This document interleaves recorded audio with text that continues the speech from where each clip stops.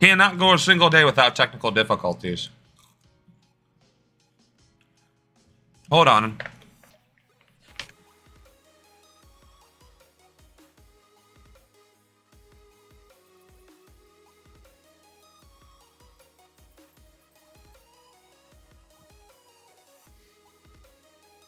Testing, testing. Well, I mean, I can hear you. That's not the point. Oh, Testing, wait. testing.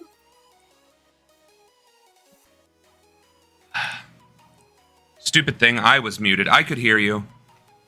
Testing. Apparently, the modem got overheated, and that's why I've been dropping.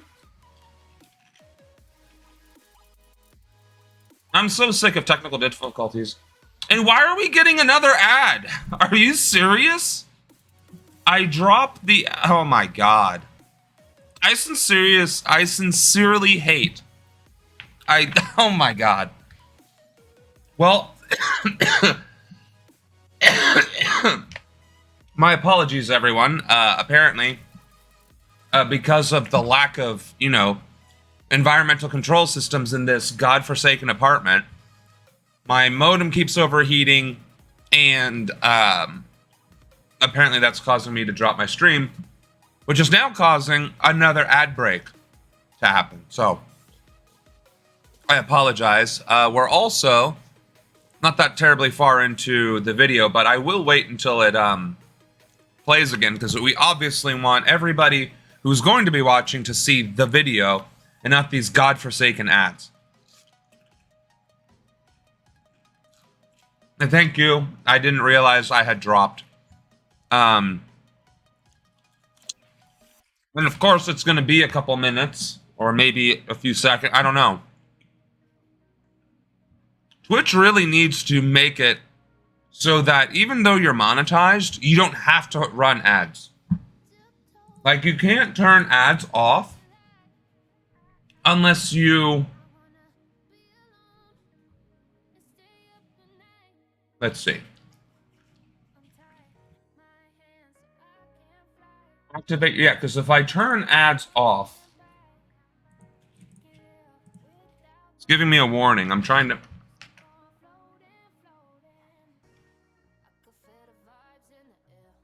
Am I actually able to turn this off?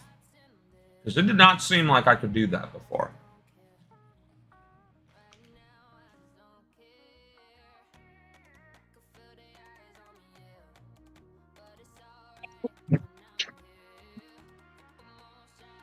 I didn't drop off again, did I?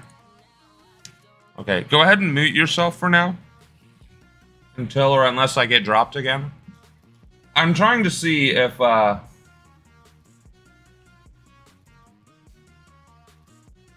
maybe I can turn off ads.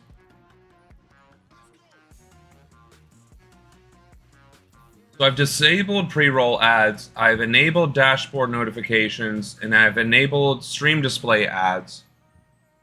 Activate your schedule to automatically run ads on your channel. I've turned that off. But see, I wonder if that means, yes, I could hear you. Plus, you were making noises in the background.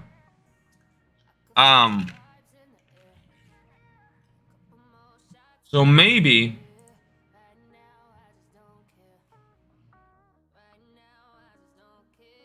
Maybe this means we won't have ads. I guess we'll find out. Because usually it plays once an hour. And I'll go ahead and mute myself in Discord. For a few years after the overthrow, the U.S. struggled with what to do with Hawaii. One president called the overthrow an act of war. Yeah, but then that's came because it was. 1898, and the U.S. went on a power trip with land-hungry leaders who were now going for Puerto Rico, Cuba, Guam, and the Philippines too. That same year, the U.S. annexed Hawaii.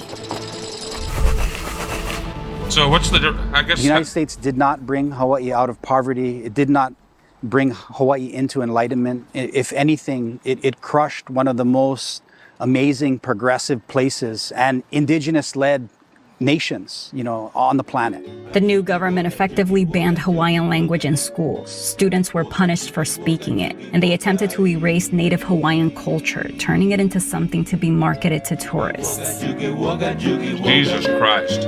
What we've experienced is the loss of our land, the decimation of our language and our culture, being overwhelmed and becoming more and more of a minority in our own ancestral homelands. By the time Hawaii voted in favor of statehood in 1959, the Kanaka Maoli were already a minority. Another thing that changed after the overthrow was the use of the land. The new territorial government had other plans for the places that were being used for agriculture. You had fish ponds and these taro patches, and our people farmed. And I think someone got the idea that they could develop it and create hotels. And so they actually condemned our lands. They kicked Hawaiian people off the lands, and they built up Waikiki, and they dredged a huge area called the Alawai Canal.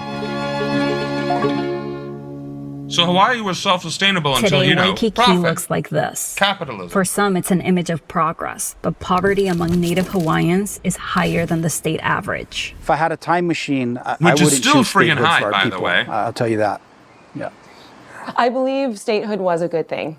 This is 2 bedrooms, 2 bathrooms, 2 parking. It's going for $799,000. Mila Gibson is a realtor in Oahu. Business What? is great. I mean, of course, A 2-bedroom, it's like 2-bath a apartment for catch-22 for me because I am $800,000. Native Hawaiian. And so on one hand, I'm thankful that I get to make a living in the place that I love so much. But at the same time, my heart breaks for people who aren't so lucky. The median price for a single-family home in Oahu is over $1 million. That's how much this house was selling for in a neighborhood next to Waikiki. That house It was looks like it would be $30,000 in Ohio. Right, and says the real estate agent. The one who is profiting the most off of the suffering of others. Like, I really wish Sriongo was watching at the beginning of our streams when we talk about U.S. imperialism, so that he could truly understand that this is capitalism. This is capitalism. Not whatever idealized version of capitalism is taught in schools and regurgitated on Ben Shapiro's show. This right here is capitalism. Puerto Rico, Guam, the underdevelopment of the southern states, of Virginia, of our crumbling infrastructure, the hundreds of train derailments every single year. That is all capitalism. This just in, Kyle Rittenhouse announced he won't vote for Red Overlord because he's weak, and the Red MAGA people, including okay, are super angry about it. Some calling Kyle a traitor, and those who think the same as him on the subject blocked him. I don't know who Cat is supposed to be there. Even in New York, that would be like 100K. Yeah, depending on where in New York, I suppose. Are we talking about modernizing the rail system? No. We're talking about how capitalism is the reason why everything from infrastructure to housing to colonization is a real and present danger to our society and way of life here and abroad. And that people like, what's his name now? I just said it earlier. Sriongo really need to be here in the beginning of the streams, to learn about U.S. imperialism and how capitalism is literally the cause of so much suffering in our territories, in our states, in our homes, and abroad. Because this is the face of capitalism. $1 million for an absolute shithole. This is ridiculous. one of Mila's listings. Gentrification to me isn't such a terrible thing. There's a neighborhood. That's the real estate agent. It's a horrible thing.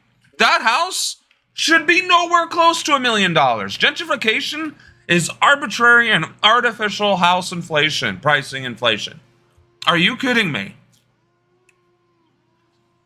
I don't know who that is, who you keep referring to. And he gets trending a lot on the terrible takes he gives. Are you talking about Shapiro? Carlson? I don't know who you were talking about. That's why I would prefer you guys using the actual names instead of euphemisms. here called Kaka'ako. It was all just warehouse space and a lot of people sleeping on the street and a lot of illegal activity. So now you've got Howard Hughes that's gentrifying the neighborhood. Great amenities, walkable, with easy access to a 100-acre beach park. Yeah, everything course, I'm you've got hearing about delicious Hawaii restaurants in there, modern and times from people that are living there is stay the fuck away from Hawaii and destroy the tourist industry so that Hawaiians can actually get their lives back. And quite frankly, I'm in agreement. You've got lifestyle and you've got community. So to me, that's very positive. What I want to see, though, in addition to the gentrification, is something for Native Hawaiians, something for people that are, of a lower income bracket. We have to do something. Otherwise, we're going to see more people on the streets. Do you not realize that because of gentrification, those are the reasons why people are homeless and living on the streets and continuously growing in number? That's the problem with people who think capitalism solves problems. They think that because there are wealthy people that they will then turn around and use that wealth to reinvest into people. And that just doesn't happen unless it's forced. And by forced, I mean literally forced, not necessarily through the vote or through elections. I'm talking forcing wealthy people to actually redistribute that wealth into communities. So no, gentrification is never a good thing. Hold on. Catturd is a real person? Because I thought you were saying cat turd as a euphemism. Is the online identity of right-wing American Twitter shitposter and internet troll Philip Buchanan. Wow. What a fucking world we live in. Thank you for educating me. I was today years old when I realized apparently we are going to reference trolls as relevant conservative talking heads. But you know what? In this day and age, they are. So, wow. 30 miles from the luxury high-rises, we found a long line of people waiting to get food.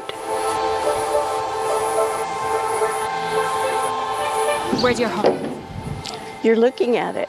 Cindy Yumiyamaka's husband is Native Hawaiian. I never thought I would end up here. We got to the point where we couldn't afford to pay the rent any longer because they kept adding and adding and adding, and it just, there was no place for us to go. You know how you stop raising rent? You know how you stop the rate inflation and rent inflation of places? You stop raising the fucking rent. That's it. You want to know why rent rises anywhere in this country, whether it's in New Hampshire, Ohio, New York, or Hawaii? Do you know exactly why? It has nothing to do with inflation, and it certainly has nothing to do with the economy. You want to know why the rent rises? Because landlords and property owners want to make more money. Which is why housing must be a human right, and why private ownership of residential property, to include apartments, condos, and all that other fun stuff, cannot be in the hands of a for-profit organization and must belong to the public, the people, or individuals respectively. Because this shit cannot continue. Why would anyone call themselves that? Because it's the internet and they want to be edgelords. I just find it funny that he's getting super angry that he said he won't vote for him. They're all about the guy that took a bullet for you, so you got to vote for him. Well, why is Kyle Rittenhouse going against the very community that has elevated him and, quite frankly, kept him out of prison?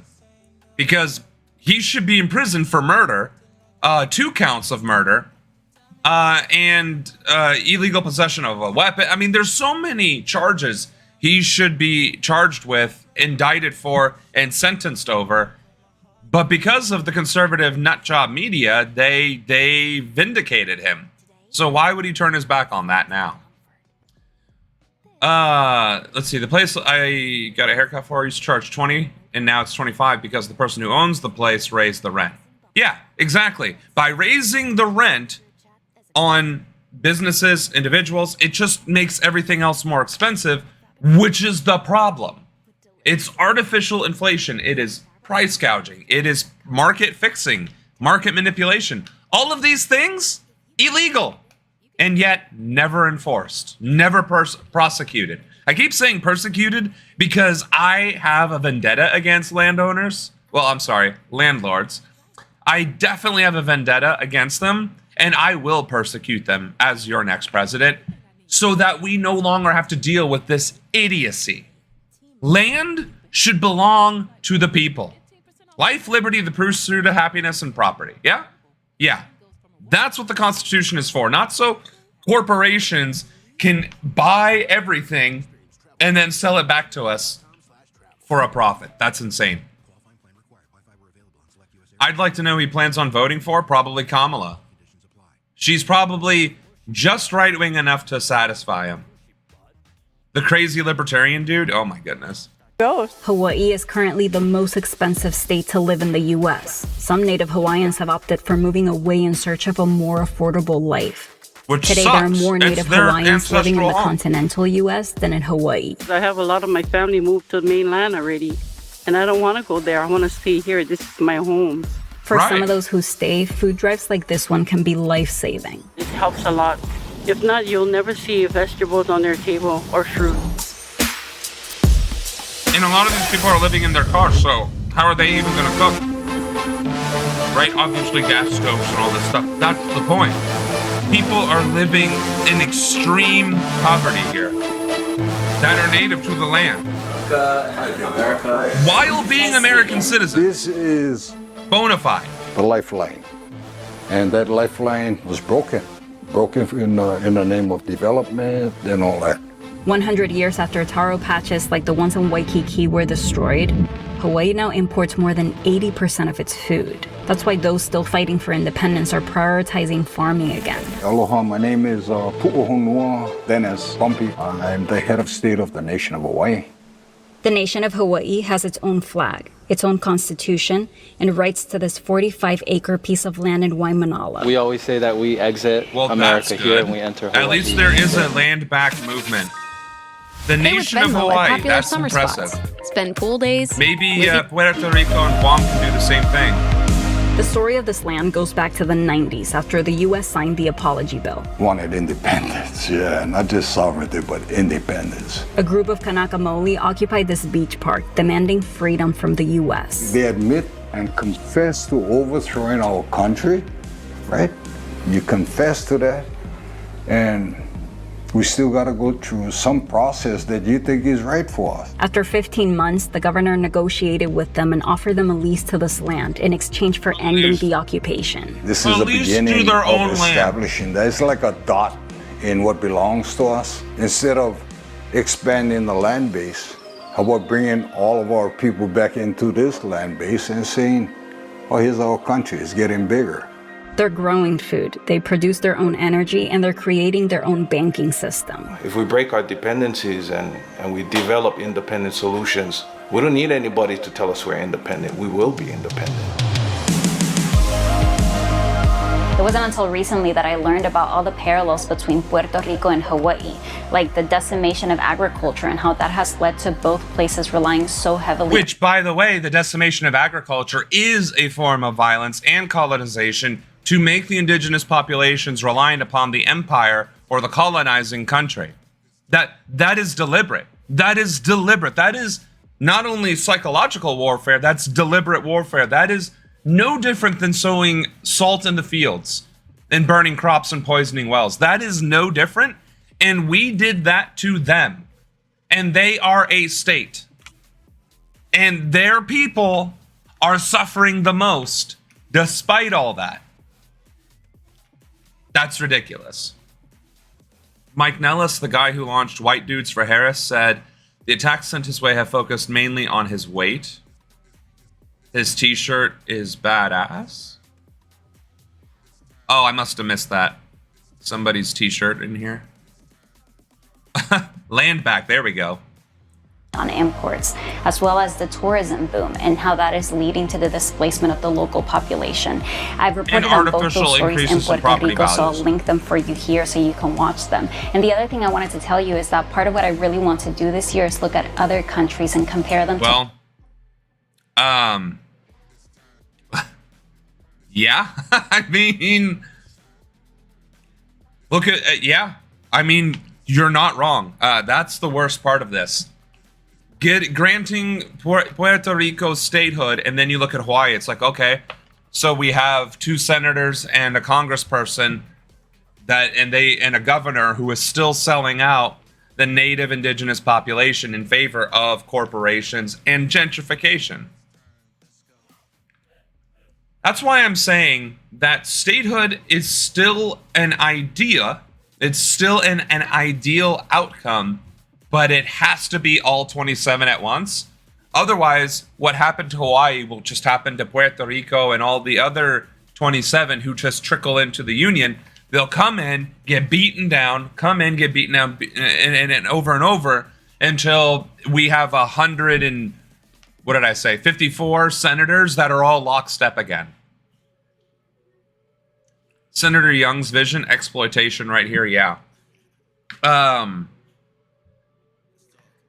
Yeah, no, I honestly, it does, maybe I'm still too naive, I don't know. I feel like all of our problems, though, get solved when you remove the corruption from it, when you remove capitalism from it, when you remove the unethical practices of elected officials in cahoots with the unethical businesses. I think you resolve a lot of problems, and then the country starts functioning the way it's supposed to. The states start functioning the way they're supposed to. The counties, the cities. All of it starts functioning once you remove capital from it. And once you restore things to the people, that's what we're seeing. That's what we just saw, is that the nation of Hawaii is rebuilding its land, its people, its culture, its community, and they're doing it collectively. Which is proof that people can coexist, thrive, build community, build a livelihood without the need for capital influence or interference. The thing is that the only reason why the U.S. wants Puerto Rico is for military and capitalistic issues, which is why they wanted Hawaii. So, I mean, that's why, Hawaii is the launch pad into the Pacific. Hawaii is the launch pad into the Pacific. So, all of these territories are clearly for military gain, but that doesn't change the fact that, if it wasn't for U.S. imperialism and foreign policy, this wouldn't be necessary, for one, and we could actually coexist better with not just our neighbors, but within the indigenous communities that exist in these territories in the first place. But what I'm saying is that if we remove that, the U.S. doesn't want Puerto Rico to be a state. Sure. But that's the U.S. As today, not U.S. under my administration. People act like we can't have technology and factories without capitalism. Exactly. People act like we can't have housing and jobs and work and productivity and art and culture and creativity without capitalism. And quite frankly, capitalism does more to regress all of those things than to support it or promote it. And thank you for the redemption, Kayla. So yeah, no, what we're talking about are not unrelated things. We are on the same page, Oshun, that the way things are and the leadership that is in place in the United States is detrimental to the future of our country and the statehood of the 27, and how that would even benefit the 27. Their independence would also be likewise problematic for them, because as soon as they lose the support of the United States, they are now reliant on other countries who could just as easily exploit them right back. So, in order to actually effectively address this issue, we need to end the exploitation, and the only way that's going to happen is to hold corporations and corrupt officials accountable. Many technological advances came from socialist and communist countries. True. Now you got me curious as to was there opposition to Hawaii's statehood, and I came across this. Oh, I have no doubt there was opposition. The Admission Act, formally an act to provide for the admission of the state of Hawaii into the Union. Opposition to statehood. The acceptance of statehood for Hawaii was not without its share of controversy. There were Native Hawaiians who protested against statehood prior to admission. Various bills creating the state were stalled in congressional hearings since the early 1900s. There was a fear of establishing a state with an Asian American plurality. Some lawmakers worried about the addition of Hawaii's residents to the United States in light of protests and possibly split loyalties. Upon the election of John A. Burns from the Hawaii Democratic Party as delegate, Southern leaders charged that Burns' election was evidence of Hawaii as a haven for communism. Burns in 1959 would reflect on the obstacles against the statehood campaign and place more emphasis on the resistance to statehood in the islands rather than in Washington itself. The reasons why Hawaii did not achieve statehood, say 10 years ago, and one could without much exaggeration say 60 years ago, lie not in the Congress but in Hawaii. The most effective opposition to statehood was always originated in Hawaii itself. For the most part, has remained undercover and has marched under other banners. Such opposition could not afford to disclose itself since it was so decidedly against the interests and desires of Hawaii's people generally. So yeah, it's just like Puerto Rico. The people in general want statehood, but the undertones are that it may or may not be a good thing. And certainly under the current political climate, it would be detrimental to Puerto Ricans, Guam residents, and other territories, the other 27. If nothing changed with the political status quo and all 27 gained statehood, yeah, that would be a major detrimental outcome for them. Which is why it needs to be a comprehensive reform effort rather than a continuation of current regime. Our government has destroyed neighborhoods in the contiguous states as well, like the 1985 MOVE bombing in Philadelphia or Seneca Village in New York City. The distrust is well earned. Right. The fact that the United States military bombed affluent black neighborhoods, the fact that Central Park or Madison Square Garden, it's one of those two, in New York City was an affluent black neighborhood and turned into a park. Like, yeah, we're definitely not doing good here. In Fahrenheit, I think it's 451. Oh, Fahrenheit 11/9. Okay, so Michael Moore movie. Okay. Showed that the Obama administration was also terrorizing black neighborhoods by having unannounced military drills in the middle of the night. Unbelievable. Being the first black president, no less, terrorizing black neighborhoods. Territorial Senator Alice Campbell said pretty much the same reason discussed here as to why she opposed statehood. Privileges go bye-bye that they were enjoying as a territory. Right. And that's why I'm saying, unless it's a comprehensive movement and a complete political shift in behavior, statehood really is detrimental. Want stateroom? Be conservative. They would love more senators and go full steam ahead. Right. But that's the problem. If you go conservative, the suffering of the indigenous only increases. But then again, that's why they made Hawaii a state in the first place. Puerto Rico to see what we can learn from their experiences. So if you want to help us in that mission, I will link my Patreon and also a fundraiser, because this story, this trip to Hawaii and the video you just watched was only possible thanks to your support. So thank you so much, and I'll see you soon. I mean, she's really good at what she does. I can see why we keep watching her videos, but she needs to be a little less smiling at the end there. Like, she just gave a devastating account of the horrid conditions Native Hawaiians are living in and the abuses America has committed against Native Hawaiians. And she's all smiling. Yeah, just support me on Patreon and we can talk about more U.S. imperialism. Like, sweetheart, please. Know your audience a little. Yeah, shit. But I don't know, maybe I'm being sexist. I could very well be part of the problem here. I'm just saying, for me, that's a little like, lady, why would you be smiling at the end of your video like this? But hey, maybe it's to help sell the content.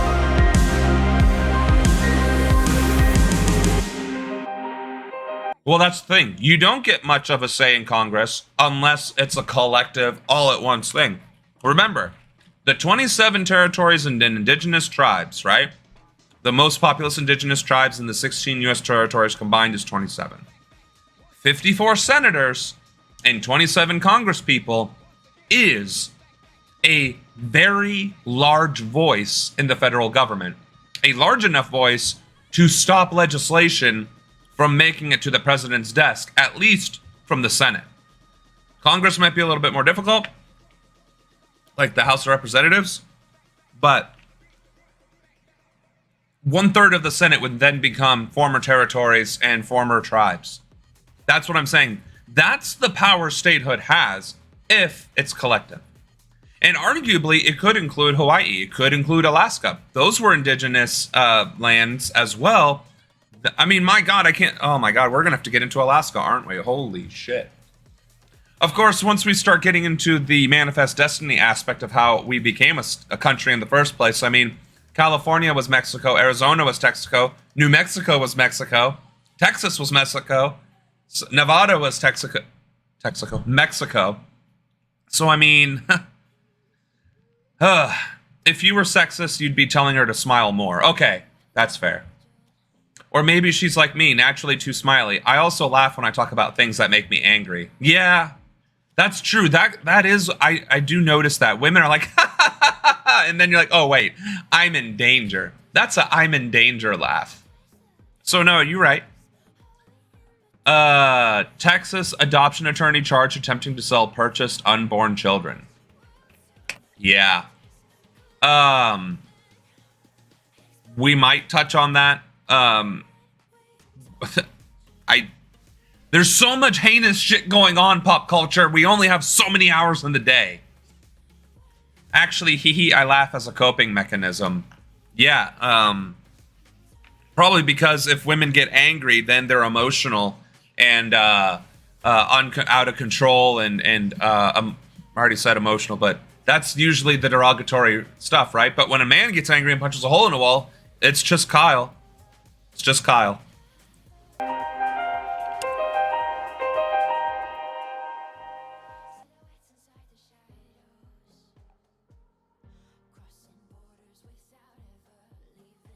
Skip ad. In 1959, the United States of America gained its 50th member, Hawaii, which had been a territory of the U.S. since 1898, earned its place as the final star on the Stars and Stripes, becoming the beloved vacation spot and island paradise we now know today.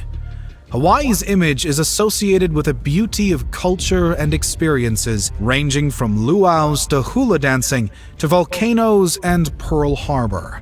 But much of the territory's original history and culture is now unknown to the American masses, and that has a lot to do with how the U.S. acquired Hawaii.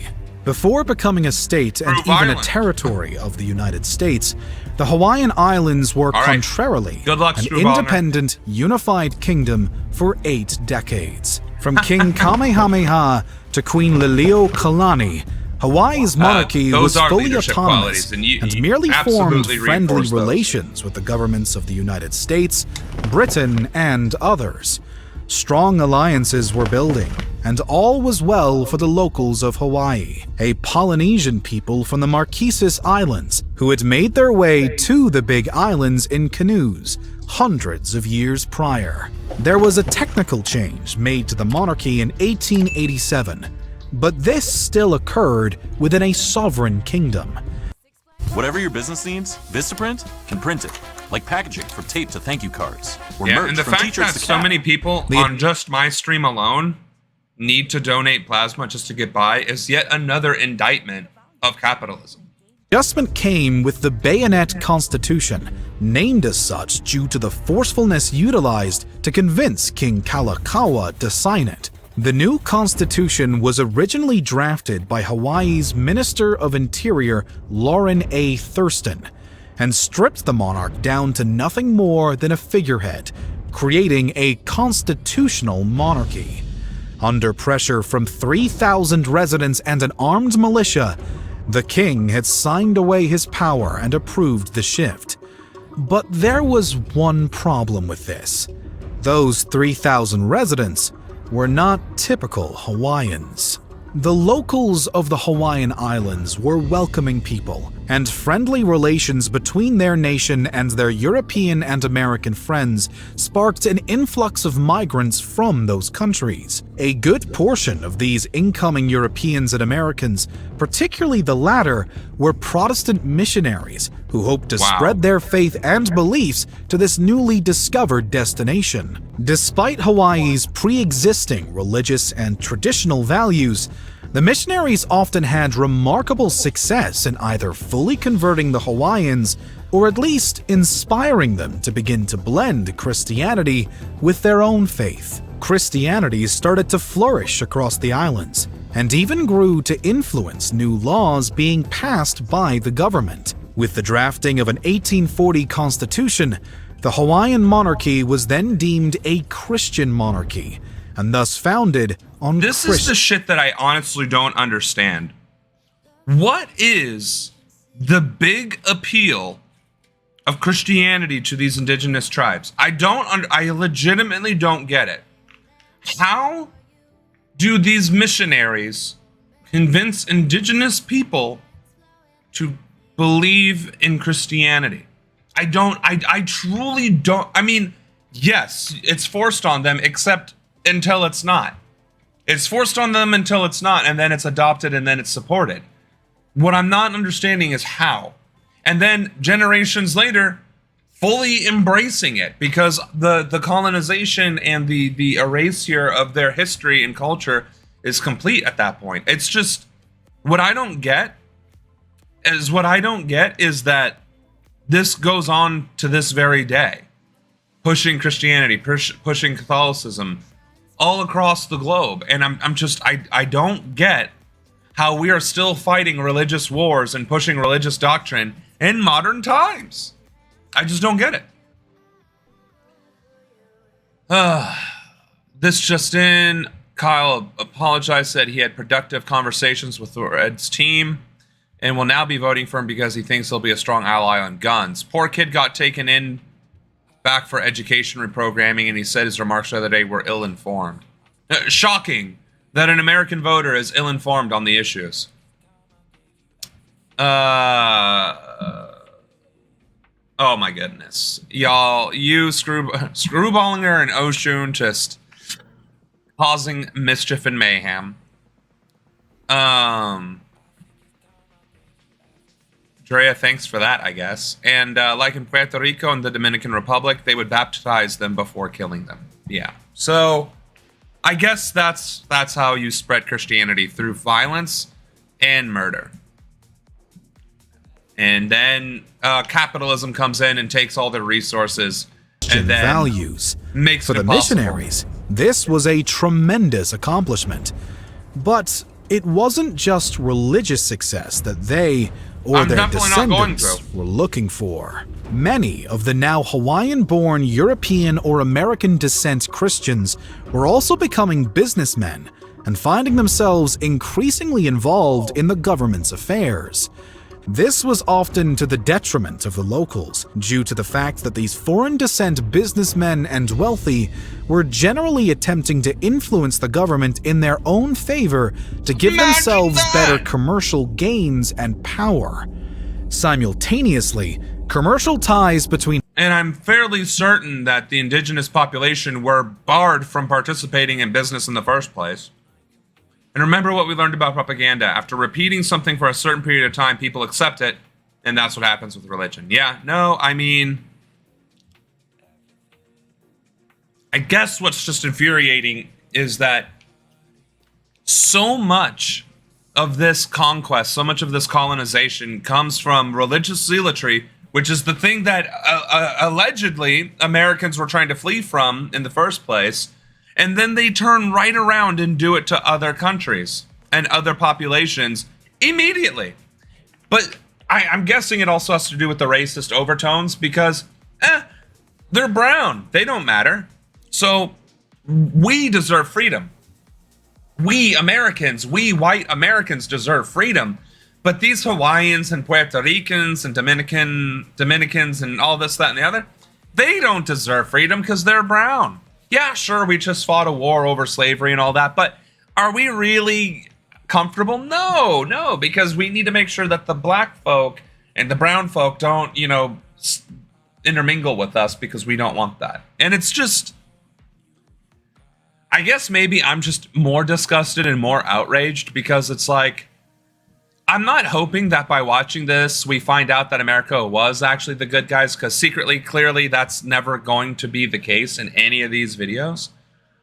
But it's like, I guess it just hurts to find out that a country that you truly served in the military because you believed in what it stood for betrayed you before you ever were born and participated in it. And it's just, I guess it's just extremely depressing that our history is just drenched in rivers of blood, oceans of blood, and that it's just not getting any better. Because the crimes that we committed against Hawaii, Puerto Rico, Guam, all the territories, the indigenous peoples, continue to this very day. And it's just, that's why I am so motivated to run for president, why I am so motivated to change the way things are in this country, because it's not the way things should be. It's the way things are. It's the way things have been. But just because it has been that way doesn't mean it should continue that way. And I think more and more Americans are becoming on board with that, and that's why we're doing this. We need to spread awareness. We need to build a community. We need to build infrastructure so that we can take back our country, our institutions, and start presenting a government and a version of America that isn't evil, because that is exactly what we are. I always do. I always refuse to say the Pledge of Allegiance. It's also depressing that we've been lied to so much. Yeah, that's part of it.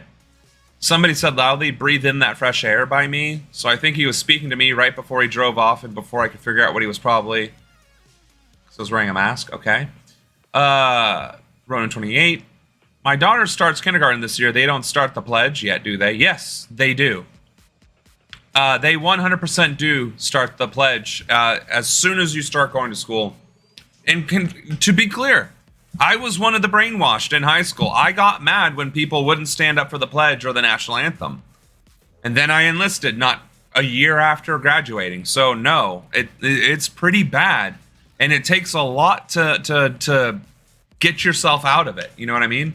It takes a lot to deprogram yourself. And sometimes it takes others helping you. Not everybody can see an injustice and that trigger a change. But that's usually what it takes, unfortunately. I think we started in first grade. Leia said that they do it. Yeah, I can't imagine that any school in America wouldn't have you do the pledge. Guess I'll have to ask when I get back from vacay, yeah. Hawaii and allies such as Britain and America were improving significantly, and after a controversial election in 1874, both nations sent in troops to help quell riots on the Hawaiian Islands. Still, Hawaii was an independent nation, although there were new puppet masters pulling the strings. Patriotism and nationalism shouldn't be the same thing. Those 3,000 residents and armed militiamen who had convinced King Kalakaua to give away his kingly powers were those new puppet masters. They were the foreign-born and foreign-descent businessmen, missionaries, and so forth who wanted to pull the government in their own favor. I used to think it said and for this widget was stands. only the start. When King Kalakaua passed, for widget stands, his sister, capitalism, Liliuokalani, had become queen. She came to the crown determined to rectify the mistakes she believed her brother had been forced to make. Well, yeah. This included in 1893 her declaration that she intended to create a new constitution which would turn the kingdom back into an absolute monarchy. Of course, Queen. That Literally. wouldn't work out well for the businessmen who had worked so hard to manipulate the government onto their side. Witness the greatness of Anna Hall and the rest of Team USA wherever you are with Xfinity Mobile, now with Wi-Fi. So, the reaction from these newcomers was immediate. On January 14th, 1893, Hawaii's European and all of American this shit businessmen happens in and the January, like, too. such as the lawyer and cousin to the owner of the famed Hawaiian fruit company Sanford B. Dole, came together to form the Committee of Safety. The goal of the committee? Stage a coup d'etat. While this alone seems outlandish, it wasn't even... Triangle, get on the stream now. You need to be watching what your precious capitalism does to people in general and how it is a vile detriment to everything it touches.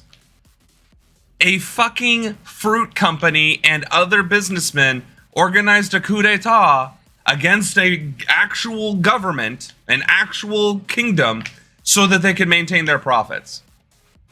He isn't. And I probably hurt his feelings the other day because I was just chilling in Discord waiting for the stream to start, and I was like, we're not debating, this is way too early, But I'm just saying, like, people like him who genuinely are not disingenuous, right? They just believe capitalism is fine because that's what they believe. I want to teach them otherwise. And I want this to be a quote-unquote safe space for that. Not to tolerate, you know, not to force people to believe in socialism or whatever, right? Because realistically, as president, I can't change the way our economy runs. I can change the way certain things operate within that economy, such as accountability, certain reforms, right? But, I mean, to understand the history of capitalism is to understand that it is destructive, it is violent, it is oppressive, it is tyrannical, it is literally colonization, and there's no arguing or denying it. There's just no denying it. And I think a lot of these people who think capitalism will set us free just do not understand its history. Truly do not understand the history of capitalism. And I think somebody like Triangle would be receptive to that. I truly do. Let's see. Now that you mentioned that we need all those improvements, Sam, a friend of mine's sister is running for political office, her first time in politics, as a Republican who says that Democrats have let the town down, not doing a thing about particular location as it's been infested with raccoons and stuff, and we need to invest in the future of the well-being of all. No, he's not on stream. I don't know what... He's not. I'm manifest, right? I'm using my Professor X abilities, and it's not working. So your friend, your sister's friend? No, your friend's sister. There we go. Jeez. Running as a Republican isn't a problem as long as she actually has good motive for her position and role. And it sounds like a really weird thing that she's running on. Like, hey, this place is infested with raccoons, so we need to fix it. I mean, I don't know. I do want to help people run for office, though, whether it's local or federal or state or anything in between, right? But it's going to take resources, and we discovered that the ultimate goal would be $1 billion a year industry endeavor and undertaking. But realistically, it's certainly necessary. It is certainly necessary. Otherwise, we're going to continue to have problems. It gives me hope that we have somebody on Team Red who cares. So I look forward to our policy positions. Right. Get rid of the raccoons that are infesting whatever place, and then ban books. I get, hopefully it isn't that bad, but I guess we'll find out. The most far-fetched part of it all.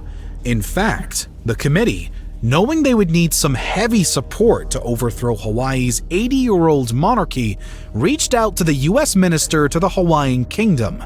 This man, John L. Stevens, was stunningly easy to convince. Stevens responded to the requests for support by sending 300 U.S. Marines to the Big Island under the guise of protecting American lives. Because it benefits him too. With the threat of the American military on their side, the committee... Should I summon? Oh, yeah. The what now? Yeah, I was a little concerned too about what you were saying there, but using your powers yeah. Well, I guess they do suck the blood out of everything. No, she's saying that she has witchy and vampiric powers, and she'll use those to summon Shriangle. Sets the coup into action. Queen Liliuokalani was a determined woman who believed that Native Hawaiians needed to take their power back, and that her foreign allies would never do such a horrific thing as to overthrow her monarchy.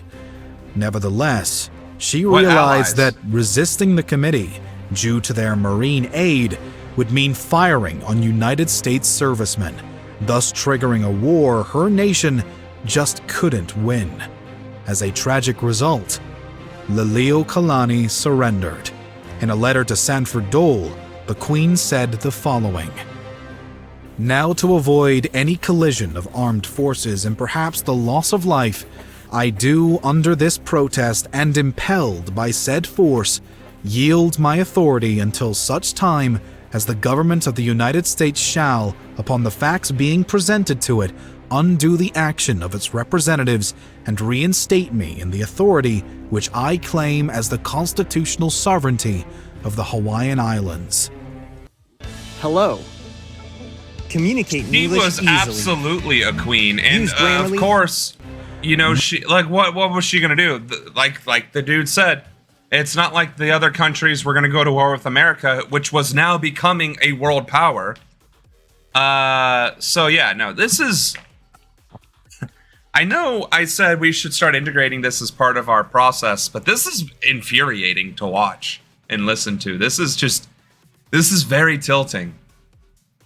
Not good for my stress levels. They probably would have killed her. I think they kill her anyway. Much to the subsequent dismay of the Hawaiian people, Dole and his allies wasted no time setting up a provisional government to replace the Queen. And remember, Dole and his made allies up of were the members of the Committee owners. of Safety, which itself would soon be replaced by Sanford B. Dole as the president of the new Hawaiian Republic on July 4th, 1894. And he made himself After the January 16th coup d'etat, the Queen still stood by the belief that upon realizing what had been done, the United States would support her reascension to the throne. You know what, though? If America was actually a benevolent country like it claims to be, it would have, but it didn't. And her letters to the U.S. president didn't go unnoticed either. The Grover Cleveland administration commissioned the Blunt Report to look into the overthrow of Liliuokalani. The report found Stevens and the United States as a result guilty on all counts of the illegal coup, calling the whole situation an act of war. While this was a positive outcome for the Queen, the provisional government still in control at the time refused to recognize the results of the report or reinstate Liliuokalani. To make matters worse, the U.S. Congress responded to this in 1984 by commissioning its own report. This investigation became known as the Morgan Report and found everyone involved in the overthrow not guilty, completely contradicting the conclusion made by the Blunt Report. A few years later, the Queen's hopes would be dashed evermore. With the U.S. election of William McKinley in 1897, the presidency began considering something much more serious than simply not reinstating the Queen. The new president was now open to annexing Hawaii. Negotiations with annexationists began in the early summer of 1897, shortly into McKinley's presidency, and it seems that the president scarcely needed convincing. The Newlands Resolution was signed into law on January 7, 1898, officially annexing the Hawaiian Islands. Hawaii was now a territory of the United States of America. That's just... Over the next half-century, Pause, the people you of piece of shit fucking video. God damn. Oh my god. Yeah, no, this is frustrating. I'm hot. This stupid internet thing keeps being a problem. And America just has been an abusive and oppressive power ever since it gained its freedom. So... we're the bad guys. And I can honestly say that my motivation for political engagement is to stop being the bad guys. Like, for the first time in our history, I want us to not be the bad guys. That's the platform. That's Ronan 2028. We're gonna stop being the bad guys. A sexier way to say that, or something. I don't know. Jesus. You mean even McKinley was trash? Make America decent for once. Yeah, honestly. America was clearly never great. Not once was it great. It was a great conqueror, a great colonizer, a great empire, right? Violence, America does that great. Leadership, humanitarianism, ethics, not so much. Make America decent for once. M-A-D-O. Motto. Motto. Motto. Motto. That might work. I don't know. Hawaii were forced to adapt to their new identity. The descendants of the early missionaries and immigrants were now flourishing, not Rachel? often still to the detriment of their Polynesian counterparts. Yet, when a referendum was held on June 27, 1959, 94.3% of the Hawaiian population voted in favor of statehood for the Hawaiian Islands. This was, ironically, after President Dwight Eisenhower had already signed the Hawaii Admission Act in March. Hawaii was already the 50th U.S. state. So it didn't even require the consent of the governed. Oh my god.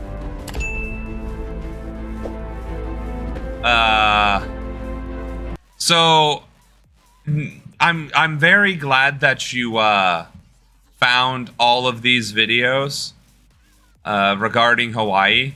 I really am. You did a great job. I am officially angry and hateful and spiteful and full of rage on behalf of all of the people that have suffered under U.S. imperialism. And especially since a lot of it in the past, shall we say, from like the late 1800s through the present, were due to corporations wanting to expand their market. I think we're gonna have to skip the rest of these Hawaiian videos. We obviously did already cover the Native American stuff, the Native Hawaiian stuff,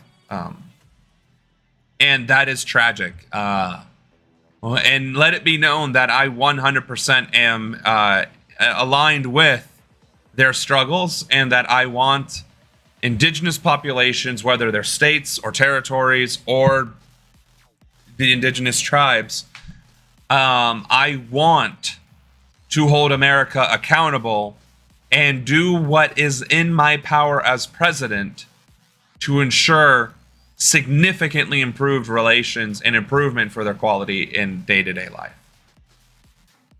Yeah, so let's shift a little bit and horrendously make fun of Ben Shapiro for looks like at least 20 minutes. While we do that, I'm going to take a quick break. Because my wife loves it when I get hurt. It is her favorite thing. My wife comes rushing in, and she sees me on the floor, clutching my leg, and I mean, this thing hurt like hell. I mean, it wasn't just like a shin hurt. It was like, it was bleeding. I mean, there was actual blood, and like I stepped directly on a bunch of blocks at the same time. I mean, it was ridiculous. And I'm lying on the floor, and my wife is laughing as hard as I have ever seen her laugh in her life. She is dying. I mean, she is crying. She is laughing so hard. And this continues for a solid, I kid you not, 15 minutes of her laughing as I hobble around the house as though I've been wounded in some sort of crucial battle. And finally, things calm down, and I put an ice pack on my leg. And as we're about to fall asleep, I hear her giggling and laughing because my wife loves it when I get hurt. It is her favorite thing. I don't know if this is I'll have to talk to some more of the women in the office. I don't know if this is a woman thing, because my mom has the same thing with my father. Like, if my dad clocks himself, my mom thinks it's the funniest thing that she's ever seen.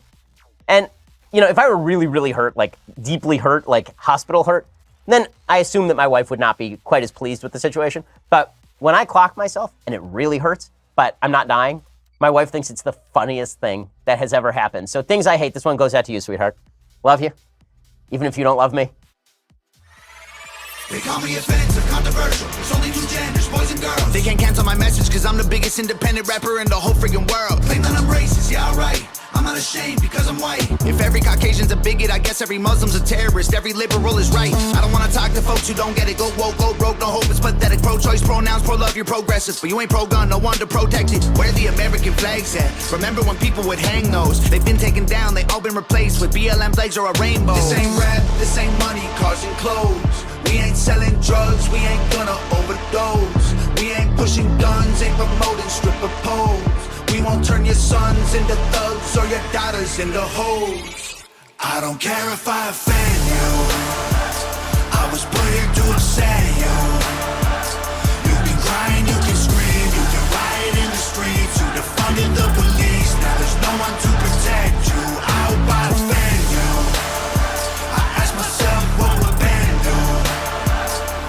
Let's just keep it real, facts. Don't care how you feel, man. If you want my pronouns, I'm the man. I'm the man who don't respect. Let's look at the stats. I've got the facts. My money like Lizzo, my pockets are fat. Homie, I'm epic. Don't be a wap. Dog, it's a yarmulke. Homie, no cap. Look at the graphs. Look at my charts. You're blowing money on strippers and cars. You go into prison. I'm on television. Dogs, no one knows who you are. Keep hating on me on the internet. My comment section all woke Karens. And I make racks off compound interest. Y'all live with your parents. Nikki, take some notes. I just did this for fun.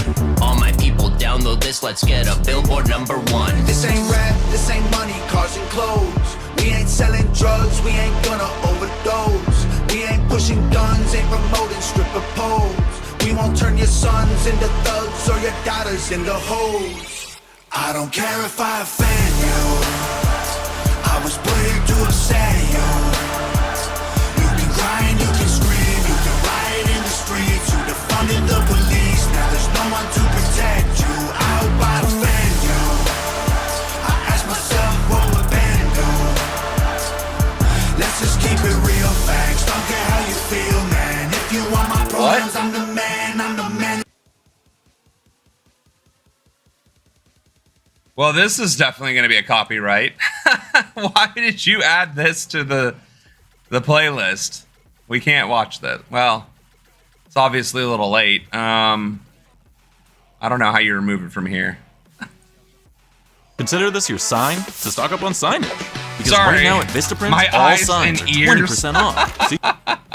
Good try. I tried to be as quick you as have to possible. bifurcate it. Did she deserve SAG-AFTRA should just Probably remain not. on strike Is she indefinitely brave? until Of course every she's brave. single All those years major invested in- production, like entertainment company, collapses and has no choice but to be a public or S-Corp owned thing. We're already traumatized.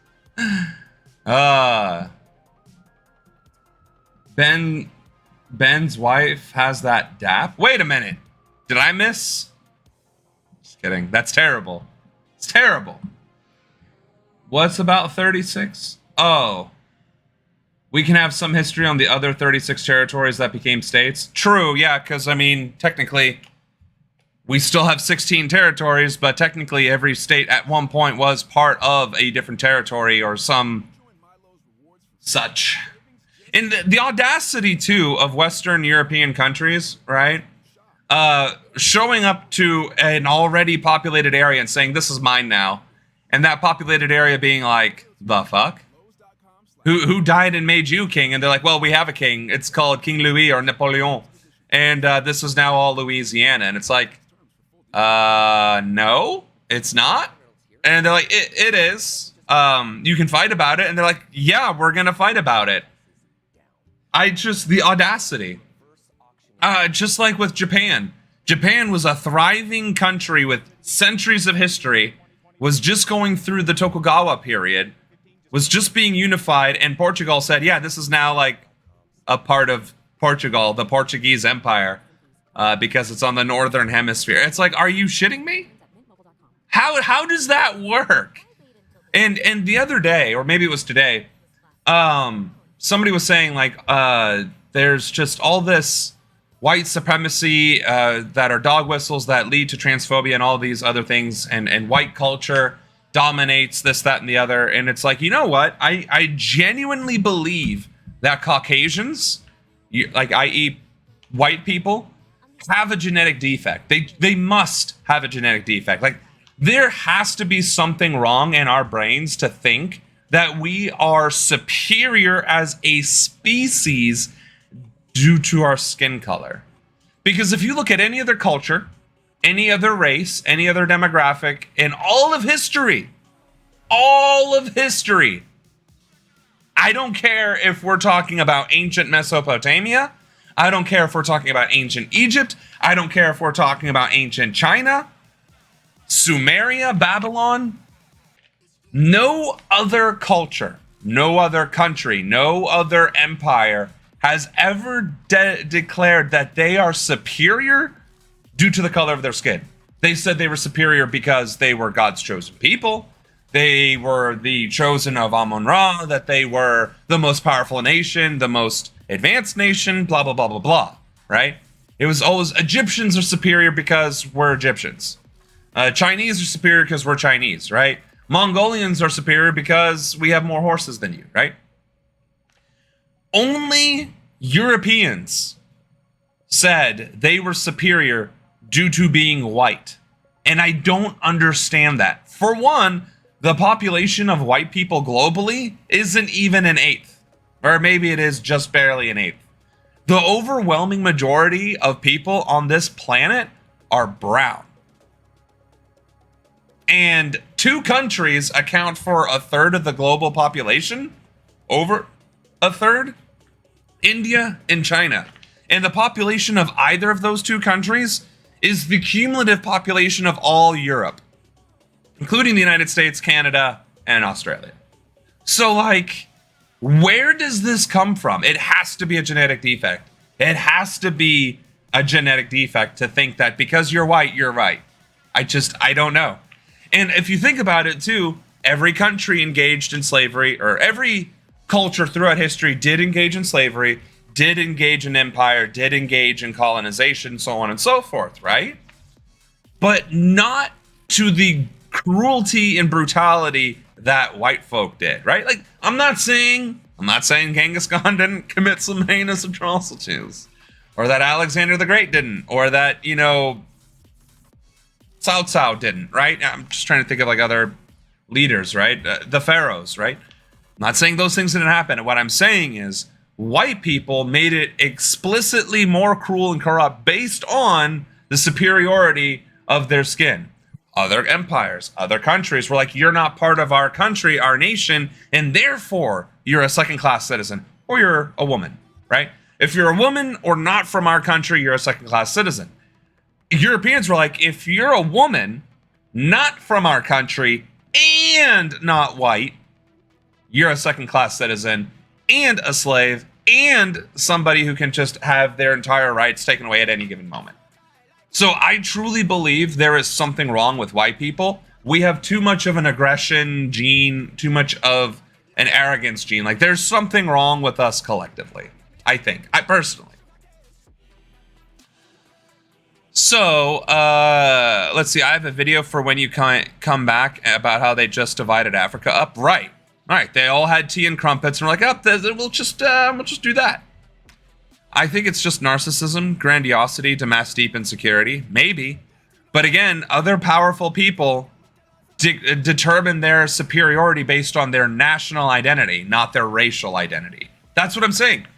No African country, no Middle Eastern country, no Central Asian country, no East Asian country, no Polynesian country, no South American or Central American country has ever stated that they are superior due to their race. It is because we were Tlaxcala, we were Inca, we were Maya, right? That is why we are superior, because of who we are as a people, not as a race.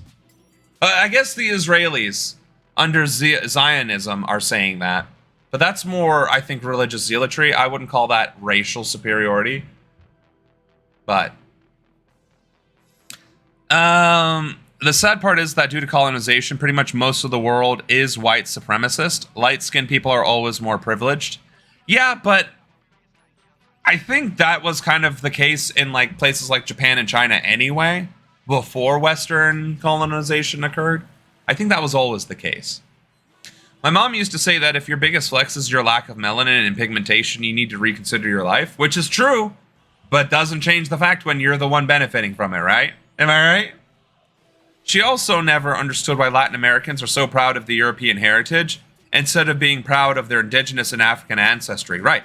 Like, the Aztecs absolutely fought the Spanish to a standstill. And again, I'm sorry, the Aztecs are only called the Aztecs because they were actually called the Mexicans, but there's something to do with historical cultural studies, and the white cultural academics were like, well, to differentiate the Mexica people, the Aztecs, and Mexico, we're just going to call the Mexica, the actual Mexica people, the Empire of Mexica. You know, the Jaguar warriors, the temples, the cutting out the heart and sacrificing virgins on temples, we're all the Mexica. But because of the references between Mexico, the country, and the Mexica Empire, the indigenous people, they're like, no, we got to call them something else, so we're going to call them Aztecs. Which is crazy! That's crazy! White academics were just arbitrarily like, yeah, we're going to completely change the identity of an entire empire that lasted hundreds of thousands of years. Well, at least hundreds of years. And we're just going to rename them because it's more convenient to discuss them in our white supremacist papers. Disgusting. I had white privilege, or as in DR and PR, because of my light skin compared to most people, right? And my ancestors, the Taínos, even Columbus said that they were such genuinely nice and good people. They also changed the name of the countries. Yeah, right. No, and that's the thing. That now they're saints, like San Dominica or San Maria, the Virgin Islands, right?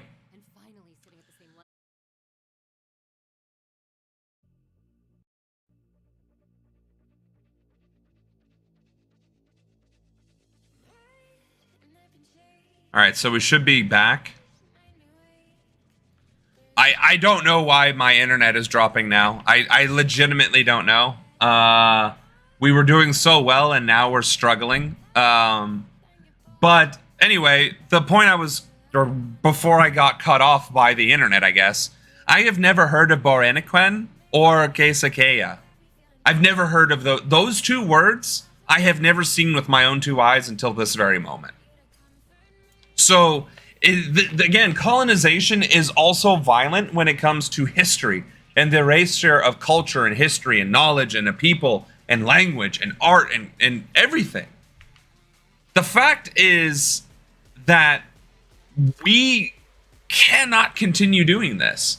There's too much rich culture and history and narrative of the human species to just constantly erase it in favor of imperialism. It's crumbling down anyway because people are trying to go back to their roots, because they are dissatisfied with capitalism, because it is ruining their lives collectively and globally across every single country that has capitalism in it. So at the end of the day, I think we are seeing this shift from colonialism after 600-700 years of colonization, from the late 1500s to the present. So 500-600 years. I think we are finally seeing the end of imperialism. I think we're finally seeing the end of colonization and the taking back of each other's livelihoods and cultures and histories. And that's one of the things, as future president, I genuinely want to help facilitate, because I think it's necessary. That's kind of why they call us Puerto Ricans Boricuas. Wasn't aware of that. I've never heard of Puerto Ricans being called Boricuas, so Anna is also a Taino name that means flower. Well, that's cute. You're a vampiric flower, an elf-like flower, a flower of longevity. Anyway, let's, I guess, continue bashing on, I don't want to watch this because this is going to paint her in a bad light. She was getting attacked by Ben Shapiro and misgendered until she choked him. And although we want to see Ben get choked, it paints her in a bad light as a person who gave in to the aggression. We don't stand that. But let's see what this one's about. After the Newsom recall fails, Ben Shapiro floats secession as maybe the best hope for conservatives. Let's take a look. On a national level, why should we care about California? Because what it actually presages is not just politics in California. What it presages is a question. Whether we actually do want to remain part of the same body politic. If we do want to remain part of the same body politic, we're going to have to construct a system of a federal governance in which Texas can be Texas and California can be California. However, California has to let Texas be Texas. Dude, Texas is like entire fucking Texas be Texas attitude led to a cataclysmic collapse, a catastrophic meltdown of their energy. So no, you can't have Texas be Texas, you fucking idiot. Honestly, I know we're supposed to be bashing Ben Shapiro with these videos, but since the topic got brought up, secession, I would love, and that was funny, I just realized that my name Secession, S-A-S-H, or S-E-S-H-E-N, really sounded a lot like secession, seceding, and that's kind of antithetical to me trying to be president. But anyway, if Texas were to secede from the Union, like, they would immediately collapse as a country because they don't have a functioning power grid. They don't have an agricultural system. Their trade is only existent because of the United States of America. And again, most of their economy is reliant on other things outside of America. Texans, the people who reside in Texas, think they're so much better than everyone else because, again, they brainwash themselves into believing it. But the reality is they are dependent on the rest of the country, just like any other state is dependent on every other country. California, though, could arguably be self-sustainable because it is the breadbasket of America. So it has agriculture. It has ports, so it could trade with foreign entities, to include its neighbors. Its energy grid, although prone to forest fires and all that other fun stuff, is more modernized, and they are integrating into clean energy solutions, which means they could be net exporters of fossil fuels to places like Texas. So if any of the states were to secede and actually be able to maybe sustain itself, it unironically would actually be California and not Texas. There are only a few other states that could potentially pull it off with both population, industry, and agricultural means of self-sustainment. And that would probably be Ohio and New York. I want to maybe sprinkle in Pennsylvania, but I don't think they have enough industry. I think they have enough farmland. I think they have enough agriculture that they could do it, but I don't think they have enough industry to sustain themselves, personally. Plus, if you secede from the Union, you're going to have to come up with your own currency, which is going to have to then be transferred into US dollars, which is going to have tariffs, which is going to tax all the goods, services, and things that you're used to having already. You're going to be sovereign, which means whatever the US does, you have no longer a say. And like, I don't think people, the National Guard and the military, that goes away. You'd have to establish that yourself. Like, I don't think people actually realize how absolutely stupid seceding from the Union would be, and how impossible it would be to sustain themselves from the world's largest nuclear superpower. The funniest thing, though, would be if the states that had nuclear weapons were the ones who seceded, and then used the threat of nuclear war to force the rest of the country to capitulate to their wants, right? Not even to become America again, but to be like, all right, we have all the nukes now. So either A, you do what we say, which would be North Dakota, Idaho, and I think Colorado. There might be a couple other states that have nukes. And they're like, we will nuke all of you unless you do what we say. Now, unfortunately, most of those states are conservative. I'm just saying, though, it's like either you give us what we want or we erase you from existence. That would be potentially effective. His voice sounds like nails on a chalkboard. Sure, yeah, I agree with that. Dumbasses think he sounds smart. Well, dumbasses think Trump is smart as well, so. I thought that was the point of my name. No, actually it was not. That was definitely not the intention. I don't want to secede from the country. I want to lead the country. Secession is, in the Egyptian word was to be the, actually, is that still in there? Egyptian for protector of the lotus or guardian of rebirth. That's what I wanted. That's what I was representing.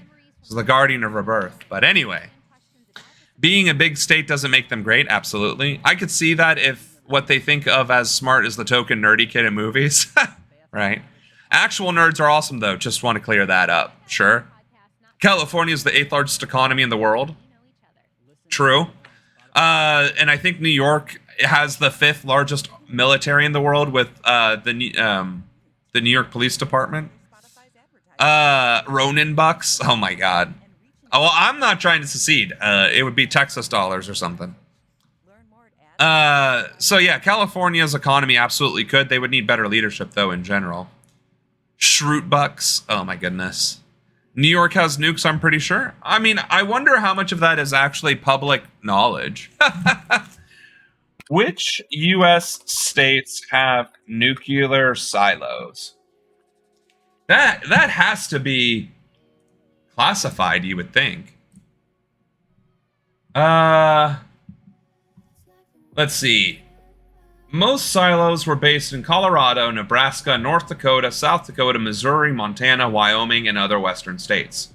So if the West united as its own country and just held the rest of the world hostage with its nuclear armament, the West could rise again. Oh my goodness. But I thought it was a play on words. It was not intentionally a play on words.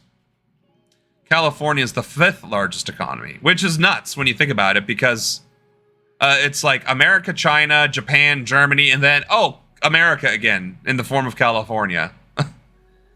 I know we have nuclear. Okay, I'm not saying you don't have nuclear capabilities in because again, a nuclear power plant, the difference between a nuclear power plant and a nuclear missile silo is how the nuclear elements themselves are used. That's it. That is literally, a nuclear power plant can be literally turned into a nuclear weapon manufacturing facility based on the enrichment of nuclear material. That is why Iran saying we're just making nuclear power plants is such a considered threat to the United States of America, because it's like, no, we're not that stupid, because we do the same things. Yeah, Nebraska and the Dakotas have the most, if I remember correctly. No, I know for a fact North Dakota is a nuclear base. You have to go through specific training to go there. Point being, if any of the states were to secede and form their own country, it should be the ones that have nukes, and then they could just tell the rest of the world what to do. They could be rogue nations. And what are they going to do? I mean, other than actually use the weapon, right? It's like, okay, do what we say or else. It's like, you're not going to do it. Washington invades. It's like, oh no, we're going to do it. And then Washington just goes up in a mushroom cloud. I mean, terrible. We wouldn't want that nuclear fallout, but I'm just saying, like, the countries or the states that think they could be on their own really can't. And it's kind of stupid to even have the discussion. New Mexico and Texas have the most. I just looked it up. Oh, really? Okay. Which state has the most nukes? Well, then I guess Texas could pull it off. It does say New Mexico, yeah. Montana, Dakota, Nebraska, Washington, Georgia, Nevada, Louisiana, Missouri. Actually, Texas isn't even on this list.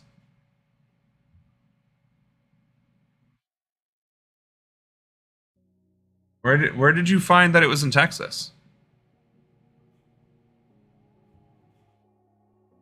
And what's going on with the light here? There we go. New York does not have nuclear weapons bases on its territory. In 1983, the New York City Council passed a resolution to declare the city a nuclear weapons-free zone, and all nuclear weapons bases in the state have since been decommissioned. Okay. What I'm seeing, and again, just for full disclosure, this is what I'm looking at right now. And in fact, we can go ahead and put this in here real quick. Is Montana, North Dakota, Nebraska, Washington State, Georgia, Nevada, Missouri, and Louisiana. Nothing with Texas. That being said, the fact was a dismantling plant that dismantles them, which, okay, sure. So, but that's my point. Like, if these 8 states united,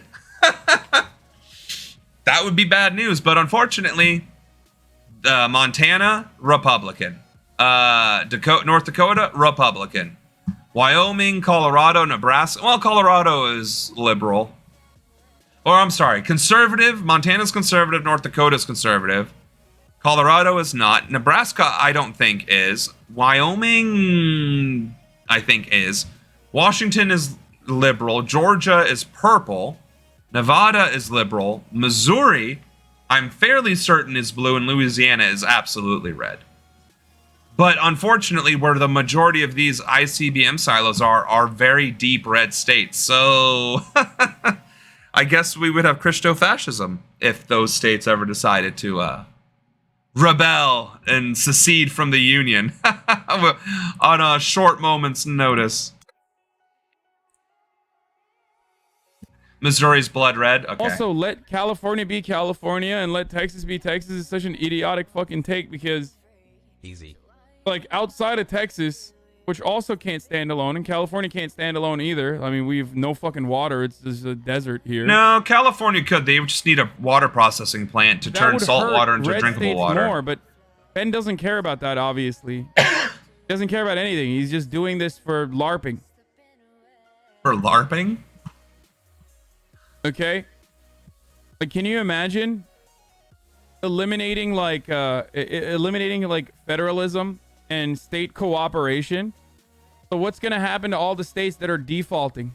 Like, what's gonna happen to the fucking red states that— Let's see. Honestly, our liberals are so warmongering now, it's not much of a comfort. It's probably why, because liberal states like New York got rid of their nukes. Yeah, it could be. I mean, but that's the thing, right? Like, that's why I'm saying seceding from the Union doesn't make sense unless the economy could stay on its own in the first place, which there's a handful of states that could actually pull that off. And unironically, Ohio is one of those few. California is another one, but New York State's probably another one. And I think that you'd be stretching the possibilities of many other states being able to do that. I really think it's just those 3 that could truly pull it off as individual, independent nation states. Everything else relies on the trade within America.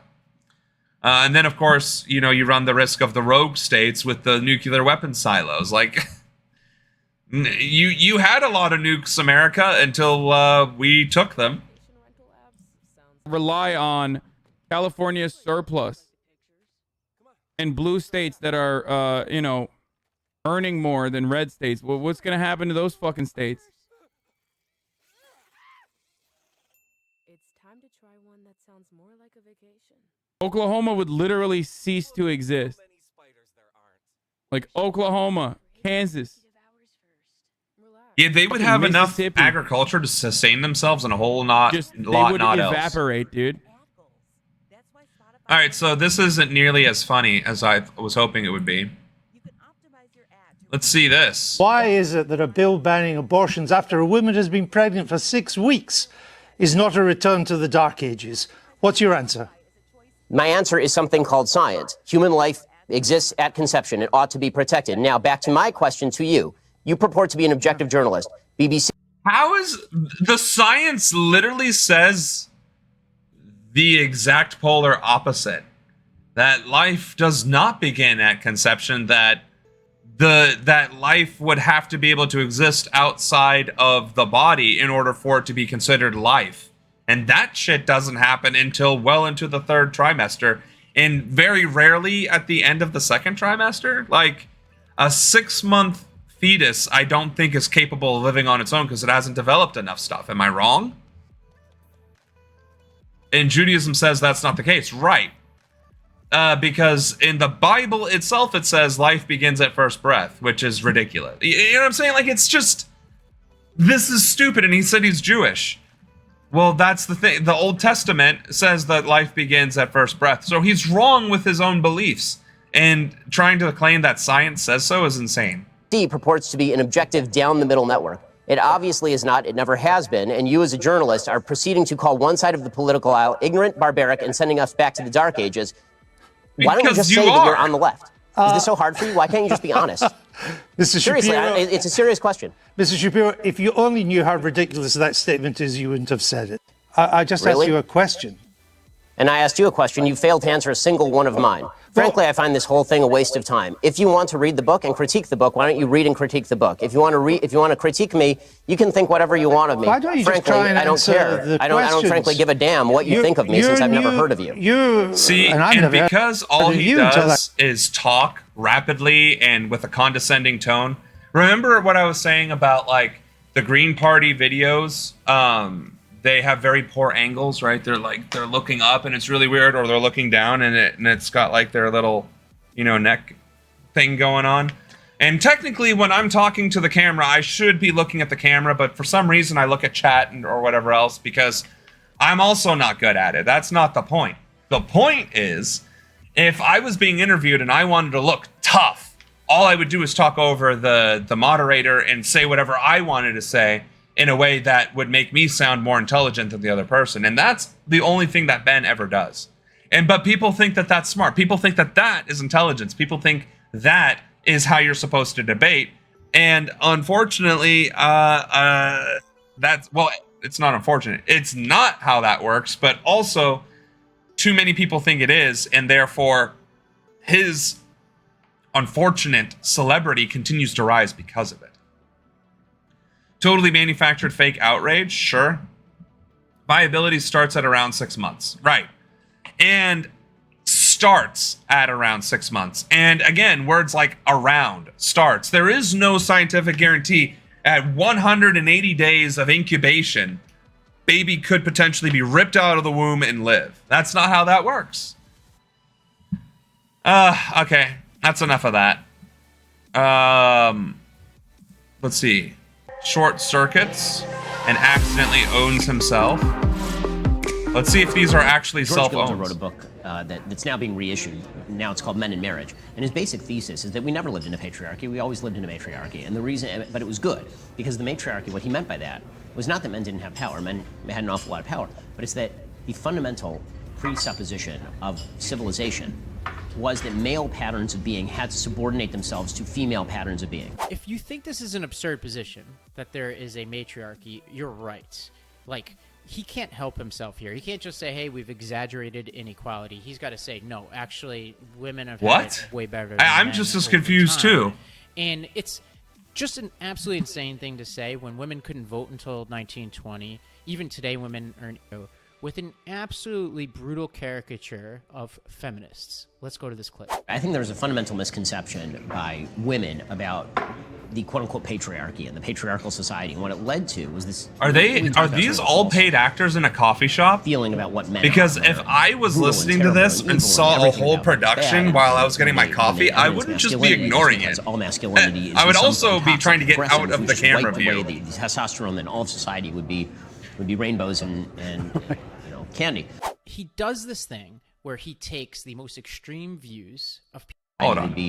Would be rainbows and I guess I missed the quote-unquote patriarchy and the patriarchal society. And what it led to was this, we've talked about sort of the false feeling about what men are. Men are brutal and terrible and evil and everything about men is bad. And when they evidence masculinity, that's because all masculinity is in some form toxic and aggressive. And if we just wiped away the testosterone, then all of society would be rainbows and candy. He does this thing where he takes the most extreme views of people he disagrees with. The most I've ever heard this man speak, and it's awful? Yeah, no, it's that's why I don't tolerate him at all. Everything male is inherently bad, etc. No, that that's was not the view best, of worst thing feminists. That ever. might be the view of some feminists, but a lot of feminists are That's like, because he okay, is. We want equal treatment. He's trying to regurgitate his idiocy as quickly as possible. And his brain is just like short-circuiting, trying to do the mental gymnastics to justify it. And disingenuous. But it makes it particularly weird that at the end of this clip, Shapiro says the following. Males on their own, just in the wild, they will hunt and they will kill and they will rape and they will do just awful, evil things, which is exactly what you see in hunter-forager societies very often. You don't see a lot of social bonds. You see men who are moving around and sort of abandoning kids, and that's very common. And you see it in anarchic societies. It remains very common to this day. Shapiro's saying the exact same thing that he's basically saying feminists are wrong about. He's saying, That's not even true. That's literally not even true. Most human beings, and again, this is why I said there is something wrong with white people, like the white race, if you will, is because people think the Lord of the Flies is indicative of every single culture, and that's not true. If you go to Africa and you put a bunch of African children, 20, 30 African children in the middle of an island with no supplies or resources, they will work together intrinsically because their culture, their upbringing, their beliefs and values are to help one another, not to step on each other's throats and dominate. And the same is true with the alpha wolf nonsense. You had two wolves, or two different species of wolf, kept in captivity who turned violent over each other and aggressive because they were put in an environment that neither of them were prepared to handle. So the stupidity that just came out of his mouth, the just complete factual incorrectness. And of course, if I was debating Ben, he's like, well, you're actually wrong. It's like, I'm actually not wrong. We can sit here and fact check this if you'd like. But you repeating yourself in a condescending way doesn't make you right. Doesn't make you smart either. Doesn't make you superior. It actually makes you look like a bigger fool when you are proven wrong time and time and time again, because you're too ignorant and stupid and full of yourself to recognize that you're wrong and to grow as a human being and adapt your worldview and your beliefs and your understanding of things. But I digress.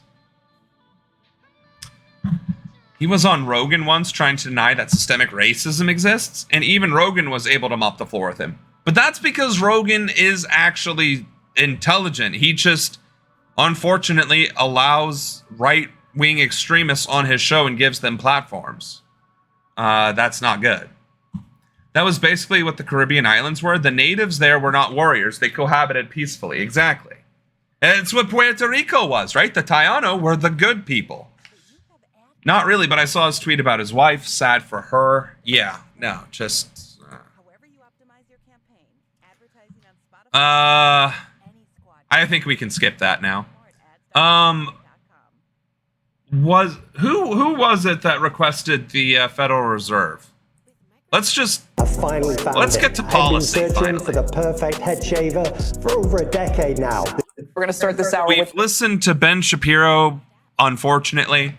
We got good and angry at U.S. imperialism with Hawaii.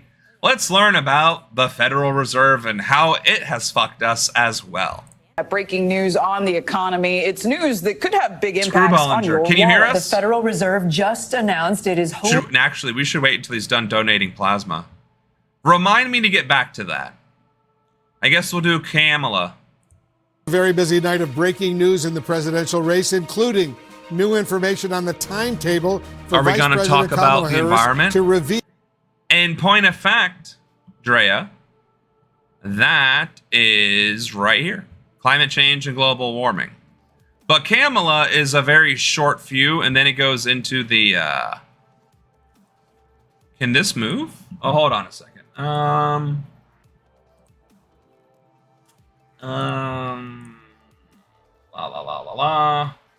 Oh, wait, you sent that to me in an email, didn't you? No, there's the playlist. Okay, open the playlist.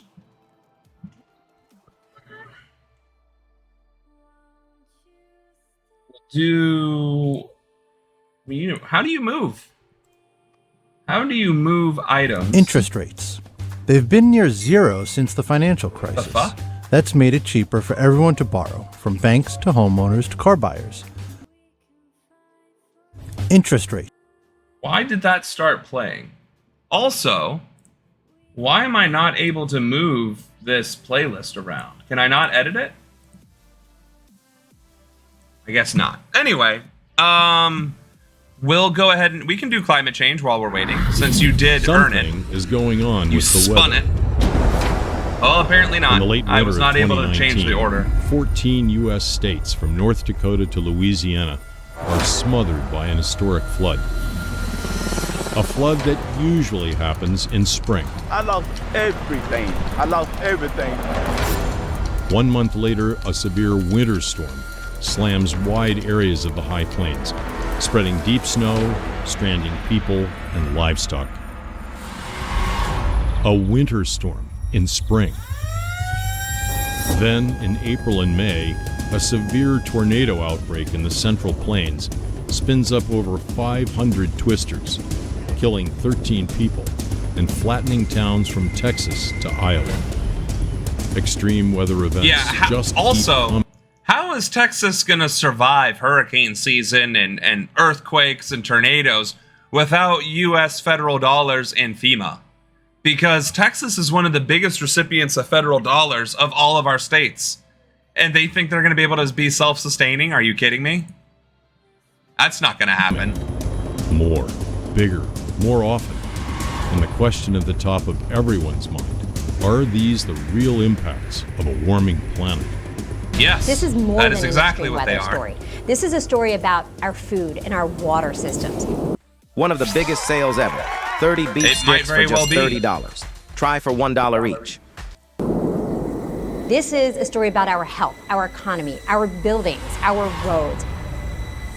This is a story about our sports, our tourism, our ways of life. And climate change is not this thing that's going to happen in the future and we need to just prepare for. It is happening right here and right now. That would have been 30 years ago when it was first brought up. Country.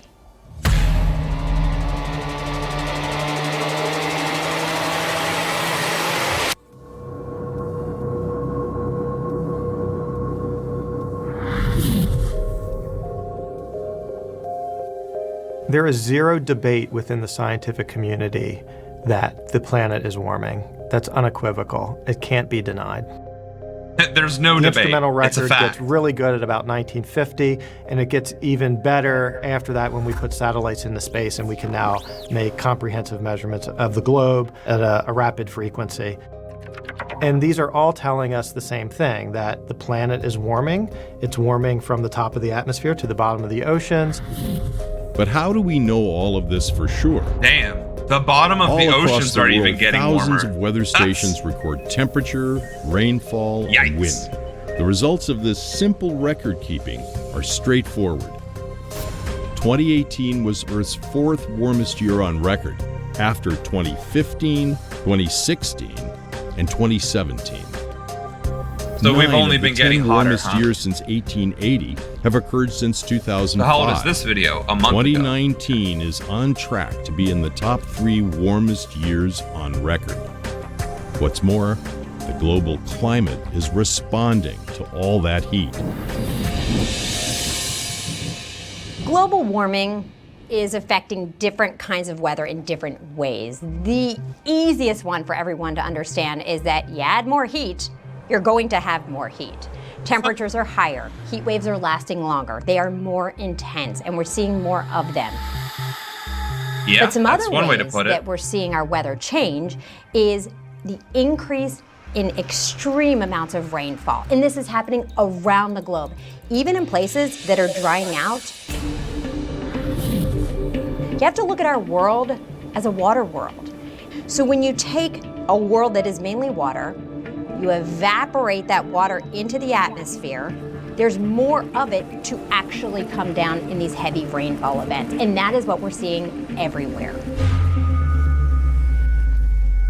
Honestly, I don't know how much of this I can comment on because this is straight facts. Like, this is straight up exactly what climate change is. In 1859, Irish scientist John Tyndall discovered that carbon dioxide, methane, and water vapor all trap heat in the atmosphere. 40 years later, a Swede, Svante Arrhenius, predicted that carbon dioxide from fossil fuel combustion might boost that warming and coined the term greenhouse effect. Wow, so we've been knowing about this since the 1840s. Which goes back to capitalism being the root of all problems in the world. It's not profitable to worry about this. Plus, we don't have the technology to worry about it anyway, so the next generation will worry about it. I remember arguing about this with people in the 90s. My main argument is, how can putting all this pollutants in the air and water not have adverse effects? Logically, it has to. For 30 years, it's like, nah, it's not that big of a deal. We'll figure it out later. And now scientists are saying, well, it's too late. It is now happening, and it is only going to accelerate from this point forward. Now what we need to do instead of fix climate change is be able to survive and endure climate change, which I'm sure this video gets into.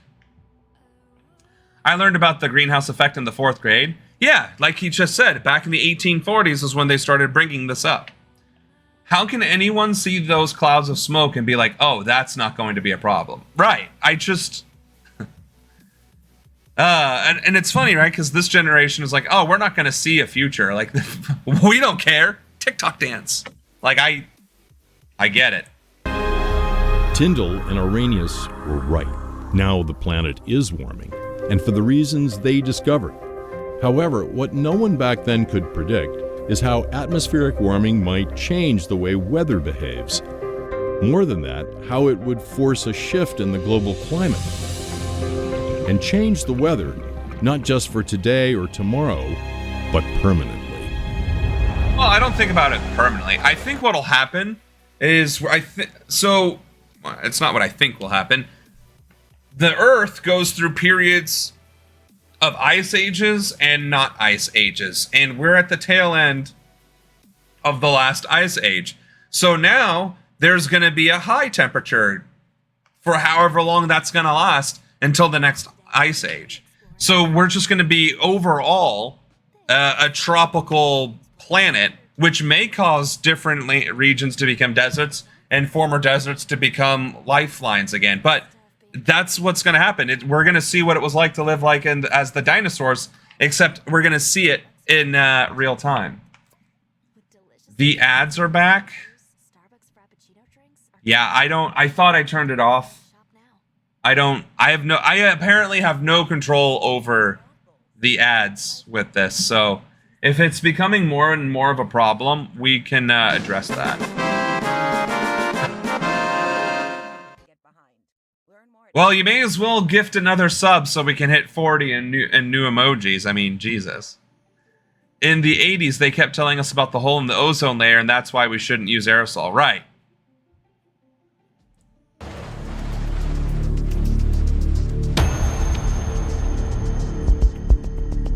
You often hear people say, so what's the big deal? Climate has changed a lot in the past. Well, yeah, we know that because climate scientists have figured out how climate has changed in the past, and that's why we're so concerned, because the changes we're seeing are far outside of what we would consider natural variability. What's the difference between a service animal and an emotional support pet?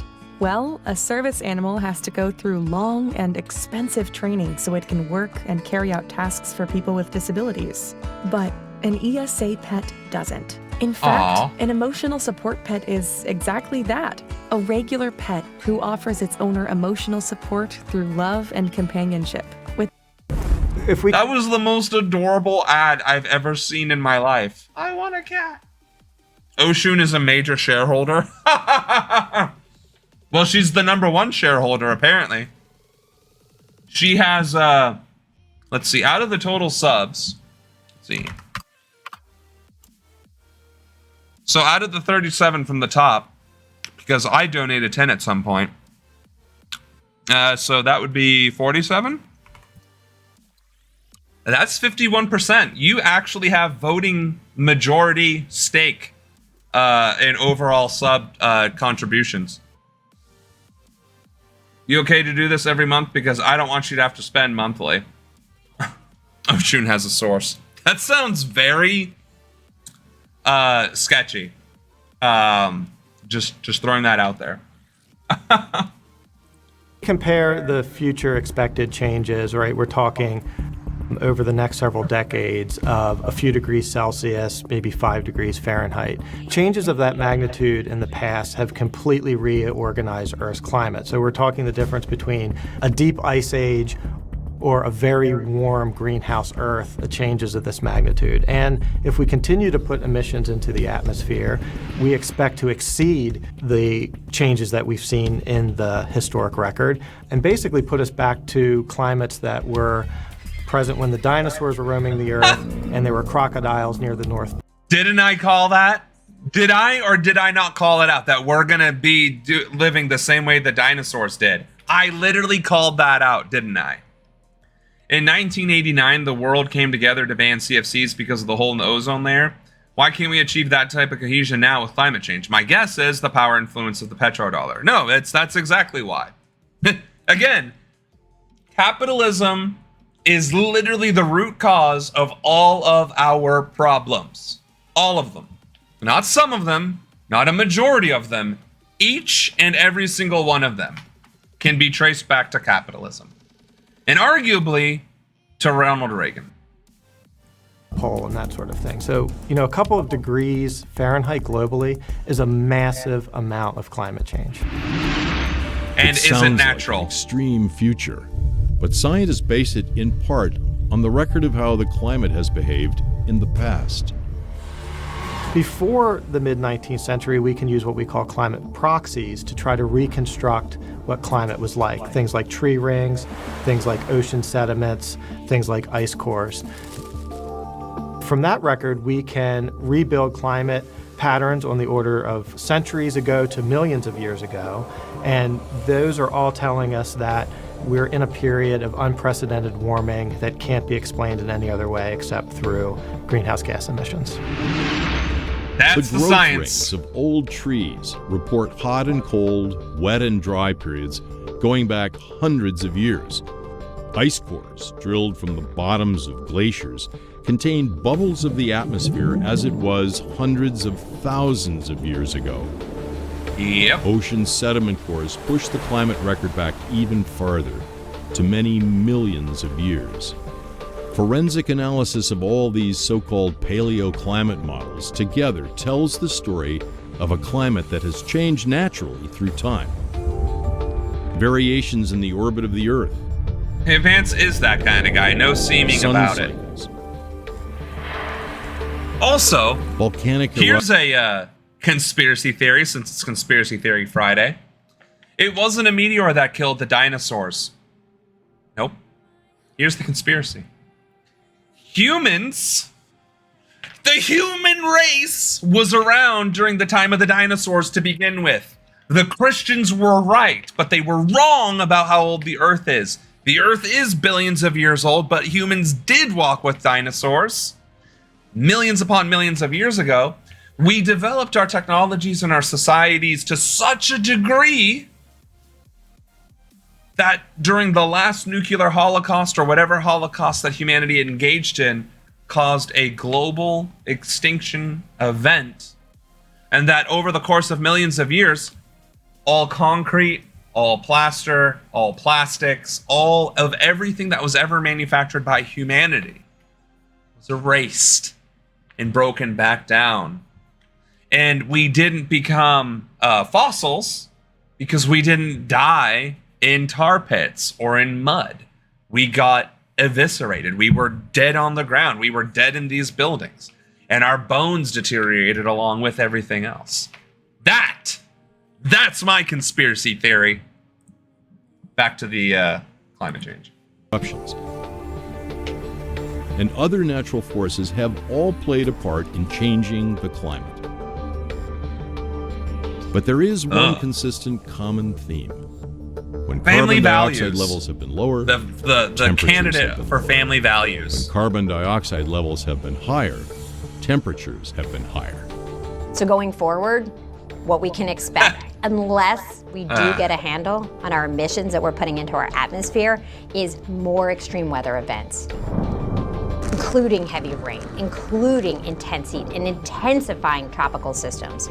We're also going to expect rising seas at an increasing pace, melting. Well, you know what? Maybe if Texas and Florida and the South just flood, maybe then we can elect people that aren't sociopaths and then stop this ultra-right fascism and start actually taking care of our country and people. I don't know. Maybe that's the sacrifice. Well, I guess we'd lose California too, but that is a sacrifice that I'm willing to make. Maybe Vance shouldn't have kids if he's going to treat them that way. Sure. Pokemon cards. You know, that's the worst part too, is like the kid just is really excited to talk about Pokemon cards, which, by the way, I remember being a kid being excited about Pokemon cards, and my parents indulged me too. It's just really unfortunate that this kid is sharing in the same joys of my youth, and his parents are, well, his father at least, is being an asshat. DeSantis was okay with the environment, and he got attacked by Nikki Haley for it. Oh yeah, well, Nikki Haley can't wage war if everybody's underwater. That's why she's pro-environmental change or whatever. Ice, from land ice, from glaciers, and our sea ice not reforming the way it has in the past. And one thing that people don't always think through is that these increases aren't going to happen in a bubble. These increases are going to happen at the same time. Yes, they are. The best digital note-taking tool. It's like when you boil water. It's going to take however long it takes to boil that water, but it's going to boil all at once. It's not going to be this side of the pot gets boily and then this side of the pot gets boily. The whole pot gets boily. That's how that works. Oh my God. And of course, our education is so trash that most people wouldn't even understand the nuance of this. Oh, Haley is against it. DeSantis did some environmental reforms in Florida because the state is sinking and Nikki attacked him for it. Oh, well, never mind. I guess she thinks we can have our wars if they're underwater. But that's the thing. If these countries are going to be underwater anyway, then she doesn't even have to wage wars. She wins. You would think she'd be supporting of it then. I don't know. And what did DeSantis actually do to because the state is, like, what did he actually do to improve the situation? Because as far as I know, there's still pollution, there's still corruption, and so on and so forth. But the money, you're right. You got to profit off of the war. You're right. It's not enough that brown people should die. Somebody that's white should get rich from the process. Different kinds of extreme weather do seem to be happening all at once, on TV at least.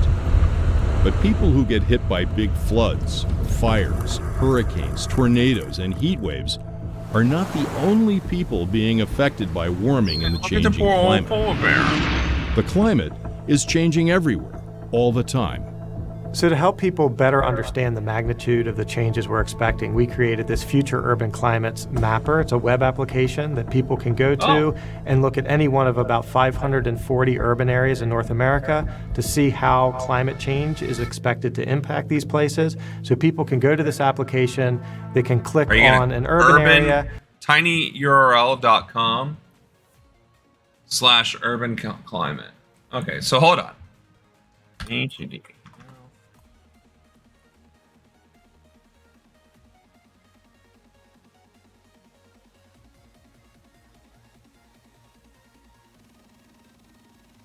It would help if I could type. Holy shit.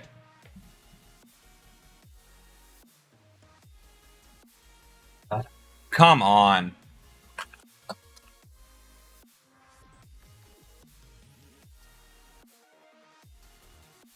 Why did this not work? https://tinyurl.com/urban climate. City app, I guess?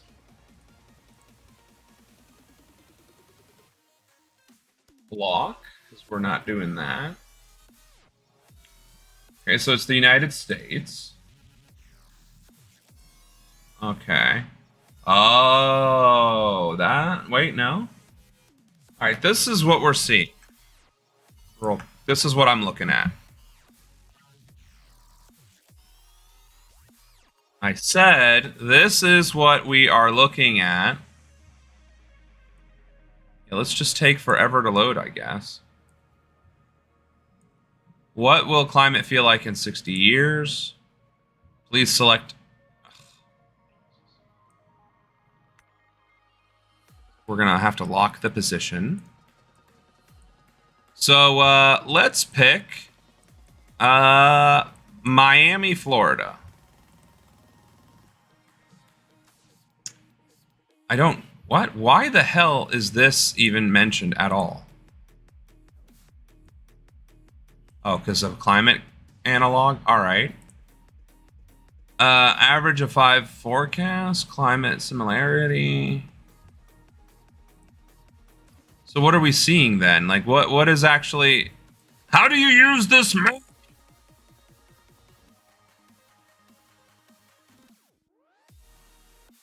Maybe we jumped the gun a little bit?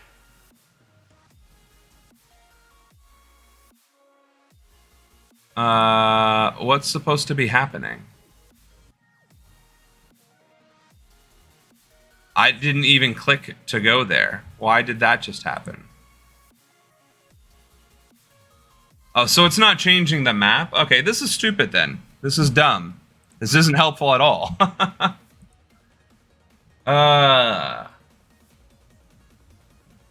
So, yeah, never mind. But point being, I guess there are tools and maybe there's better ones. I thought we were going to see a geographic change, not a whatever the hell that was. And see where the current climate is most similar to that urban area's future climate. So a great example is Washington, D.C. By 2080, Washington, D.C. is going to feel like a town in northern Mississippi that's called Greenwood, Mississippi. So the typical winter in Greenwood, Mississippi is about 10 degrees Fahrenheit warmer than DC's winter is at present. That's about 5-6 degrees Celsius. And it'll be 75% wetter in winter in Washington, D.C. than it is now. So it's going to become more subtropical, in essence. I mean, honestly, I'm Children cool with living that. in Washington, I hate D.C. today, if they continue to live here, they're going to live through a dramatic transformation of climate. They'll be telling their kids what climate was like. This is obviously and their children not good. aren't going to believe that it used to snow potentially in Washington, D.C. So America's going to turn into a tropical climate. White people are going to turn brown because of generations of radiation causing melanin in our skin cells. White people will cease to exist. White supremacy will finally be defeated. 60 years, and all the changes taking place now have added up. You know, by it's just gonna take 2080, catastrophic weather in climate Miami change, will but be hey. more like southern Mexico. Minneapolis, St. Paul will be more like Nebraska. St. Louis and Denver will be more like northern Texas. The point is, the climate is already moving in these directions. Climate where's change our is ice affecting caps going? everyone here and now, just in different ways depending on where you live. In the West, droughts are getting worse. That's upping the risk for wildfires, and that is worsening air quality. What we're seeing in the middle of the country, intense, heavy rain events, particularly the Midwest, where there's a huge uptick in these heavy rain events, which are wiping out crops for farmers and really interfering with the timing of planting crops and harvesting crops. Oh, I guess Ohio won't be able to sustain itself as a Across country. the South, intense heat is getting more intense and it's lasting longer. While And it's extreme devastating weather our events infrastructure. increase in number and strength, and the growing heat breaks new records yearly, NASA, NOAA, and national agencies around the world are keeping a close watch. NASA has 16 satellites collecting long-term data on changes in ocean evaporation, atmospheric water vapor, clouds, sea and land ice, snow cover, and other aspects of the global climate. The growing evidence gives a good picture of what's happening on the planet. The world is getting warmer, and the climate is steadily changing. The natural world is a really good place to look for these changes that are going on because a lot of aspects of the natural world are responding, whether it be on land and fresh water or in the oceans. And so what we're seeing is earlier greening in spring, early arrival and singing of birds, earlier first singing of frogs. That's why we need to change like the whole seasons part to the aspect north. So too. Species that previously were limited to southern locations are slowly marching forward. One of the biggest impacts from all the warming is on the plant world. Yeah. Antarctica is sprouting. These enormous, very visible shifts in our climate that are changing right in front of our eyes. This is a USDA map showing the ideal areas to plant certain crops, and they're color-coded. Now the fir crops, all of that is based on temperatures and rising temperatures. But it's also not going to snow as much. In just 25 years, so, you there's know, been a desert wasteland. And the plants are moving with it. The question is, will they be able to adapt to such a rapid rate of change? The real problem, I think, is related to our ability to grow food and extended drought. And maybe because it's in not places profitable. Like Again, Eastern North America that are predicted how to is become... capitalism going to solve this problem? And show me where on that map capitalism is going to solve this problem. Because the entire South is no longer going to be able to sustain itself with agriculture. And there is agriculture in the South, but it's going to go away. The North is going to become more and more important as it continues, which means Canada will start becoming an agrarian society. Canada will become an agrarian society. How are we going to adapt to that quickly enough so that capitalists can continue to make their money so that we can actually eat and continue to survive? Like, that's not going to work. If we had a socialist, economy or system, we would just be like, all right, we got to shift. And it would just be done instead of, well, who's going to pay for it? Well, I don't know. You're going to have to give me more tax abatements or else I'm not going to do this. It's like, buddy, if you don't do it, we die. Not we collectively, the human race. So I don't see how we survive in the future under our current systems. I just don't see it. Wetter, that's not going to be as big of an impact. But globally, and on that note, Nixor followed us. Thank you. Force people to migrate to new regions. That's going to destabilize regions, and we're going to have climate migrants. And I think that's probably one of the biggest near-term impacts. Appreciate that. We focus on natural systems or things like that, but these impacts to societies are going to be very large, and they're going to ripple across the planet. Yeah, and we think we have a major migrant crisis now. Imagine when South American countries start flooding. In May, temperatures over 100 degrees Fahrenheit. Western Australia had its warmest January on record with temperatures topping 120. In January? All across South America, heat records fell. In the Atacama Desert, one of the driest places on Earth, flooded. The growing heat, stronger hurricanes, long droughts, flooding rains, intense heat waves, rising seas. Is this really our future? Yeah, it is. Oh my goodness. Well, we hit our 40, I guess. Unless the world can bring down greenhouse gas levels in the atmosphere, now at 415 parts per million. We have our remote. The overwhelming scientific evidence says, get ready. You gave us for what we even wanted. More life-changing, extreme weather events.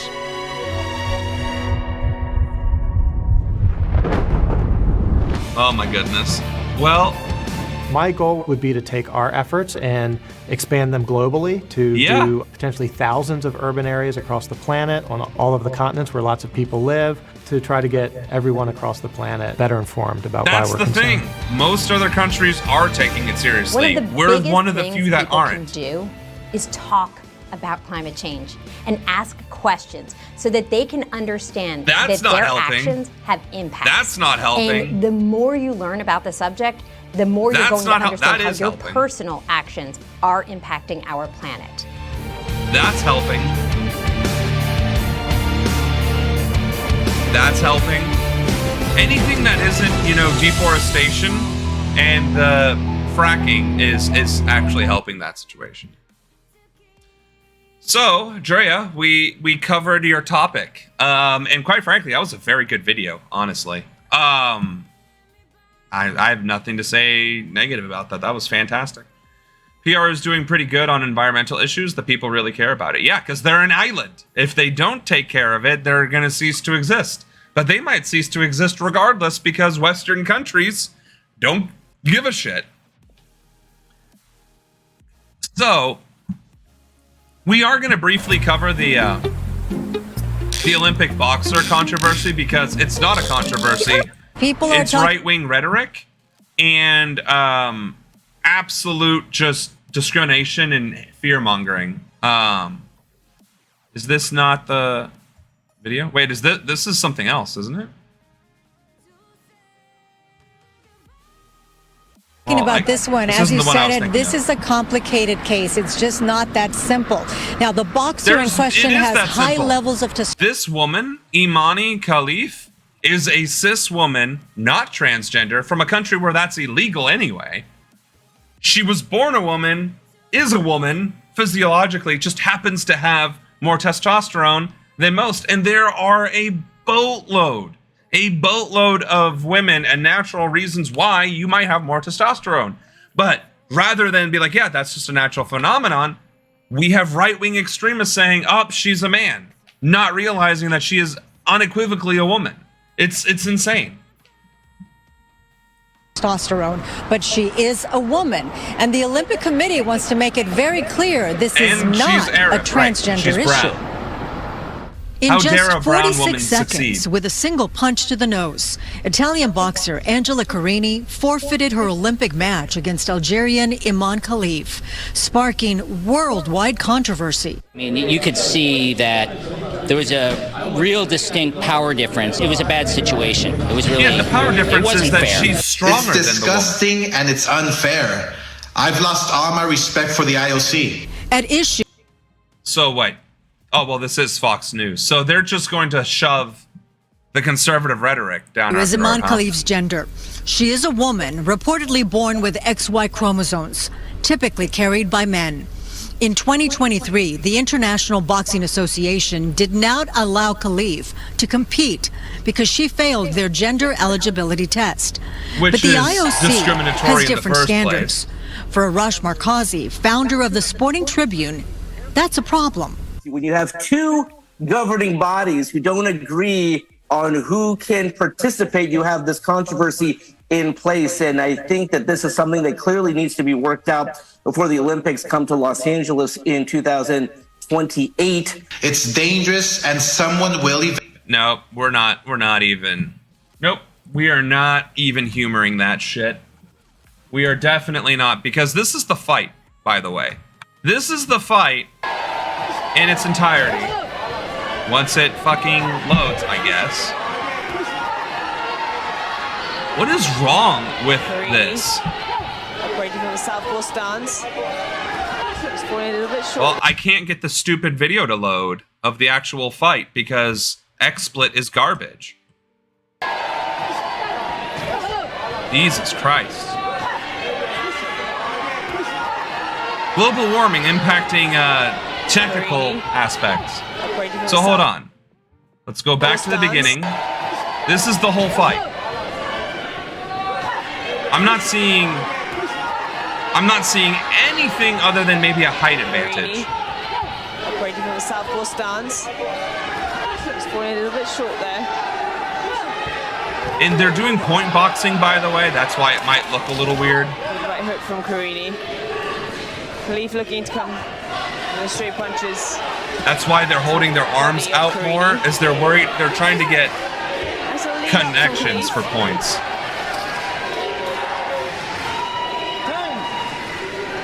Their exchange wasn't even that intense.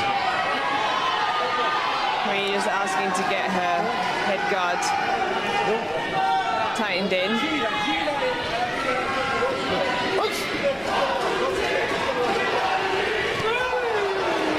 And that must have been the punch to the nose right there. It didn't look any sort of crazy whatsoever. And that's when she gave up.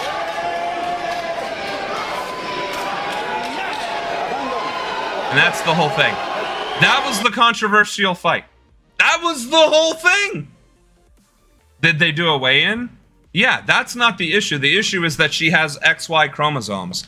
And that's the thing about, oh my God. So, Esoterra, the game that I created, I specifically wanted to depict a game that only showcased women and women of color. But I realized in so doing, there'd have to be a better reason than because. So I actually did do genetic research, I did gender research, and I did racial research.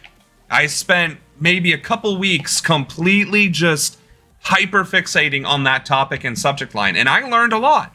I learned about gender being a genuine spectrum, biologically speaking, and that it is the SRY gene that determines male physiology, but that the SRY gene can be in the X chromosome, and furthermore, that the Y chromosome is significantly less containing of genetic material than the X chromosomes.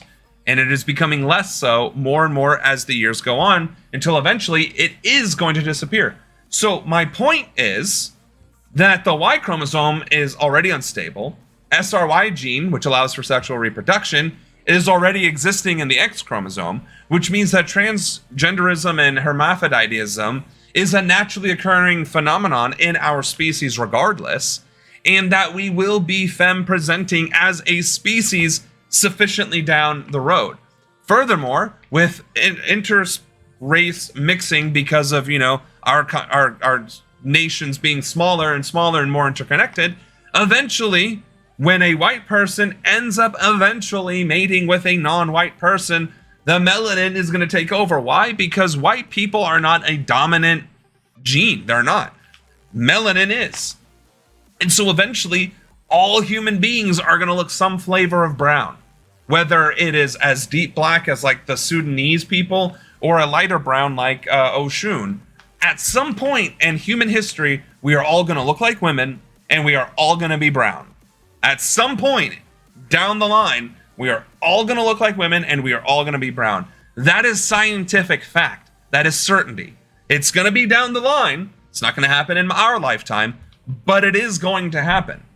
So the fact that we can't even have these discussions or that they're this disingenuous is a major problem because they're just factually incorrect. Right, her face is protected. That's why I'm saying it's point boxing.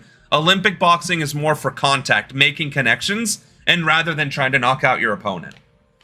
Not sure Algerian or Moroccan, but they don't do trans operations there anyway. 99% of population are just male and female. Exactly. No, you're absolutely right.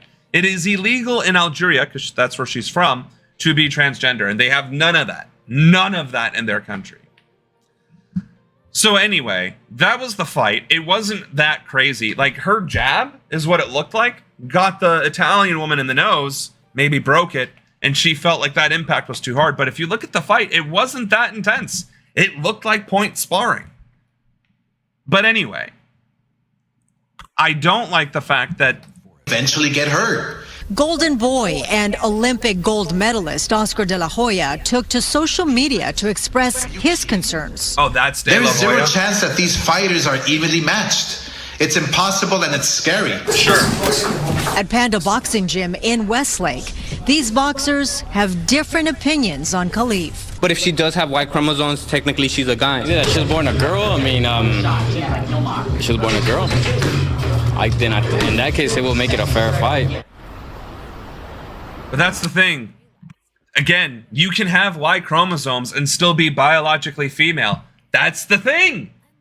If once you get past 7th grade biology and you actually learn about genetics, you'll realize that there's XO, like there's an O chromosome, right? Or like O means nothing. I don't actually quite remember the nuance of it, but the point being is you can have XXY, you can have 3 X's and a Y, you can have a shit ton of X's and a Y, you can have a bunch of X's and a couple Y's. Like, that's what Down syndrome is too many chromosomes or missing chromosomes or both. And that's the point, right? Like, I'm not a subject matter expert on gender or chromosomes or any of that.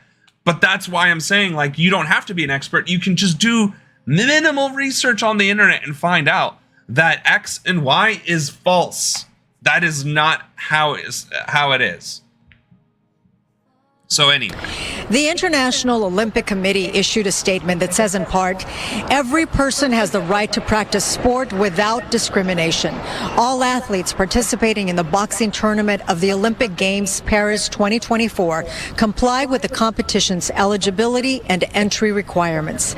As with previous Olympic boxing competitions, the gender and age of the athletes are based on their passport.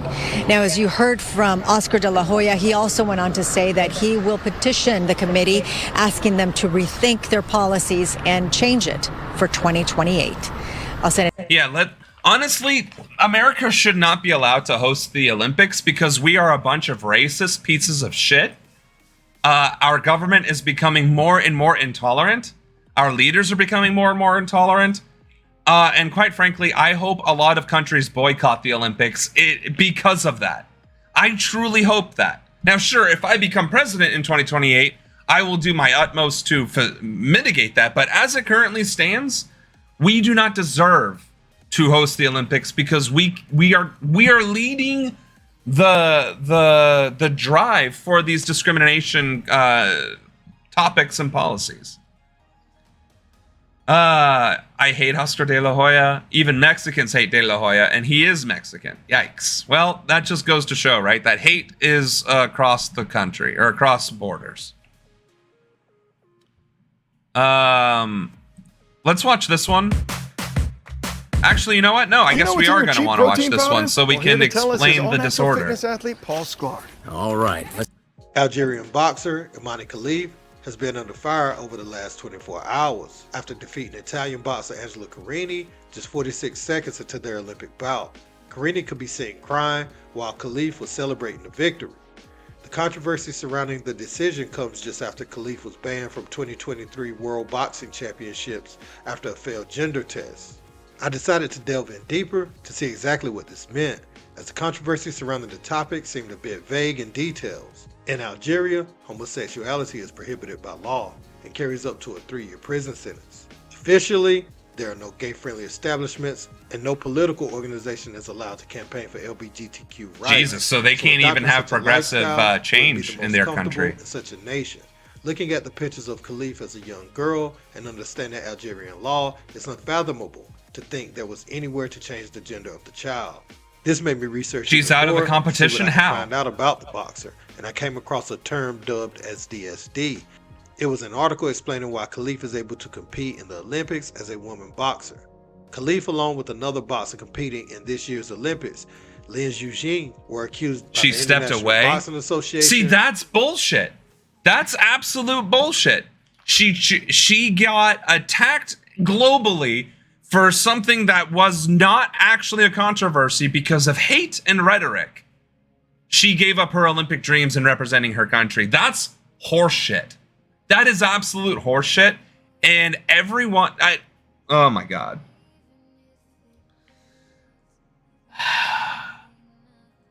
Is Katie Ledecky gonna stop swimming?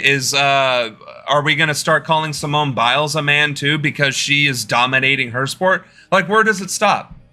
Like, every dominant female that isn't Lily White or dainty Lily White, because Ledecky is not dainty, she is strong.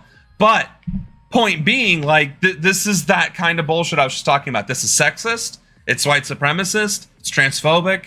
It's discrimination, period.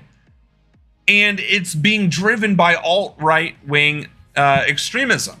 Why the fuck is extreme right-wing conservatism driving social narratives? Why? Why is this the case? How is it possible? And why are we allowing it to continue? And it goes back to what Oshun said earlier, which is propaganda and brainwashing. You repeat something long enough, often enough, it just becomes accepted. I get that, but it's still disgusting and it's still infuriating. She is Algerian. They ruined her reputation and her family reputation. Women in the Middle East don't even let their hair grow in their hands. Yeah. The Olympics have a legacy of financial burden and waste in the cities that host them. True. We protested in 2024 when they wanted to host Boston. Yep. Meanwhile, MTG is full of tons of testosterone and is all fine with her with these jerks. Right.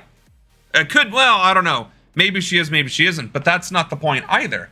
Many women have PCOS or other disorders or ailments, and I wouldn't even call them ailments. They just happen to have more testosterone, and they're still very clearly women. And trans women are still women. Don't get me wrong. Like, I'm not trying to conflate cis versus trans, and trans women aren't real women. Trans women are real women. That's the whole point of this conversation, is that women are women are women. If testosterone levels are going to be a deciding factor, then what's next? Like Michael Phelps having a really long wingspan and webbed hands. That should be not allowed, right? Having webbed hands as a swimmer? Come on. That's not a distinct advantage? There are other vids coming up about other female athletes who were disqualified for having high testosterone. Yeah, no, I did see that. We are going to watch that. And she has lost to women in competition before. So anyway. Of pretending to be women. During gender testing, it was revealed that the pair had XY chromosomes, which in almost all cases indicates you are a man. For correct. If you only graduated junior high biology. For women. Khalif nor Lynn have ever identified as men, trans, or even intersex. DSD, officially known as differences in sex development, is a group of rare conditions involving genes, hormones, and reproductive organs. This includes genitals. This would make sexual development different in Imani. There are different types, but according to reports, and those in the know from Algeria, the one that fits the description of Imani is as follows. Genes usually seen in males with genitals that look the same as most girls and some internal male structures. According to reports, Imani was born with internal testes, a vagina, and a womb. The XY chromosomes and internal testes explain the failed gender test at last year's World Championships. With that being said, it is safe to say Khalif is a woman and has a rare condition that affects slightly less than 2% of the population. With her allegedly having internal testes, this is where the extra power comes from. This case is a bit tricky and not one to easily tackle with the new information available. It's a slippery slope. On one hand, testes produce a hormone that increases muscle mass and strength. This could pose serious issues for another female in the ring as the opponent appears to have Supergirl type force. On the other hand though, she was born a woman and it is a unique situation. She can't fight with the men and is a mismatched nightmare with the women. Let me know in the comments how you would solve such an issue if you were the IOC. Excellent. If I were to solve this issue, it would be as follows. There's the women's sports and the men's sports. If you're a woman, regardless of your DSD or whatever else, you fight in the women's sports. If you're a transgender woman, I think the science is you have to be on 3 years of hormone therapy for all of the benefits of testosterone or whatever to be out of your system. Which includes losing all that muscle mass, by the way. So, and unfortunately that has to be stipulated, of course. But beyond that, trans women with 3 years of estrogen can fight in women's, or can participate in women's sports. And here's the part that pisses me off the most. Where's any of this controversy for trans men? Right? Trans men exist. They compete in sports. And there's no saying, well, they're actually a woman, they shouldn't be fighting against men. What? So the controversy is only for trans women or women who might have genetic or hormonal disorders or differences. And now it's a big controversy. When women are treated as second-class citizens in most countries, including our own, domestic assault is rarely prosecuted or results in indictments in our own country. So beating women is clearly not a game changer from men beating women, is clearly not a deal breaker anyway, and socially accepted or at least tolerated in our country, right? Women beaters run corporations. Women beaters are in Congress. Women beaters are in Senate. Women beaters are governors and all over. Women beaters are predominantly police officers. So the controversy is only for maybe the slight edge that women might have with more testosterone. But even so, training, nutrition, intensity of both, and then the testosterone. Like again, there's still weight classes in women's divisions in sports, right? Again, that poor Danish woman who got outran by the Netherlandish woman. She was like 5'0" versus a 6'4" Amazon trying to sprint the same sprint. You don't see any controversy there. Oh, maybe we need to make sure that sprinters are the same height or something like that, or a weight class in sprinting. Like there's none of that.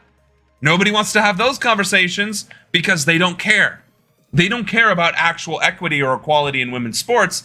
They just want to terrorize women and make transphobia the norm, and they are succeeding. That's what really this is all about, and it's disgusting. Right, it's just a condition, and that's why I'm saying, like, we need to redefine the way we discuss medical things, because conditions and illnesses and deficiencies and this, that, and the other, those aren't true. Those are naturally occurring phenomenon. Unless it's an actual disability that prevents you from living a normal life, then it's just a naturally occurring phenomenon, and that's how we need to start talking about them. Yeah, right. Where's the Olympics right now? The thing they really hate is just women or femininity in general. Right. Right, and then, right, trans athletes lose boxing matches, so it's not even, anyway. The athlete, okay, so we'll get this one. Imagine hosting a charity 5K with high-quality custom t-shirts, or a family reunion, or... Welcome to Excellent MMA. The last person to beat Imad Khalif speaks out in support of the Algerian boxer amid controversy at the Paris Olympics. Amy Broadhurst, which is the last person to beat Imad Khalif, has said the following. I have a lot of people texting me over Imad Khalif. Personally, I don't think she has done anything to cheat. I think it's the way she was born, and that's out of her control. The fact that she has been beaten by 9 females before says it all. Rafael dos Anjos backs Angela Carini. UFC legend Rafael dos Anjos stood up for Angela Carini after a loss to Imad Khalif. RDA said it takes a lot to compete at the Olympics, and anyone who supports Khalif is a sick person. Angela Carini, I stand with you. As a fight... No, we're definitely not watching the last of that, but that's what I'm saying, like, she's lost to women, so clearly it's not that big of an advantage. So, anyway. I thought that I'm receiving a cure, whereby I didn't know that again they're adding me more problems to my life.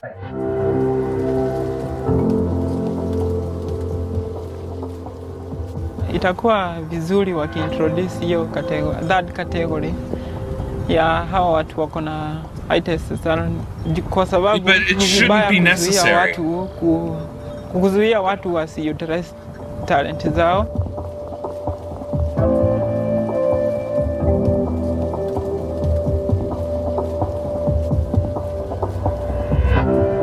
Right. Nobody cares because it's a trans man competing against men.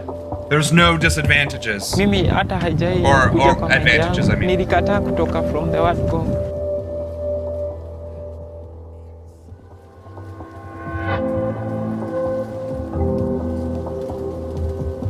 Right. And this is not okay. And this is also stupid because it's shown that women outperform men in endurance contests. Of Uganda had the fastest time in the semifinal and a national junior record. We can see with about 120 meters to go. That's ridiculous. It is straight up discrimination. My international manager, that's been the whole point I've been making. My blood was found like having high level of testosterone, so I can compete. When the call ended, really, I was just thrown the fire. My heart was like burning, running, crying. I think it's not even a contact sport, right?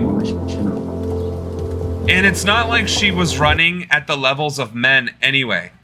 Like, again, this is the part that really infuriates me, right? One, I've had women run circles around me my entire fucking life. So let's be very clear here. I'm not taking the side of women just because, right? I've seen high-performance women outperform high-performance men with my own two eyes. Secondly, skill is skill is skill. I was looking to get into MMA years and years and years ago, and I went to this gym who was owned by the father of a junior world champion wrestler or Brazilian jiu-jitsu, whatever, and she was a 16-year-old little girl. And she happened to be there training or visiting. And dude was like, "You want to spar her?" I'm like, "Did you just say that 16-year-old little girl is a world champion Brazilian jiu-jitsu fighter?" And he's like, "Yeah, then no." I will pass on that. I don't need to be embarrassed today. There is no chance in hell that I would beat her. But I was with my brother. Now, I'm not going to say any names. I'm not going to do anything further. He was much younger and was like, "I can take on this little girl." I'm like, "No, you can't. I guarantee you can't. I guarantee you're going to feel a certain way when you do ultimately use." Didn't listen to me, got in there. Not 10 seconds went by. Right? Tap. Just tap, tap, tap, tap, tap. And I watched it. They were sparring from the knees on the pad, and like the whole shoulder grab thing. He touched her shoulders. She moved. I couldn't even tell you what she did. And she was on his back like this, and his throat was like right there, and he was done. So he gets out, he loses. I'm like, "I told you that was going to happen." He's like, and he was still huffy, and he's like, "Well, why don't you fight her?" I'm like, "I don't have any delusions whatsoever that I will lose against this girl." A 16-year-old girl beating up a 28-year-old, I think, 185, 195 pounds. I don't know how active I was, but I think this was when I was still in the reserve, so I might have been in some semblance of shape. I got in that ring. We did the knees thing. I used my leverage, my 3-foot arm length, to keep her away from me. And then she did something that I couldn't track, and then she spider monkeyed herself with her arm around my neck, and before she could even squeeze, I was tapping her arm, because I don't need to, have my throat crushed. What I'm saying is an extremely talented woman can absolutely decimate an unskilled man. And even if I was fully skilled as a combatant, if I was a boxer, if I was a champion boxer and she was a champion, grappler, I would still lose. You want to know why? Because boxing and grappling aren't the same thing. And if I swing and I miss and she grabs my arm and does whatever she does and my head is in her thing, the only thing I can do is try and use my physical strength to overpower her. That's it. That's all I can do. I would still ultimately lose. And again, we saw the fight. Amani was throwing jabs. She was trying to make contact. The Italian was doing stuff. She got hit in the nose. She's like, "Wow, nope, that sucks. I'm out." She shouldn't have been in the ring, right? And by the way, we're talking about the same level of fighter. Fully adult male, fully adult female. Well, I guess in her case she was a kid, but point being, she mopped the floor with me, no testosterone required, right? The amount of testosterone that would be needed to actually have a dramatic impact is incredibly high. And you'd have to be on it for years for it to have that kind of impact. And it's worse than steroids would be for men. So it's like the argument doesn't even make sense, right? If her testosterone did anything other than give her slightly more muscle mass, yeah, sure. But do you know how long it takes to gain that kind of muscle mass, even at that level? Like, it doesn't work that way. That's just not how that works. But the IOC and other organizations are falling for this discrimination, trans baiting, and saying women who have just happen to have naturally higher testosterone levels are men. That's not how that works. That's not how that works. So anyway, the fact that there's 4 minutes worth of women that had their futures cut short because of this stuff is bullshit. And I will 100% defend women and trans women in women's sports because the athletes themselves are saying there's no issues.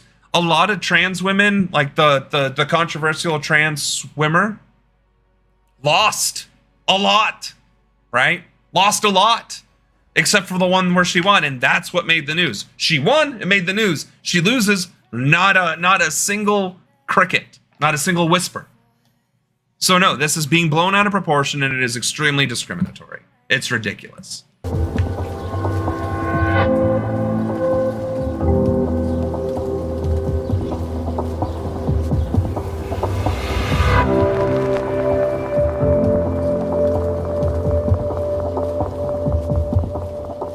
So because I love the sport, I had to do it. But the bad thing was that waking up in the morning when everything is done, finding my body being cut. They told me like that after some few weeks you'll return back to your training and you'll be normal, which took me like a period of like 7 years. I thought that I'm receiving a cure, whereby I didn't know that again they're adding me more problems to my life. After it took her 7 years to recover. But the body refused to turn up.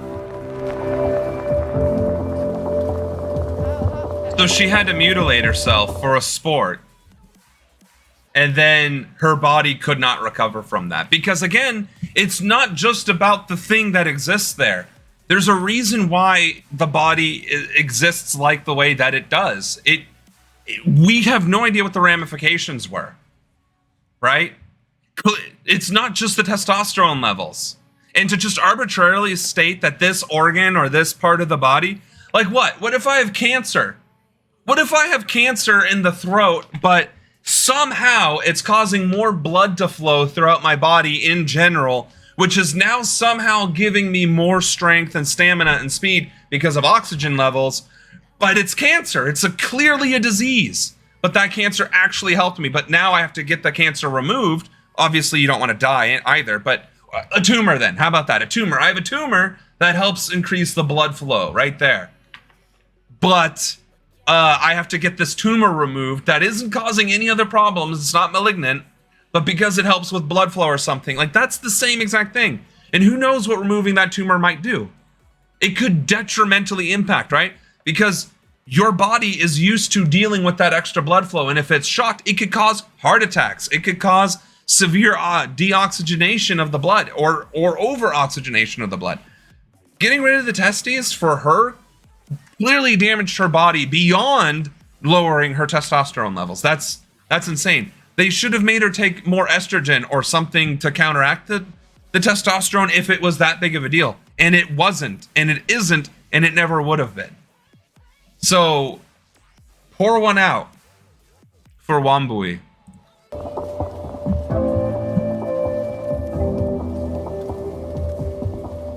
Sisi ndio tunaweza kuwa kwanza kukimbia kwa hizo category, ndivyo at least to motivate wenye wako huko, wenye wamejificha, at least wakuje wajue si kitu, si hujakosea mtu, wewe we know Turf Queen, the Wizardress.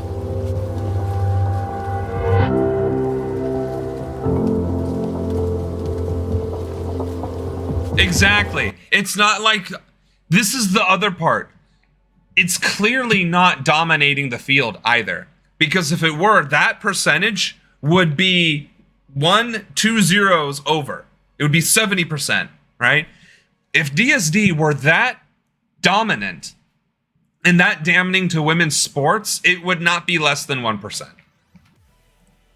That's disgusting. Olympics kwa TV. Juu pia mimi mwenyewe nikijua niko capable. Yeah, she did. But there's a lot of things problematic with her and apparently the writings themselves. So at this point, I can't even like jokingly talk about, you know, which house I was or anything. I used to love the books. She's ruining it for me, and quite a few others. Who's this? The 800-meter Olympic champion Caster Semenya has won an appeal at the European Court of Human Rights in a case about testosterone levels in female athletes. The 32-year-old South African was born with differences of sexual development. She's been in a long-running dispute with World Athletics since regulations changed in 2018, requiring her to take hormone treatment to decrease her natural testosterone levels. I'm glad she won. Is this another? What is this?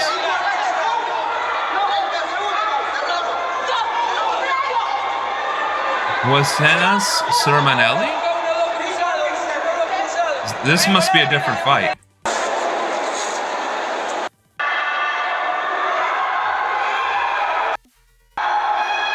What's this video? That's 2 years ago. Yeah, it's Carini being a sore loser at another fight. I see.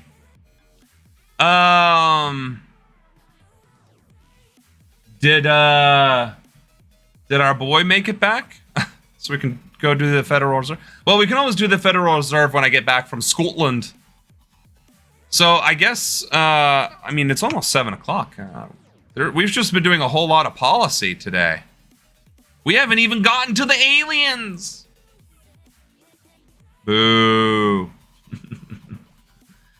They want comedy shows to end that spoof and make fun of this stuff, but they keep providing material for them. Right.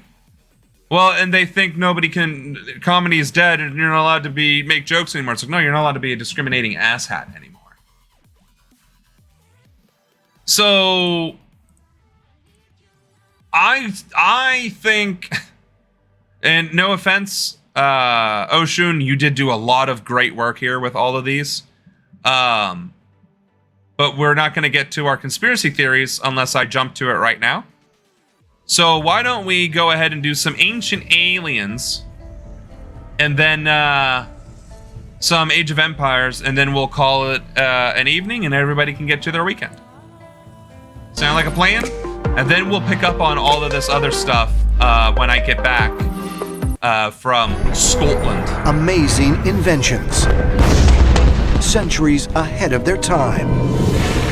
The helicopter, the airplane, the submarine, all of these were Leonardo da Vinci's concepts. Paintings said to contain hidden messages. It is only a portrait, and yet it seems to have dimensions and mysteries that have yet to be explained. No, that's true, because that means we can just push it to the next stream. Because we're not streaming for 8 hours a day anyway. People would never have seen something like this that was able. But it's good to know that you're on it. When you get back, you'll have a lot to talk about, such as the beauty of Scotland and all the news that is sure to happen, such as the new nominee and his or her running mate. Yeah, no kidding, because, wait, what do you mean the new nominee? The new nominee is Harris. Unless you're talking, I don't know who you're talking about. But anyway, yeah. Of course, we might just, hold on. I paused this video and then the game's froze. Can we stop with the technical difficulties, please? Yeah, but there's no way it's not going to be Kamala. There's no way it's not going to be Kamala. So, Age of Empires 4, technical difficulties. Lovely.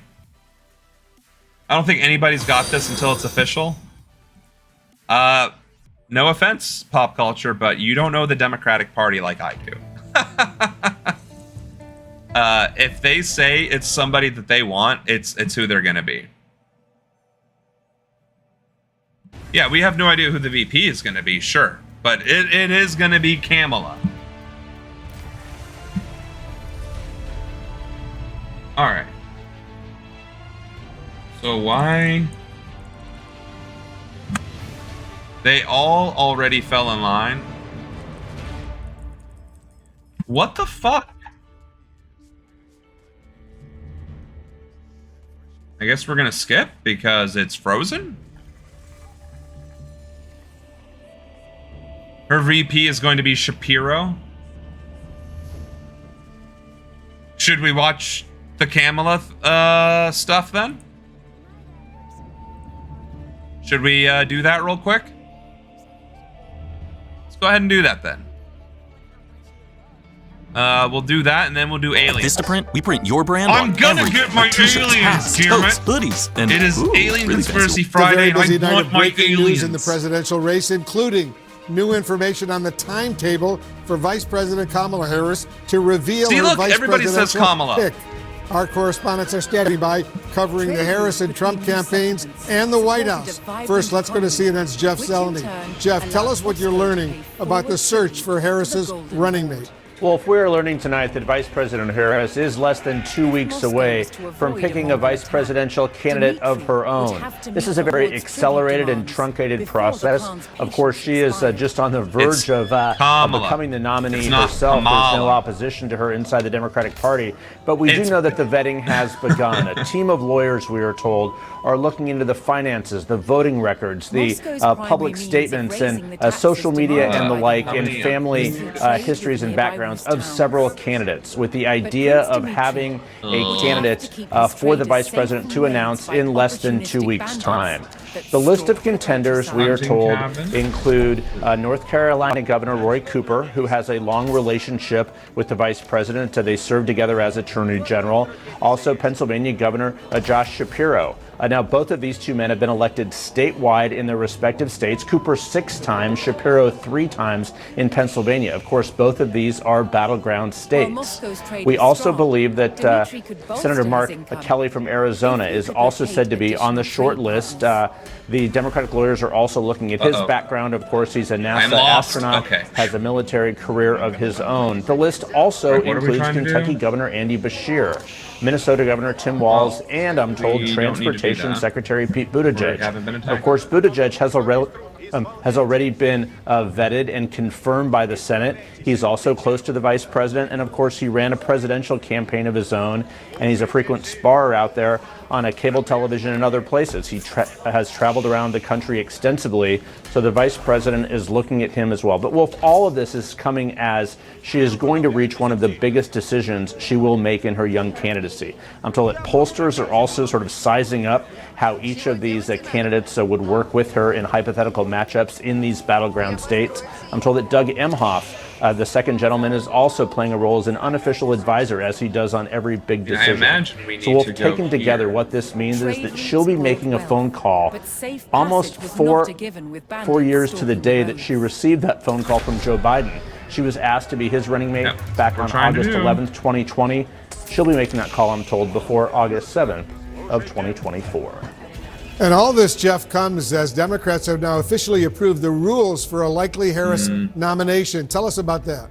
Yes, well, she's going to be formally nominated before the Chicago convention begins. Just earlier today, a few hours ago, the Democratic National Committee Rules Committee has voted to say that they will begin the virtual roll call nomination process after August 1st. Of course. It will be concluded by August 7th. What that means is that the 4,000 or so delegates will be voting virtually on who the nominee will be. Of course, she is the only person in contention right now for that. So she will. Oh, so there wasn't even anybody to voted to be the with. nominee. The question is, will her running mate be announced at that time? It's looking now. It will be, at least by the end of the voting. All right, Jeff, stand by. I want to go to CNN's MJ Lee. She's over at the White House for us. MJ, President Biden is about, 2 hours or so away from speaking to the nation about his decision to exit the presidential race. What do we know about his remarks?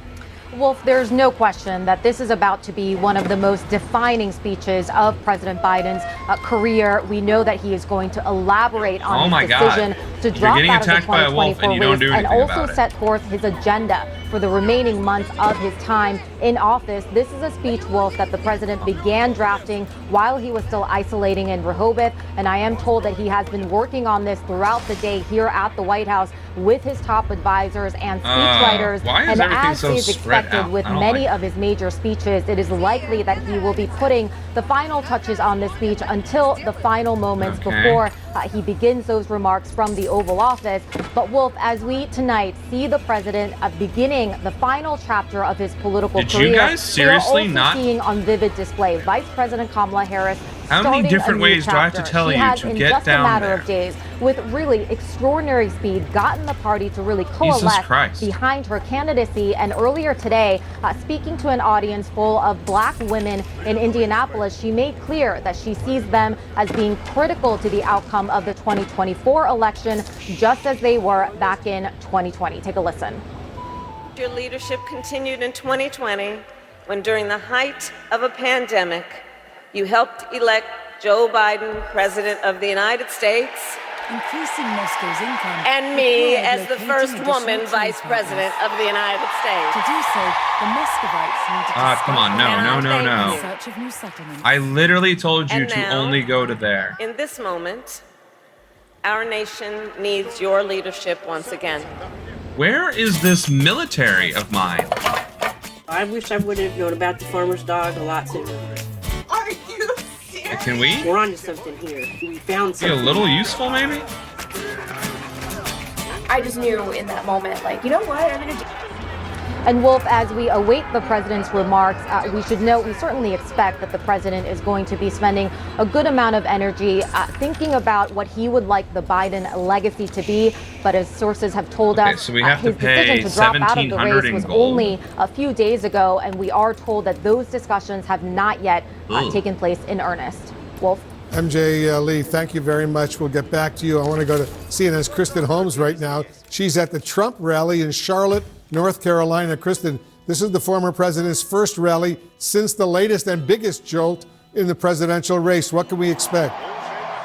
Well, I guess we'll stay in the middle so that when this inevitably gets what this rally attacked, is going to look like. For the first time in all of the rallies I have been to, they played a video on the Jumbotron behind me featuring Kamala Harris, painting her as a radical liberal, going through things that she said when she was running for president just several years ago, trying to highlight those various policies. Again, this is obviously a brand new video, and we expect to hear Donald Trump really shaping his attacks on Kamala Harris tonight. He often uses these rallies to feed off of the crowd, to try different messaging, and that's what we believe we'll see later. Now, on social media, he has been ranting against her, calling her things like dumb as rocks, but on a call with reporters yesterday, Wolf, he was much more tailored in his messaging, trying to paint her as having a very liberal record, going back to her time as a prosecutor in California, talking about the fact that she, as the second in command, was in charge, or at least part in charge of those policies that are unpopular when it comes to President Joe Biden, like immigration, like crime, like inflation.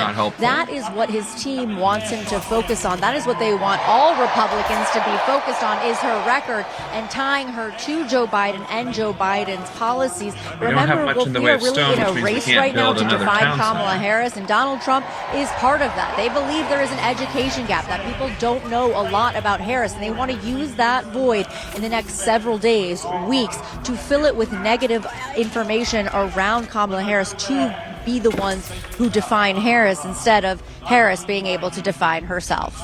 Yeah, important point. Kristen Holmes, MJ Lee, Jeff Zeleny, to all of you, thank you very much. I want to bring in our team of political experts, and they are real experts. David Chelian, you're our political director. When we take a look at some of the top potential Democratic vice presidential picks, and we put their pictures and names up on the screen, you can see it there. What is Harris weighing in terms of how these potential picks potentially could impact the election? Well, it looks like she's weighing a white guy, if just looking at the pictures across there. So actually, I just realized that was just kind of newsy sounding.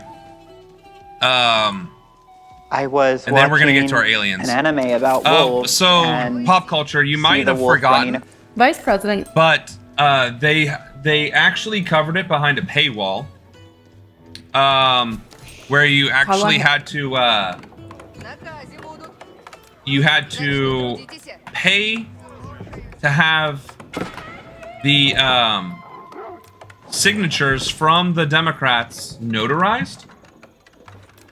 And then after they were notarized, the signatories of the Democrats, the delegates, could only vote for you. Meaning, if they signed your docket, then that's the only docket that they could sign, meaning they wouldn't be able to support other candidates, which is how they made it so that only, literally, Kamala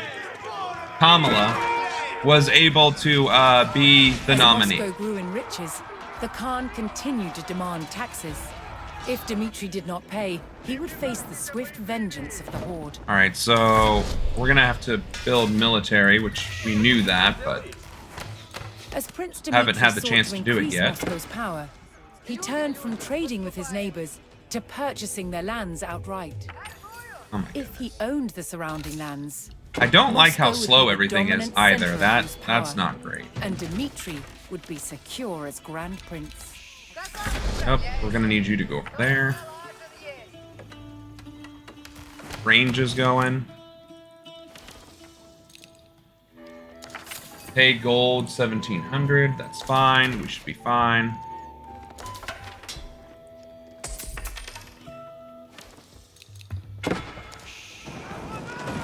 I'm trying to get over there, but my army is very slow. Are we getting attacked by another wolf? All these damn wolves. Okay. Wood from there, then... Where's the army that was just here a second ago? That's not great.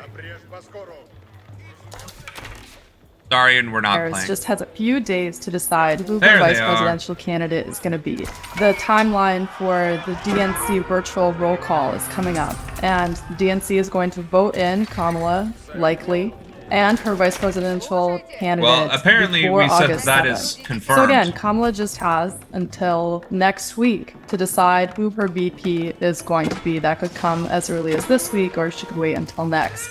And her team hasn't really been giving any hints. Oh, and so about now we're getting who attacked. exactly Great. her candidate is going to be. But there's been reports that she's already sent out vetting materials to a handful of candidates, including Pete Buttigieg, Senator Mark Kelly, my goodness. and a few others as well. But those are reported as the top contenders. And there's been reports that other candidates could also be a great fit for Kamala. For example, California Governor Gavin Newsom or Michigan Governor Gretchen Whitmer. Newsom and Whitmer have been some of the strongest supporters of the Biden-Harris campaign, but Man, these Whitmer has towers said that she doesn't suck want the ass. position, Like, they are not and doing Newsom is from squat. California, so he can't be on the same ticket as Kamala constitutionally. And looking at the polls, Pete Buttigieg Right, so I actually do have polls military, the best cool. with the public. This recent So I'll poll just that keep came them out this there. weekend shows him at 29% approval Once rating. these guys are and I beaten, think that that's due to the we'll keep fact this that military a lot up of the here and nation we should knows be who Pete peachy- Buttigieg is. He ran in peachy 2020, keen. and he's been at the White House with Biden and with Harris. So, he just Son has of a that public bitch. profile. And other candidates like Shapiro and Kelly are also polling high.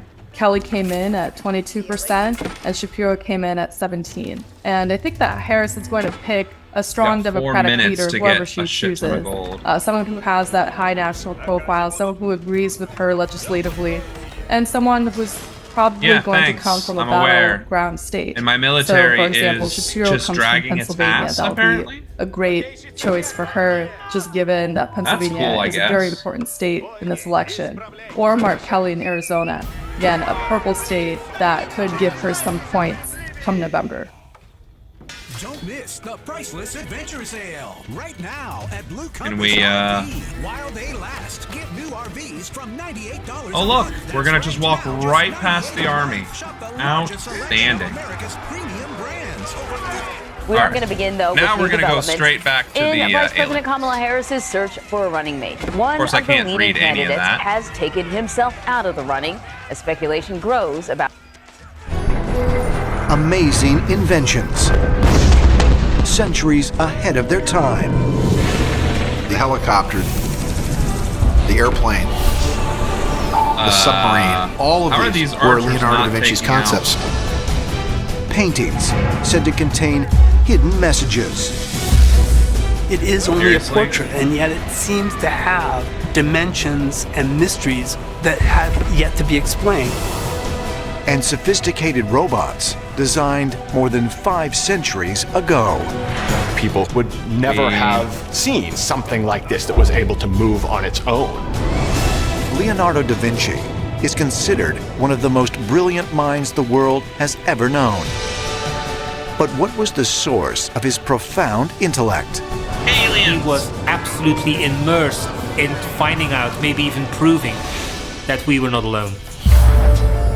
Millions of people around the world believe we have been visited in the past by extraterrestrial Well, at least beings. This is What slowly if working. it were true? I have 2 minutes. Did ancient aliens really help to shape our history? Oh, okay. We got plenty of. And if so, Might there have been a secret extraterrestrial connection to Leonardo da Vinci and other artists of his time?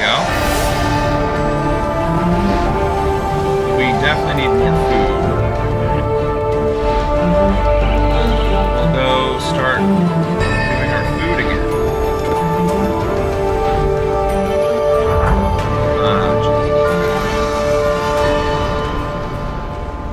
But that's fine. That's not as fine. 4, 3, 2. So we need to stay. February 24th, 2011. Embarking on its final voyage, Space Shuttle Discovery docks with the International Space Station. Its mission, to deliver the most advanced model in robotic engineering to date, Robonaut 2. What the hell? But believe it or not, this masterpiece of modern technology is the latest in a line of humanoid robots whose design is based on illustrations created more than 500 years ago by Leonardo da Vinci. Can we?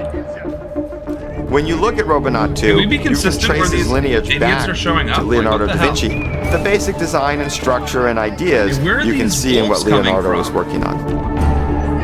They're like three-dimensional blueprints. You could virtually create a human being from these, which is essentially what the NASA engineers did.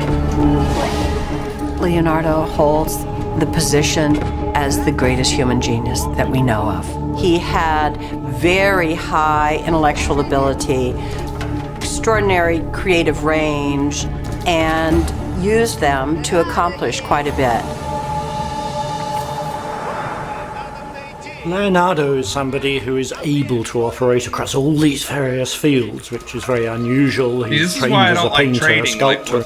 He manages to move into geometry, optics, mechanical design, anatomy, geology, and so on. So instead, and in each of these, he has extraordinary insight. So if you're wanting to talk about a universal genius, which is a very Renaissance idea, then Leonardo is the definition of that. Great wood. Leonardo da Vinci's work, covering a staggering range of disciplines, is still influencing science, technology, medicine, art, and numerous other fields, nearly half a millennium after his death. But just who was Leonardo da Vinci? Was he simply a man of profound intellect and imagination? Or is there perhaps something more to his genius? It's time to Fidiumize your life and kiss buffering goodbye. Stream movies and... Leonardo di Ser Piero da Vinci was born just outside Florence in Vinci, Italy, on April 15, 1452. He lived during the height of the Italian Renaissance, an era marked by great artistic and scientific achievement, and a universal quest for knowledge. The Spanish Moors. Muslims Renaissance who were is black. French for rebirth, by the way. and it saw itself as giving birth again to the values that they somewhat romantically attributed to the classical past, to ancient Greece and ancient Rome. And they see the 1,000 years that have passed between Rome and the rise of the Renaissance as a dark age. And they want to bring the light of humanism back to the world with intellectual innovation.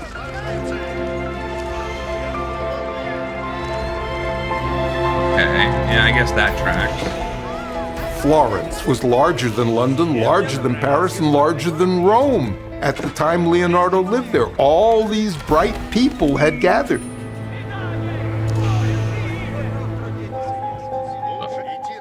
But while the Renaissance is considered an age of enlightenment, it was also a time fiercely dominated by the Roman Catholic Church. When we come to the Renaissance, the church is pretty much running everything. So every artist, pretty much anybody who can read and write is either in the monastic system of the church, and of course the church is the main patron for all the different artists in the Renaissance. At a time when everything was subject to the scrutiny of the church, a young Leonardo da Vinci accepted one of his earliest artistic assignments. The illustration of a wooden shield with a likeness of the mythical Greek monster Medusa. A gorgon whose head was literally covered with live snakes. Leonardo drew Medusa so frightening that his father believed that he was actually looking at live snakes. But why, when most prominent artists of his day were painting images from the Judeo-Christian Bible, would Leonardo have chosen to depict a mythical Greek monster? One that many ancient astronaut theorists believe may have been based on an extraterrestrial creature. When we compare them to modern geniuses, we know, for example, that these beings were absolutely interested in the idea that we were not alone in the universe, that somehow we had been contacted by extraterrestrial beings. Leonardo da Vinci is a person who believed in the existence of extraterrestrial beings. While still a teenager, Leonardo earned an apprenticeship with one of the most renowned artists of the time, Andrea del Verrocchio, and it is widely considered that their most notable collaboration during this period was the Annunciation, a scene depicting the moment when the Virgin Mary is informed that she will soon be made pregnant with God's child. Verrocchio seems to have begun the picture and began it in a traditional medium of egg tempera, which is an egg binder for the pigments. And at some point Leonardo intervened and finished the picture, and he painted an angel. In 1989, experts in Florence performed an extensive examination of the Annunciation to verify if the angel in the painting was truly the work of Leonardo. After close expert and scientific inspection, it was concluded that it was undoubtedly the artist's work. But they also discovered something strange and unexpected. When subjected to X-rays, Leonardo's angel became invisible. Verrocchio used a lead-based paint for at least parts of his Virgin Mary. Leonardo, on the other hand, seems to have used rather different pigments. Leonardo completed it using a non-lead-based paint, which is why, when looked at with certain X-ray technology, Leonardo's angel disappears. Now, why would Leonardo, being the apprentice, finish his mentor's work with a different type of paint? And one possibility is that he was leaving some type of message because he was notorious for hiding things inside his own paintings. Might Leonardo da Vinci really have painted the angel, knowing he would be creating a secret message that wouldn't be discovered for 500 years? And if so, why? Hello everyone, I just landed in Charlotte. We have a tremendous rally, unbelievable crowds. People can't even get in. It's really great to see. And some believe the answer may be found by examining the next phase of the legendary artist's life. You have From the years of 1476 to 1478, there is a gap in his life. We don't really know where he was or what he was doing in those years. There are years in which he disappears from the historical account. There is a hiatus, and we don't know even what town he was living in, much less with whom he was working or what he was doing. What could account for a man of Leonardo da Vinci's stature literally disappearing from all known historical records, especially when it was precisely during this period when he was just beginning to come into prominence? One possible scenario here is that during those years, Leonardo da Vinci was, in a sense, tutored by some special individuals, people who were showing him things that a normal person wouldn't necessarily have seen. Perhaps like the biblical prophet Enoch, he was even taken aboard a spaceship, and the aliens showed him Earth from above and gave him a concept of the cosmos and machines and inventions and of Earth that no one before him had ever had. Is it really possible that Leonardo da Vinci had received guidance from extraterrestrial beings, as many ancient astronaut theorists contend? One fact is certain, that after Leonardo's return to Florence in 1478, his creative output reached a whole new level, going beyond art and extending to numerous other disciplines. He would produce aerial maps of Italian cities with incredible accuracy. He would design and build the world's first self-propelled vehicle.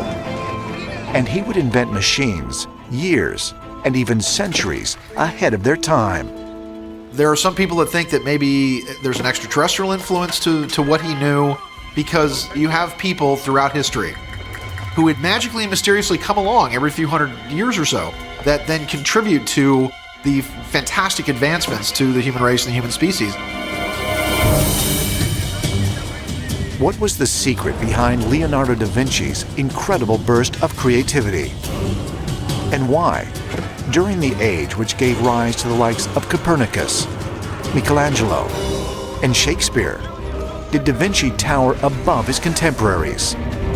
Ancient astronaut theorists believe answers may be found by examining Leonardo's paintings and the many secret messages that can be found hidden within his famous works of art.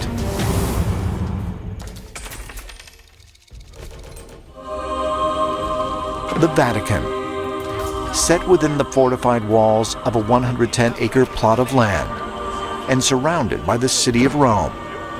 It is the smallest independent nation-state in the world.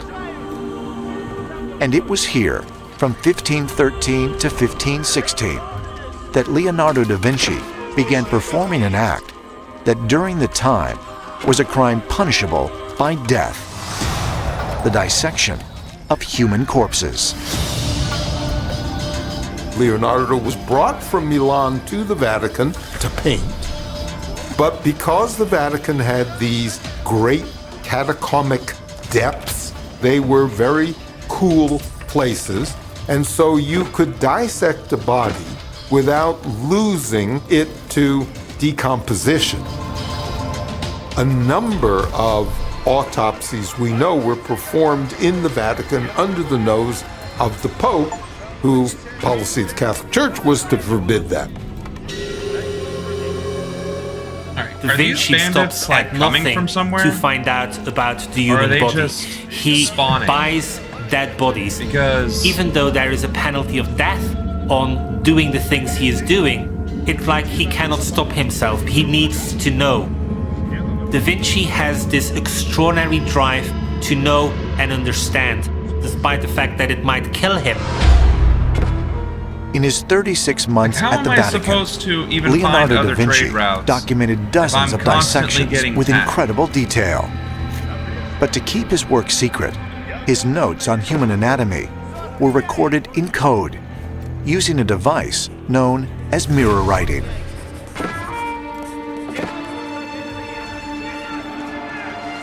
We know from early in his life, Leonardo adopted mirror writing. At a later point in his career, it also served his purposes. Mirror writing is writing backwards. Why did Leonardo do it? He wrote backwards so prying eyes couldn't see what he was writing. He realized that the things that he was working on, including various inventions and even anatomy, were something that the church would not approve of. So he had to do these things in secret, and he knew that it was dangerous. Da Vinci implemented mirror writing in all of his creations, and he most certainly was not playing games when he did this. It was in order to preserve the knowledge that he had gained from the uneducated masses. But why was da Vinci so obsessed with the workings of the human body? What secret and forbidden knowledge was he trying to uncover or reveal? Regular medical science. Florence, Italy, 1503. Jesus. Leonardo da Vinci begins work on a portrait commissioned by a wealthy silk merchant for his wife. But it is a painting he will never part with, obsessing over every detail for what would be the last 16 years of his life. The Mona Lisa. It is only a portrait, and yet it seems to have dimensions and mysteries that have yet to be explained. The Mona Lisa's smile is not the kind of smile that we tend to see in portraits. She seems to know something that we don't. Oh, what is it you're holding? A cookie? What starts as a portrait, a representation of a woman, turns into something quite different. Why? It turns into a kind of philosophical meditation on Why the hell all are his you not intellectual attacking? concerns. What was it about the Mona Lisa that would so consume the final years of Leonardo da Vinci's life? And why would he dedicate so much of his time to a single 20 by 30-inch portrait? There are a lot of theories that Leonardo has secret symbols and secret messages in his paintings. Everything he's doing, he's rethinking even traditional subjects from the very beginning and really imagining them in new and creative ways. All his life, Leonardo da Vinci incorporated a technique called mirror writing. Is it possible that he also used a similar technique in his artwork, leaving hidden messages that can only be revealed with the use of mirrors? The mirror writing is something which defines him. And so the possibility that he was also using the mirror as an unknown dimension, whereby he needs to have the mirror to see certain things within his paintings, is definitely something which I think we need to explore. At Northeastern University in Boston, Massachusetts, graphic designer Terrence Mason uses computer technology to search for hidden messages in Leonardo's masterworks. We know that he was insatiably curious about reflections and refractions and optics and the human anatomy of the eye and how that mirrored reflections of conical-shaped mirrors. Is it possible that Leonardo applied his mirror technique to hide secret messages in the Mona Lisa? But if so, why? To our classic Mona Lisa, Leonardo's portraiture always had very dramatic hand positioning. His hand position was a clue to the access points of rotation of these mirrored angles. So if we try this, what do we see?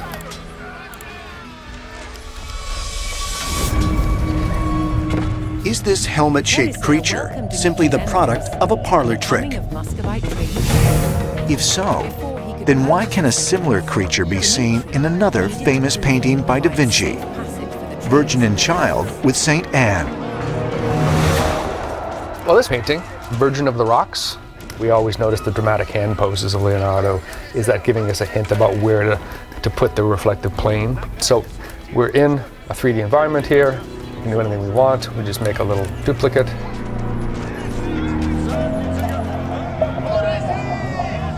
Come in a little closer.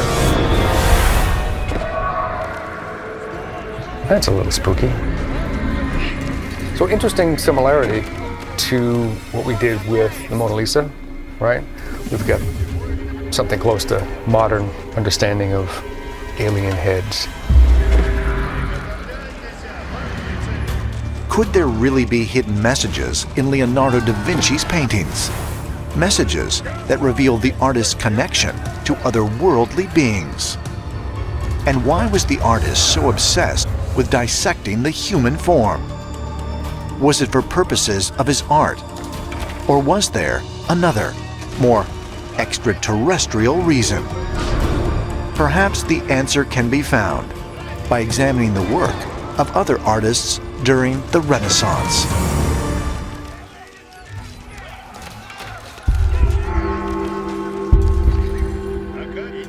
London, England. Housed here in the British Library is Leonardo da Vinci's Codex Arundel, a collection of 283 papers containing drawings, inventions, thoughts, and writings covering numerous scientific and creative disciplines. Leonardo is quite well documented compared with most artists of the time. We've got thousands and thousands of pages of writing which tell us a lot about what he's thinking about, but there's almost no personal record, interestingly. Leonardo is quite a private figure in that respect. Found among Leonardo's papers were a few personal anecdotes, composed just after his 2-year disappearance between 1476 and 1478. What the hell? Why is this not destroyed? In one account, the artist details his youthful adventure encountering a vast, mysterious cave. He describes being on the edge of this dark cave and saying that he felt terrified by the darkness of that cave and what might be within it. On the other hand, he felt a certain desire to try to understand what was in there. Some have speculated that this incident occurred around the same time in his childhood as when he fashioned his famous shield with the head of the monstrous Medusa on it. So the question is, what exactly did Leonardo find in this cave? We can assume that this was a very significant event in his life because it made a strong enough impression on him to write it down as one of the few autobiographical notes he ever made. Why did Leonardo da Vinci, a man who wrote almost nothing of his personal life, choose to write about this cave as one of the first entries in his journal? And why was his experience with the cave so important to him? Some ancient astronaut theorists believe that several of the artist's paintings and drawings provide evidence that Da Vinci may have had an extraterrestrial encounter. One of the things that we see in the grotesque heads is a fairly marked departure from the natural appearance of the human body, the human face, even in its most extreme manifestation. Visually, the works are so compelling. They're often slightly creepy. They've got a very strange presence to them. They are misshapen faces, elongated skulls, flattened faces. Very eerie, troubling, monstrous images. Now, this is an artist known for careful, realistic depiction of what he was looking at. Do you happen to be looking for a new game, or maybe just wanting to try something new? Well, let me tell you about Magic the Gathering Arena. It's a fun strategy game where the games are quick, they're exciting. Which raises the question, what in the world was he looking at? Did he actually encounter creatures that looked like this? They're very, very strange. Are Leonardo's grotesque heads simply products of the artist's creative imagination? Or might they be evidence of Da Vinci's encounters with otherworldly beings? According to historical records, there were, during the Renaissance, a large number of unexplained phenomena seen in the skies over parts of Europe and Asia. During the siege of Constantinople in 1453, Constantinople, soldiers reported that a fire descended upon them from the sky. In 1458, a giant moon-like disk was seen soaring above the landscape in Japan. And in 1492, during Christopher Columbus's epic journey across the Atlantic, weird lights were seen floating above the ocean. Just before Christopher Columbus reaches the New World, he sees anomalous lights in the sky and he reports them. People see them from his ship these flights cannot be explained. Some ancient UFO was seemingly guiding Columbus's ships to the New World. So here we may well have ancient aliens, aliens making fucked up sure then because they that brought Columbus capitalism to the New World would do something and so colonization. important as discovering the New World. Aliens are our enemies confirmed. Might Leonardo da Vinci have been aware of these early UFO sightings? Ancient astronaut theorists believe the answer is a profound yes, and point to even greater evidence that can be found by studying the works of other Renaissance artists. In the Renaissance period, what we see is this extraordinary explosion of paintings, which show anomalies in the background, anomalies which today we identify as UFOs. There are paintings that depict something very odd in the sky. Depictions of UFOs, of strange orbs, or rays coming out of the sky, or falling stars with people sitting inside of them. Why would 15th century artists depict mysterious objects in paintings of biblical scenes? Were they trying to communicate something about the origin of Christianity? Or could these otherworldly images be linked to the numerous sightings of bizarre flying objects in the sky? At Northeastern University, researcher Terrence Mason examines the strange images found in Renaissance paintings. There's another abandoned camp. One specific example, the Baptism of Christ by Gelder, is just bizarre. So many other examples can be explained by different iconography, graphic representations of angels and clouds and lights, but if you look at this painting, it's just a solid, shiny disc with 4 laser beams shining down on the Christ child.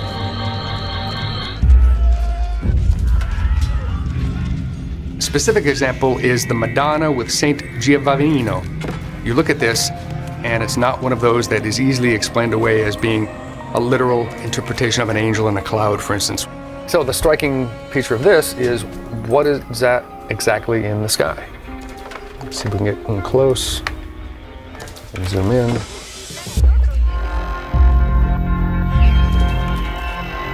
And we can see it's clearly something. It's not a mistake, it's not a blemish. It was obviously painted there. You can see the brush strokes. Even more so than that, the composition of the painting shows our shepherd shielding his eyes. It's definitely not an angel or a cloud. Something's flying and it's unidentified. So when pressed, we have a 16th century painting of a UFO. It's as if the painter is trying to depict some divine messenger, and those depictions apparently are of UFOs. And here we have the Renaissance painters basically bringing us Jesus and a UFO together in the same painting. During the Renaissance, people like Da Vinci may well have had knowledge of extraterrestrials. Might the mysterious images in Renaissance paintings be evidence that Leonardo and his contemporaries had encounters with extraterrestrial beings during the 15th century? For the answer, ancient astronaut theorists turn not to Da Vinci's artwork, but to his incredible inventions.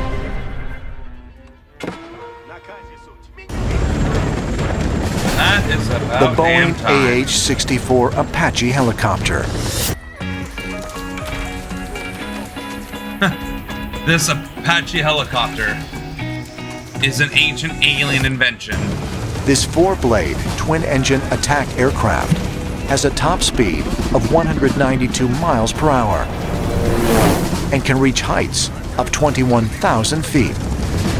It is also able to fly just a few feet above the ground in an effort to avoid radar detection.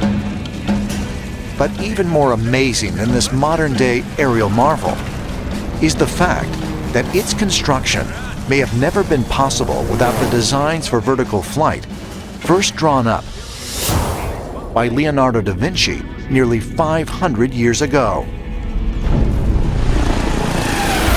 The helicopter, the airplane, the submarine, all of these were Leonardo da Vinci's concepts. He invented all of the modern weapons that we're actually using today. So aliens were if we had developed bastards. the various ideas, concepts, and scientific discoveries of Leonardo da Vinci, there is an argument to be made that we possibly could have landed somebody on the moon in about the 1800s. He was 500 years before his time, and many of his devices could not have been constructed during his time. They didn't have the technology. One design of Leonardo's that the inventor was actually able to realize during his lifetime was this one, the world's first fully functional robot. In 1517, at the famous Chateau de Clou in Amboise, France, 65-year-old Leonardo da Vinci presented King Francis I with a gift in the form of a full-sized mechanical lion.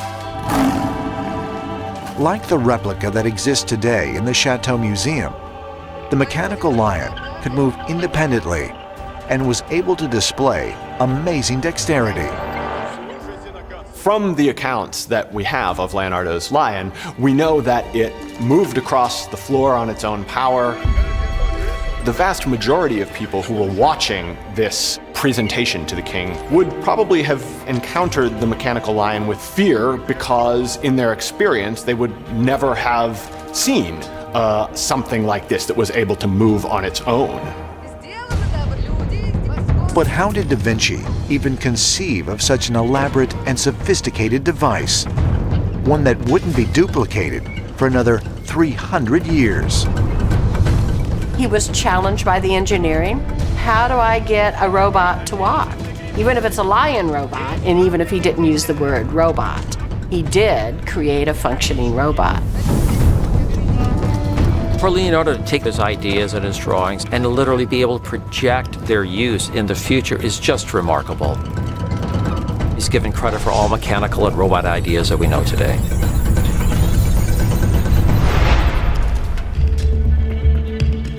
Here at the Leonardo da Vinci Machines exhibition in St. Louis, Missouri, Italian artists and engineers have painstakingly recreated over 60 of Leonardo's inventions.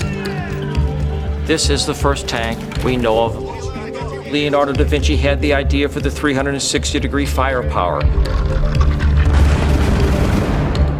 It was originally designed for horses, but the horses became spooked so easily that he quickly designed it to the human being.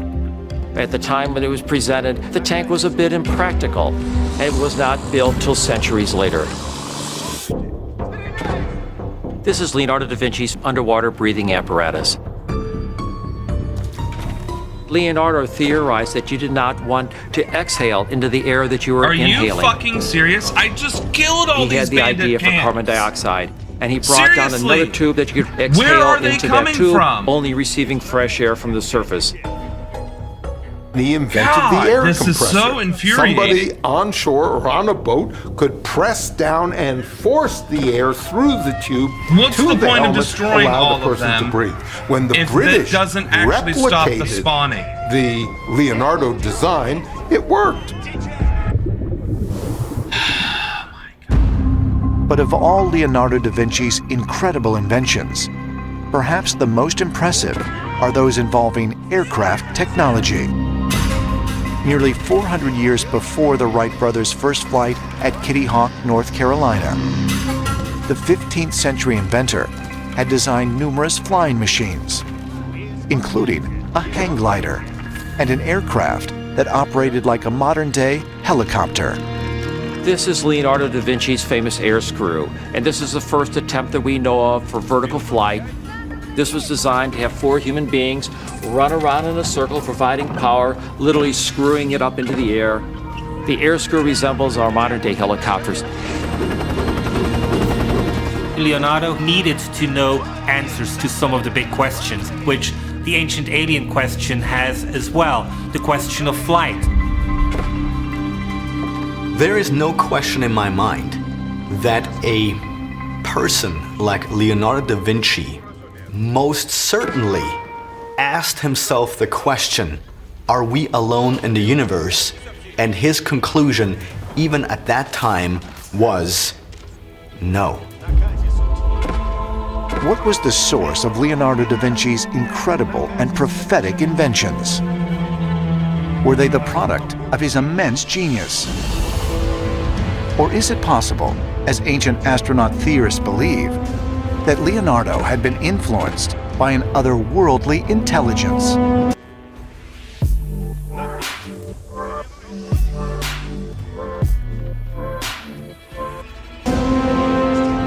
An intelligence he encountered in the past, or one that he possessed from within.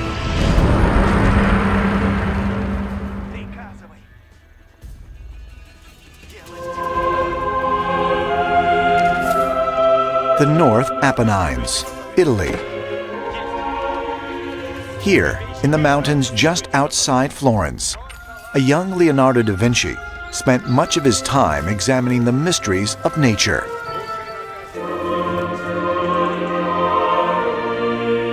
Because his parents were not married, he was excluded from the prestigious academies attended by many of his contemporaries. In Florence, the Platonic Academy is reformed and this Institute of Learning comes about. Now we know that Leonardo da Vinci is not allowed to enter this academy. So they literally just spawned. This is a young there man was who's pretty nothing much there a left on second his ago. own in some ways for up to 19 years, traveling around the countryside. What He the was fuck is the looking point at of rocks. destroying He the was bandit studying camps birds. if they he was just looking straight at up the flow spawn? of water. He was studying mountains. That's not He was something... literally immersed in nature. No other artists in the Renaissance really showed that much interest in the natural world and the surrounding world.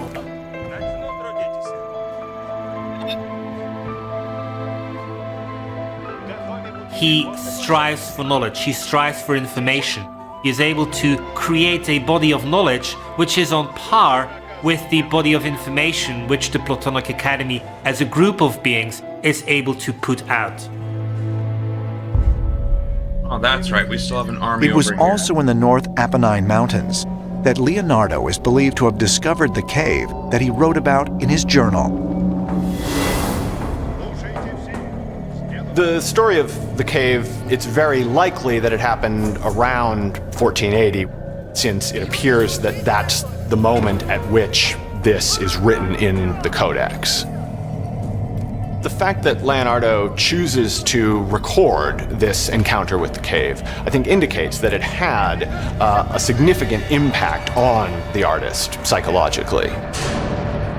But although the exact location of the cave and the date Leonardo discovered it remains unknown, there are many who believe that it may provide the key to understanding the source of the artist's incredible genius and the answer to the mystery of what happened to him during his missing 2 years.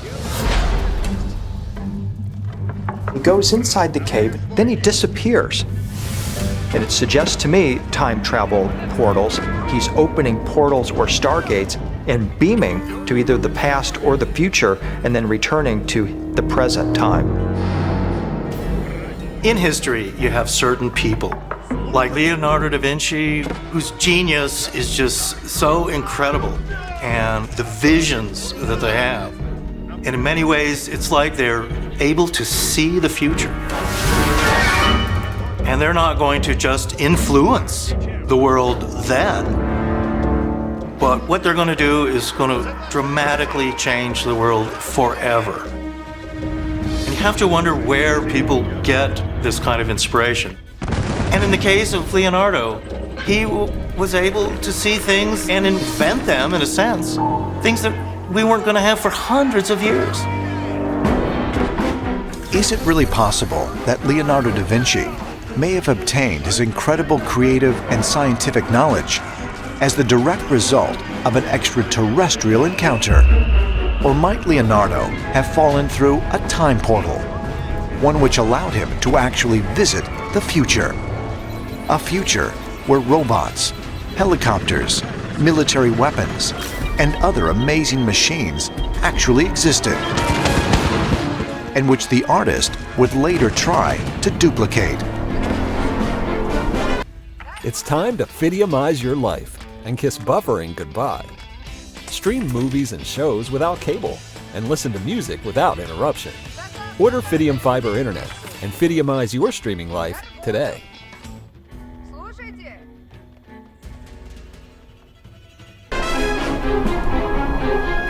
It must be Stargate portals. Some exactly. ancient astronaut theorists Nothing else believe could the possibly answer make can be sense. traced back to work he did on the Annunciation and the significance of his so-called disappearing angel. Leonardo and Verrocchio's Annunciation portrays the moment at which the angel Gabriel has Seriously, arrived I've and killed is everything. telling the Virgin Mary that she's pregnant with destroyed the Son of God. camps, or they're in the process of What getting some destroyed. scholars have speculated And is that I destroyed by all the painting camps the that are angel over here. in the Annunciation so So that it why disappears the hell under are they X-ray, still spawning? he is telling us that, like Gabriel, he is the messenger. And then, with his And next why painting, can't I do, we're told that this great gift to mankind has patrol? arrived. And Leonardo da Vinci's Owned 12. contributions Thank to you for the, mankind follow. are truly a gift to the Wait, world. Why can't I patrol with these? You have to wonder That if doesn't make Leonardo wasn't doing this because he was being encouraged in secret by some kind of extraterrestrial masters who were somehow behind him. I thought... Might Leonardo da Vinci, the man many have called the greatest genius who ever lived, have been chosen by extraterrestrial beings to accelerate the advancement of the human race? Or was he merely trying to Are we seriously communicate the attack incredible moving and then future just walking inventions right he had past? witnessed firsthand? Without doubt, the most influential personality of the first millennium was Jesus. Now you go to the second millennium, and I believe Leonardo is the most important dominant personality, made the most contributions in the most areas during those 1,000 years. Wherever we look in ancient times, we find that the genius was always identified with superhero, divine qualities. Even today, we put geniuses on a separate pedestal and almost worship them. And this is really something throughout mankind's history. So the question is, where does this come from? And whenever you look into mythology, you will also find that the geniuses were the ones who were created by the gods. Genius and divine go hand in hand.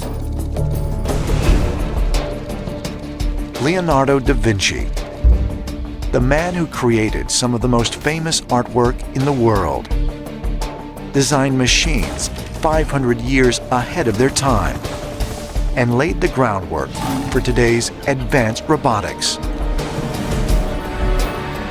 Was he a time traveler, a man who by accident was provided a glimpse into the future? Or was he chosen to serve an unknown agenda? A human messenger who conspired to keep a secret pact with extraterrestrial beings? Perhaps the answer lies not in space, but right before our eyes, hidden in Where are plain these sight, fuckers coming from? within the smile of a 500-year-old portrait.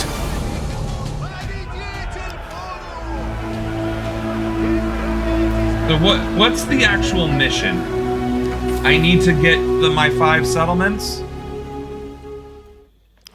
At Vistaprint, we print your brand on everything, like t-shirts, hats, totes, hoodies, and ooh, really fancy water bottles. So print your team's signature style or seriously impressive merch. At Vistaprint, if you need it, we print it. Print it all at Vistaprint.com.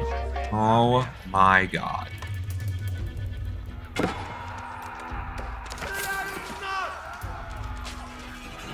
We now head to the great state of Texas for the story of an unexplained phenomenon which occurred in, of all places, a suburban kitchen. March 2017. Erica Garner is home alone in her house just outside Houston. Her husband has left for a business trip. I was outside, I was playing with my 2 dogs, and I noticed something very strange on my rooftop. There was black birds going in a circle. I had never seen that before. This feels like some sort of omen as Erica goes back inside. She's giving water to her dogs when suddenly... What was that? Let's freeze on that, because if you blink, you'll miss it. A strange blue light streaking through the room, leaving Erica stunned and momentarily at a loss for words. That was weird. It was almost like plasma. Everything in the room turned completely white, almost like an explosion, and my eyes started burning. It's really weird. Even stranger, the flash only lasts a second, though Erica says it felt much longer. It traveled almost like it was a train coming across the room, slowly coming in for a stop. And this happened for all about 7 seconds. And that night, things get downright funky. I'd had trouble sleeping, I was having some strange dreams, and it definitely impacted me. Erica's dreams of pink and purple galaxies make her feel like she's been transported through time. And she wonders if the blue flash could have been an extraterrestrial force. Into my research, trying to figure out what possibly a blue beam of light could come from, people have said they've experienced alien abductions and they might see a blue beam of light. One similar case happened in 1975. An Arizona logger named Travis Walton disappeared after walking toward an unidentified beam of light in the forest. He recalled being transported to a strange place surrounded by alien beings. And when he made it home, he was shocked to learn he'd been gone for 5 days. There are definitely things in this world that we do not understand. So what is Erica's blue flash? Well, we know it's not her security camera malfunctioning because we can hear her reacting in real time. Oh, what was that? So the first thing we did was a proper analysis of the footage. Photography expert Andrew McCarthy starts by examining the footage frame by frame. So right after this, the camera lost several frames. You see a distinct jump. Her hair moves, the dogs move. It's just a significant jump. She said it was 7 seconds. I'm not sure if it was 7 seconds, but it was a long time, long enough that they significantly shifted positions. But McCarthy says there's something else that's even stranger. What didn't make sense to me is nothing here is casting a shadow. It seems like the light's supposed to be coming behind the camera to cause this, but you would see some kind of Welcome shadow back, cast on legs of these Screwballinger. chairs, you know, on the dogs. We're on You don't see alien any of that. conspiracies, It's just but we will bright, get to and the it's Fed when I get uniformly back from bright. Scotland. Forensic investigator Chase Klotsky is curious if the flash could be something as simple as a burnt-out light bulb. So she asks the Garners to run a test. Erica and her husband put this light bulb in and they tapped it. And if you tap it long enough, it burned out. Once you compare when the light bulb blows out and that reaction, and you put it next to the blue flash, they're not even close. Okay, so if it wasn't a blown bulb, was it possibly a strike of lightning from outside? Atmospheric scientist Deanna Hentz reviews the local weather radar from that day. What you're seeing is that a round of fairly intense thunderstorms went through the Houston area. This scenario. But it was about 1 o'clock in the morning, whereas this video was taken at 11:30 in the I morning. am not enjoying That really Age of Empires leads me to 4. think I am that really not lightning enjoying is not it. responsible for that flash. Some experts believe wormholes in the universe create paths to move backwards in time and through parallel universes. Like Perhaps these the blue flash quests, was these one such missions, path. do not follow anything I resembling stand more on the logic. Like, hey, side of destroy the this bandit being camps. a Oh, time but we're glitch still gonna and spawn error bandits anyway. in our time-space Then fabric. why attack the bandit camps? Everything you want is right here. Talking about this game being a pain in my ass. So what is it? The strange jump in I the don't think footage Age of does Empires point to 4 some was kind of designed time well. glitch. But whether it's caused by But, an alien force, a let's, wormhole, or something else is unclear. So for now, I'm prepared to call this a genuine, unexplained phenomenon. We take you back to 1971, the village of Belmez in Andalusia, Spain. Local resident Maria Gomez Camara discovers a strange discoloration on her concrete kitchen floor. Oddly, after a few days, it changes and forms what appears to be a face. She tries to scrub it away to no avail, so her husband then tears up the floor and re-cements it. But a week later, the face reappears in the floor, followed by several more. A number of times they've taken up the floor, they've tried to get rid of them, but the faces just keep coming back. Word quickly spreads about the phenomenon in Belmez. There's been a number of investigations and attempts at analysis of the site, and none of them have come up with any evidence of paint or tampering that would lead to a concrete explanation for the discoloration of the faces. Jesus. Even stranger, while researchers were examining Georgia will the be site, exciting. a number of long-expired human remains were found buried underneath the house, unbeknownst No, to the I family. do say so. I was able to verify say that so there was a late unequivocally. 1800 cemetery in that location. It likely was a Catholic cemetery that was long forgotten, and when they I'm needed actually room to turning it build off. homes, they just went ahead and built a home 'Cause over that's it just- without realizing that. Here's the thing. In these kinds of games, your mission objective, once you accomplish it, is supposed to stop a trigger from happening. That's why you attack the bandit camp, so they stop triggering. But instead, they trigger harder. It makes no damn sense. And I don't care that it's on hard difficulty. Then even on hard difficulty, then the waves should be stronger, which they were. I had to build 3 or 4 armies and manage them. That makes it hard, not the constant spot. Secondly, like the pathing of the units, trash. You can't speed up the game at all, which means you're sitting there watching everything slog by little after little. There might be some like graphical or like certain balance things that are slightly improved, but the thing is, it plays just like World of Warcraft or World of Warcraft 3. And now that I'm looking, I don't see my Blizzard, my BattleNet icon, so I gotta add BattleNet.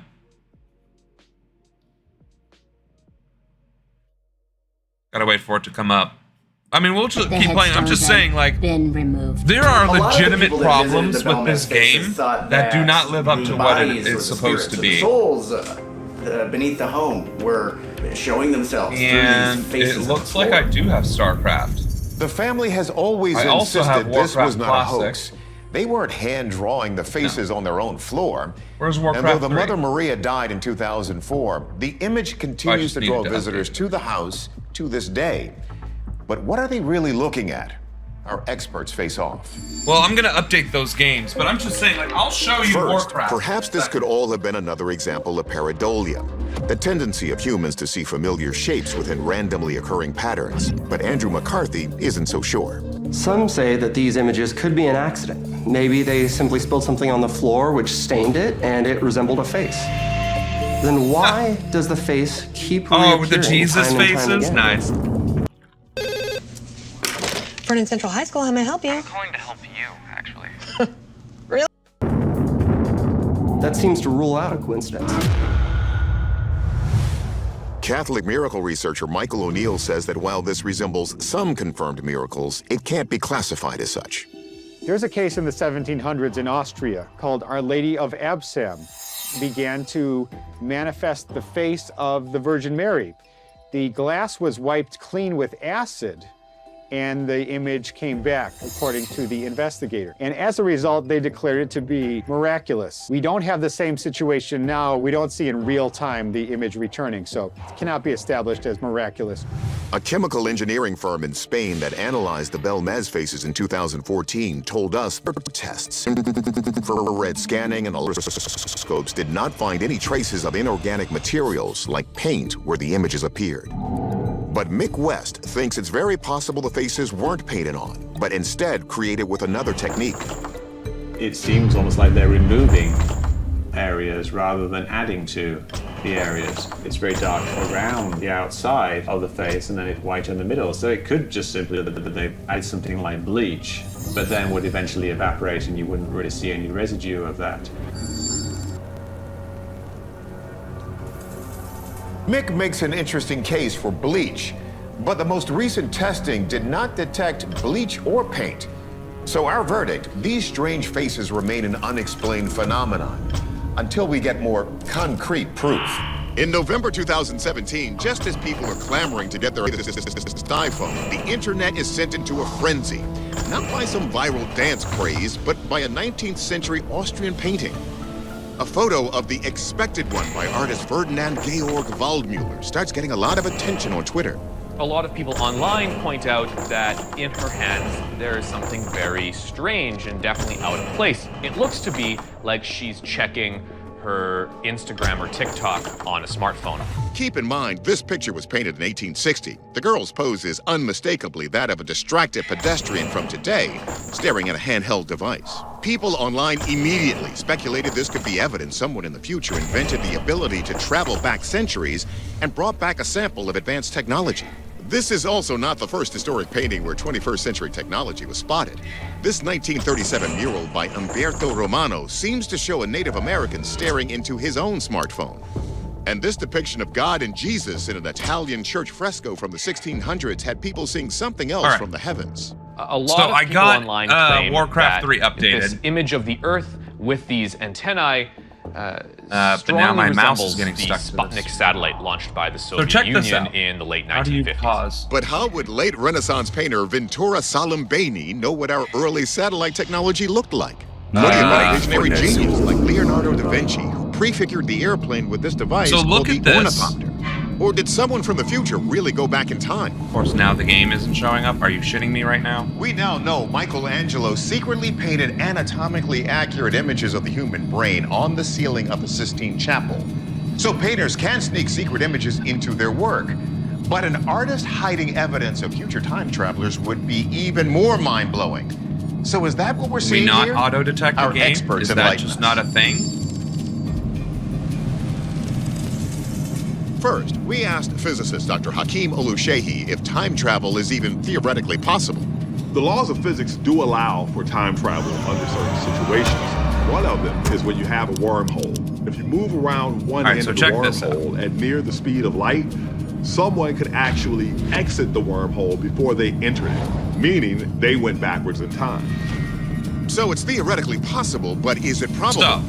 We This showed is the paintings Warcraft to 3. Christ. He says these modern-looking objects don't quite add up to clear This proof is that later Warcraft generations 3. solved the time travel equation. Reforged, so If time updated travelers were graphics. coming from 1,000 years in the future, they would bring things from their time. I don't think they would stop off in the early 21st century and pick something up and then go to the 18th century. So it seems likely the scroll is being mistaken. But what? For the lady that's walking in the meadow, it was very common to have That these better little now? books that were devotions or just little religious scriptures. We have those little hymnals in museums that are about roughly So anyway, the same size that date from that same This is period. Warcraft 3. Between the Christ figure. Do you see and how God is similar this these huge graphics are? sphere, which is The called gameplay, a creation grid. the maps, antenna are the actually damn symbols stand that ready. God and Christ were holding. It still has the Artist icons. was trying to envision. Like, sure, this the whole mini-map's a idea little of creation garbage. with his Sure. artistic license. Clearly, a lot of internet users jump to the same wrong conclusion, and there's a good reason for that. The damn When stand Archie ready. ran Beyond that, I look back mean, this on is essentially artwork Age of we've done, Empires They 4. may be scratching their heads and It wondering, is literally the what is same that object graphics, he's but with holding in his worse hand? tile maps. So by the Look time at the our units. descendants look at artwork from Look how today, crystal clear they technology are. will have moved on, and they may The only thing that looks like it's from the 90s are these tile maps. that has since And the emerged. trees themselves, which even then, I don't know, I would say the trees kind of still look good. Our verdict, a collective case of You still gotta misidentification. build stuff. We can't rule out that somebody in the How do future you has build in this unsummoned game? more cigarettes. traveling to the past, since even scientists of today say Alright, we're space summoning and a time are not building. We already have the absolutes. necropolis. But these We paintings are need- not proof of that being the case. What we need. It's 2010 near Lake Natron in northern Tanzania. Where's the A British building and photographer house? travels to the lake with camera in hand and is ziggurat? instantly taken Oh. aback by what he encounters. From his My photos, fate you is might think that sealed. these You are need to pieces of build artwork, maybe even something wicker creations. that expands But the these are real undead animals, world. seemingly petrified in place.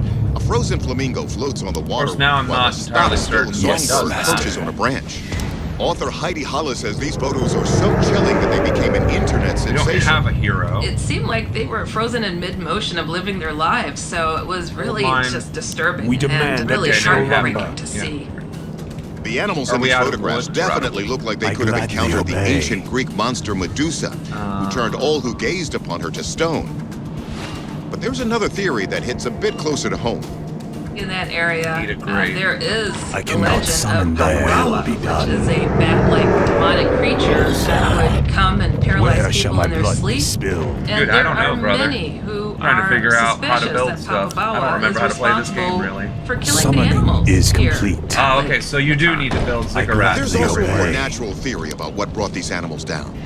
Some say the red color of the lake seen in some footage is evidence of toxic algae that is killing the creatures. What's most curious about Lake Megatron is that it doesn't appear to be deadly to all animals. I wonder, In can we fact, summon it harder? 75% of the world's population of lesser flamingos Are we live able to in its summon it lagoon. faster? No. So Thy bidding, what happened master. to these unlucky animals? Oh, that and seemingly notice the froze spawn to point death? of gold. There's 10,000 gold. I mean, I'm just saying, like, there is very little I bow to your that will. Age of Empires 4 is doing better than Age of Empires 4, and actually worse. Where Look at this shall my pathing. blood be spilled? The damned The stand pathing is ready. actually My better. fate is sealed. Look at this. It's Yes, pathing master. way better. Excuse me. Are you shitting me right now? The damned stand ready. Yeah. That's pretty much Science where Wiki we're at with it, considers isn't the famous legend of Popo Bawa. According to Summoning legend, is Popobawa complete. ultimately Summoning attacked is complete. humans with the I wish goal of only So now we instilling can do fear what? spreading throughout The humanity. damned stand so ready. for this How demon do I to get- hypothetically attack an animal is I not thought this how served as a drop I off. wish only to serve. So let's rule out these mythological Use on beings. gold mine. Could there be a real-life predator that's causing these animals to freeze at the moment of death? Wildlife The damned biologist Dr. stand Stephanie ready. Oh, I have to Shepler looks produce into this more. theory.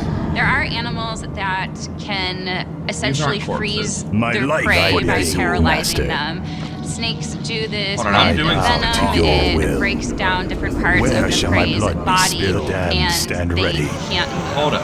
And Chill. there's the brown recluse All right, where are you spider. building? When it bites you, it breaks down tissue. Where are but these spiders and snakes, they consume the prey that they kill. So it's really strange that we see the bodies of master. these animals largely intact. So if it's not a Grains, predator, ghouls, could toxic tryptophanes, red and algae have gargoyle. killed these creatures? shit, Biologist did I Dr. fuck Floyd up? Hayes investigates. Red tides occur in areas that are rich in nutrients. They're caused by dinoflagellate algae, I think I fucked which up. produce toxins and can kill organisms. Thy will be done. But organisms killed during those are red ghouls. tides Basic are not attack unit and lumber harvester. this. Oh. They quickly disintegrate. That's what they do. Yet NASA geologist Dr. Bob Okay, Anderson I'm thinks the tracking. algal blooms may provide a clue. This is a I'm lake tracking. associated with volcanism. When And you I have think this these is- nearby volcanoes, a lot of times they have these toxic. I think in order to type of get this gases gold in mine, there. you actually have to these defeat algae are something. feeding off of the nutrients that are coming from the volcano. So Okay, well, toxins now I from know how to get volcanic gases gold or algal or blooms wood. may be what's causing these deaths.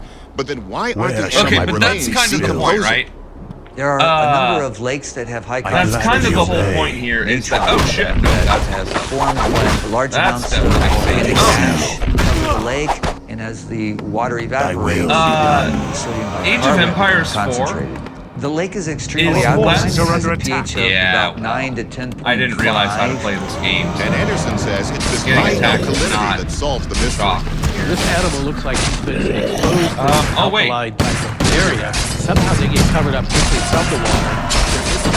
Oh, in order to turn them into the vessel here, you have to. So they actually act as Anyway, we weren't playing this game to show that it, Anderson says what the animal's body goes through is also similar to petrification, which turns organic that I was material any into good at it, fossils. 'cause I obviously had the undead. Process is that water goes through. That and was water's definitely not carrying what we were minerals. They going take out an for. organic mineral, But and that replace it with graphically a mineral speaking, like in terms quartz of or gameplay, something that's very a hard. game from the 90s is infinitely better than a newly Our created verdict? Age of So, Empires this is game, really pretty which cool. is hot It garbage. turns out Same these thing with Age of animals are Empires not 3. actually petrified, It is they're mummified. extremely The high clunky. alkalinity in the lake from sodium bicarbonate Extremely is what causes this process. But that still doesn't explain why the creatures are the ghoul perfectly is frozen scary. in place. I met my wife on WoW. Wow. Nice. I've actually We caught made up a with lot a of friends on WoW photographer, too and back he in the day. admits he found I'm them actually on a shore Facebook and friends then with a couple of posed them them still. like this to achieve that haunting look in his photos. It's late September 2019. I was helping a coastal noob, and town next of thing you know, I'm Weston married. That's Supermare how they in get England, you. One morning, Right? a local woman They- wakes they- up they bewildered do at their, what's taking place in little, her bedroom. She grabs her phone and starts Well, not recording. night elf. What were the other I'm in elves my called? The red bedroom, elves, I think. And I'm looking at the They wall. do their red elf or What their is femme this troll dance, and next thing you know, you're sorcery like, that yes, is ma'am. happening? Where do you want to go next? The woman holds up her hand in front of the wall in a state of utter shock. The image is blurry, but you can clearly see her pan the camera as a red car drives past a block of buildings. I am confused at how this is happening. It appears a row of white houses is being projected onto her bedroom wall. They look like perfectly normal residential buildings, Blood elves, except exactly. for one thing. They You are do. You all get one upside blood elf down. doing a little Journalists dance, even and all of a title sudden you're wonders if just it's all falling an right illusion. along. What's really interesting is her curtains are pretty much completely closed. So it could just be a trick of the light. And we were When the both video gets blood posted elves. and goes viral, some suggest the You buildings are not dastardly of our dog, world, but a nearly identical one, a glimpse into another dimension. Is such a portal even possible? Consider that other dimensions might exist, according to something called string theory. String theory is a theory whereas instead of having atoms as kind of the base layer that creates everything, that everything in the universe is created by one-dimensional strings. These one-dimensional strings or filaments of energy But are see, that's something that we really need to discuss real quick. One-dimensional, when you think of a string, right, you think of something like this cable. But this cable is actually three-dimensional. A string means one-dimensional, meaning it can only be observed in one dimension. In any other dimension other than this dimension, it ceases to exist. So if you took that string and tried to grasp it, it would not be feasible because it doesn't have a beginning, a middle, and or it doesn't have a left, a right, or a center, or anything. It doesn't have volume. It only exists in one dimension. Same thing with two dimensions. Like this plane only exists in this direction. If you were to turn it this way, it wouldn't exist. If you turn it that way, it wouldn't exist.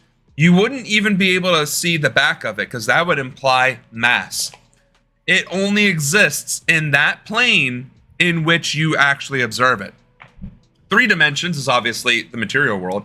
And then a fourth dimension would be presumably existing in multiple different dimensions in different ways. So that is the most basic way to explain the different dimensions. Smallest objects in the universe, and they're said to vibrate in different patterns. And these strings can vibrate against each other and create Drew multiple Bollinger, you were the dimensions. kind of player that I Consider would have this your hated sign to rape to stock up on if sign. you were Because purposely right now at messing with Vistaprint, people. all and then- signs are 20%.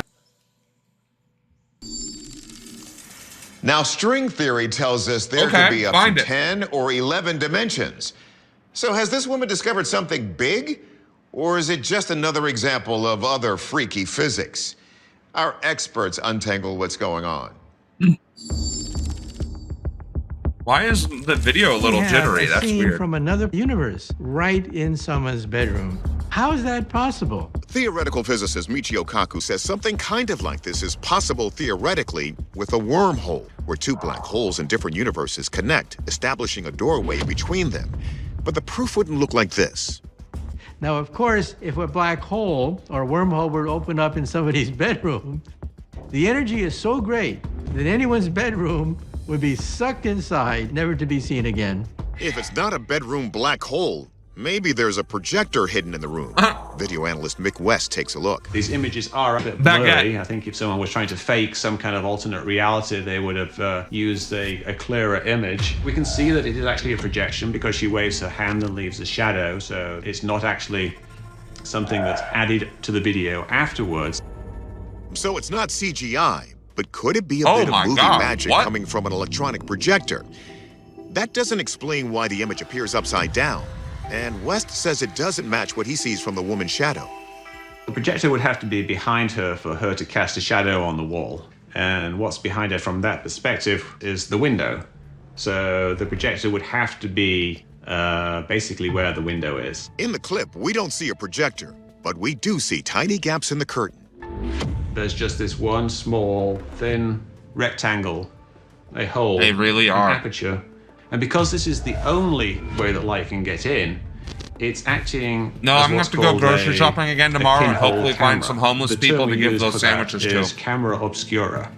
As light rays hit an object and then travel through the aperture of a pinhole camera, they project the image of an object upside down. This creates the camera obscura effect. And just to prove it conclusively, West has been able to recreate it. I took this plastic sheet here and I put it over the window, and it has this little hole in here. And then when I turned the camera around, I could see that there was a projection of my backyard onto the back wall of my garage. And like in the video we saw, I can cast a shadow on it. And here's an image of me walking around, waving this umbrella around, projected onto the back wall of my garage. Ah. Our verdict? This is an example of camera obscura from a pinhole camera accidentally made by the window shade. The buildings we see in the image are actually the neighbors' houses from right across the street. We might not have traveled to a new universe, but we got a good lesson in the science of optics. You passed. Class dismissed. December 2019. It's just after Christmas in the small community of Porter, north of Houston, Texas. A man is heading out alone on what seems like a normal Lone Star evening. But his doorbell is about to catch something extraordinary.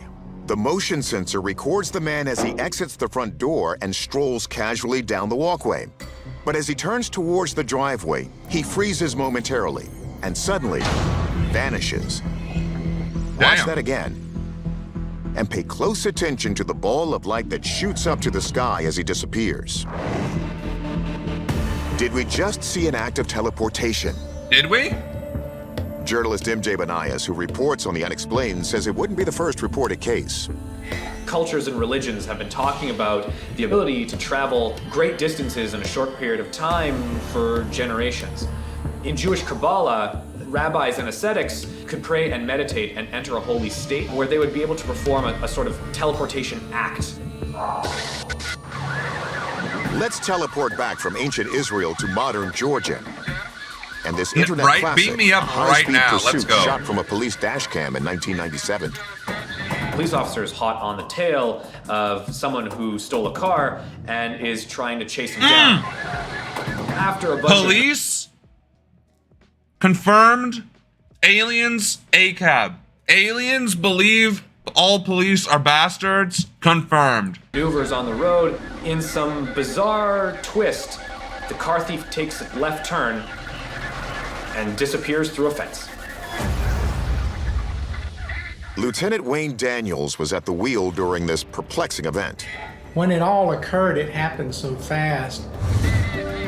I figured the fence would wrap him up, he'd be in a big old cocoon, but yet the fence was still standing in front of me and keeping me closed off from getting inside the yard. I had no idea to begin with. Aliens are on our side. All right. Could get through a 10-foot chain link fence. They might have led Columbus to the ocean blue, but headlines reporting that they hate teleportation police, is now a matter of science, at least on the subatomic level.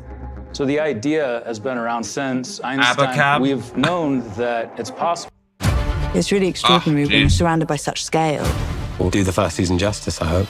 It's good to be able to teleport at least photons. And even more recently, scientists have been able to use quantum entanglement to teleport larger structures. By the way, teleportation, depending on how they're choosing to explain this,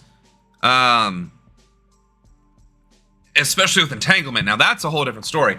Entanglement is where two electrons are literally entangled, and no matter how far you separate them, what you do to this electron will impact this electron. That is the most simple way to explain entanglement, right? So, like if these two things are entangled with each other, and I put this over here and drop it, this should drop as well. That's the whole point of entanglement, is that one is connected to the other, but also electrically and also energetically. So instantaneous actions would be like if an electron was on this side of the universe and entangled with one on the other side of the universe, that whatever this electron did to this electron would happen instantaneously, despite the distance of, way faster than the speed of light. So if that's what they're talking about, then yes, we do have certain understandings of that. Levitation would be energy manipulation, I believe, which is different than teleportation, which would be matter transference from one space to another space.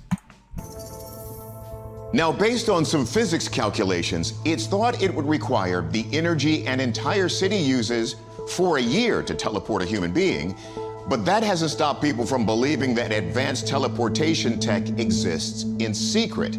So do these videos prove it? Let's turn to our experts. I mean, so the science, though, involved in needing to teleport an actual being, which is probably going to get discussed now.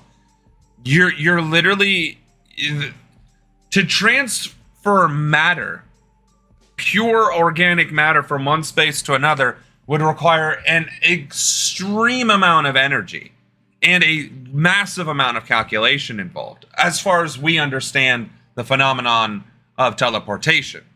So I'd be very interested to see that, what they got to say here. First, Michael Primo examines the doorbell video. So I've analyzed many Ring camera video recordings, but one thing that they all have in common is that they use a high level of what's called visual compression. So I employed what's called macro block analysis as well as motion vector analysis. These tests reveal that the encoder was not documenting new pixel information for 30 frames. It is entirely possible that this is encoder error. So there's several different reasons as to why this occurred at this specific point in time. The first is there was a drop in the internet connection to which the camera was not transmitting information to the cloud to actually document those frames. The second is simply camera malfunction. So the glitching doorbell didn't capture teleportation in the act. Huh. But how did that car in the police video seemingly teleport to the other side of the fence? After some investigation, Lieutenant Daniels believes he solved the puzzle. On most fence, when you set the poles, you put the fence on the outside of the poles so that it protects anyone from going through the fence into a yard. This particular fence was set on the back side of the post so that when the car hit the fence, the aluminum ties that hold the fence to the poles popped loose. The fence swung open like a garage door, and before the dust could settle, the fence had done come straight back down in front of me. Damn. I thought we had so our verdict proven on both that of these videos, all anomaly cops are of the bastards, teleporting even with detection aliens. can be explained by a faulty camera. And the mystery of the vanishing Georgia bandit can be explained by a faulty fence. However, a recent experiment in 2017 by Chinese researchers did manage to teleport the quantum state of a photon to a satellite 870 miles in orbit.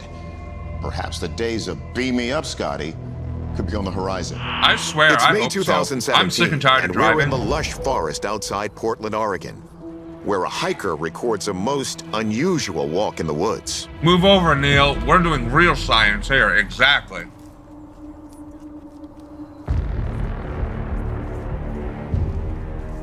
Watch that again. The hiker walks through the mirror as though it's an open door, then turns back to see where he came from, and eventually returns back through the mirror. I get it, pretty out there, but if it's an illusion, it's an impressive one, and that's not all. As he goes through the mirror, you can see that the ivy is on the right side of the tree. But then when he goes back through and he turns around, the ivy is on the left. So it seems like everything has flipped. It's really disorienting. Now work with us here a minute, because McCarthy points out that modern science is open to the notion of mirror worlds. There are actually scientists out there who are studying the idea that a mirror universe might actually exist. And they're running experiments using subatomic particles to see if those particles will turn into mirror versions of themselves. The idea of mirror universes comes from a measurement of neutrons that makes no sense. Neutrons, when taken out of the nucleus of an atom, will decay away. According to the law of conservation of mass, that can't just happen. If neutrons are, say, disappearing, then maybe they're disappearing into an alternate parallel universe. Sounds crazy, but this is actual physics that people are testing. If a parallel universe does exist, has this individual found a portal to it? Before you go running headfirst into your reflection, let's ask our experts to explain.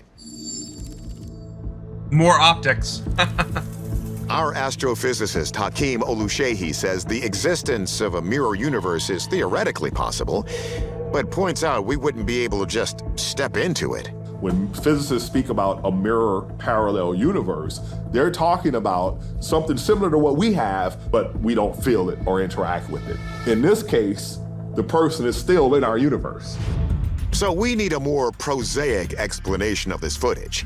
And forensic video analyst Mick West No, this is thinks he's got clearly one. a really So I think good what happens edited here, video. You can kind of get a clue as he gets towards the mirror here. He approaches the mirror at a 45-degree angle, so you can't see his reflection. So I think what happens, and if this was the mirror, you'd come up to the mirror, 45 degrees, you rotate it, come back out again and turn around. Then you can come back in, do the same thing, come out this way. All you have to do is then cut that video and remove the bits where you turn the camera. It's very, very well done. It's a camera trickery, but it's nicely done camera trickery. That's exactly, yep. Okay, our verdict. This video was an impressively made hoax. While a mirror universe may still exist, we don't yet have an easy way to visit it. Not through a mirror. In our dreams! And sadly, when not you through a have your TV screen dreams! either. Damn! I just found it all! 2,136 videos of aliens. Let's go.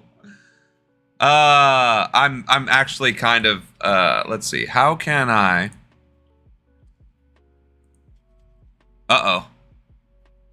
At Papa John's, get an extra large New York style one-topping pizza for only $10.99. It's a mouth.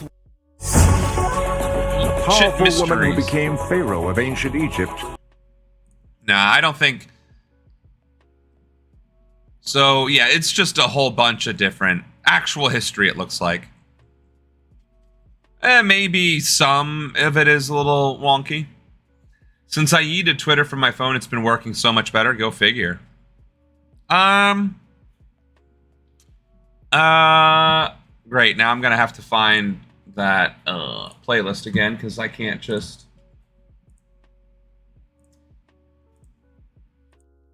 Copy and paste. So, I mean, it's actually 8:30. I'd say we... Oh, so this one's only 5 minutes left. Yeah, let's finish this one. And then... Yucca Flat, Nevada, May 19th, and then we'll call it a stream. Since we're not playing video games. One of a series of nuclear tests under the umbrella codename Upshot Knothole is set off. Within seconds of the blast, a disc-shaped object is seen rapidly descending from the sky, headed south toward Las Vegas, then disappearing into the mountains. Just 2 days after this event, government officials secretly gathered a team of scientists for a curious assignment.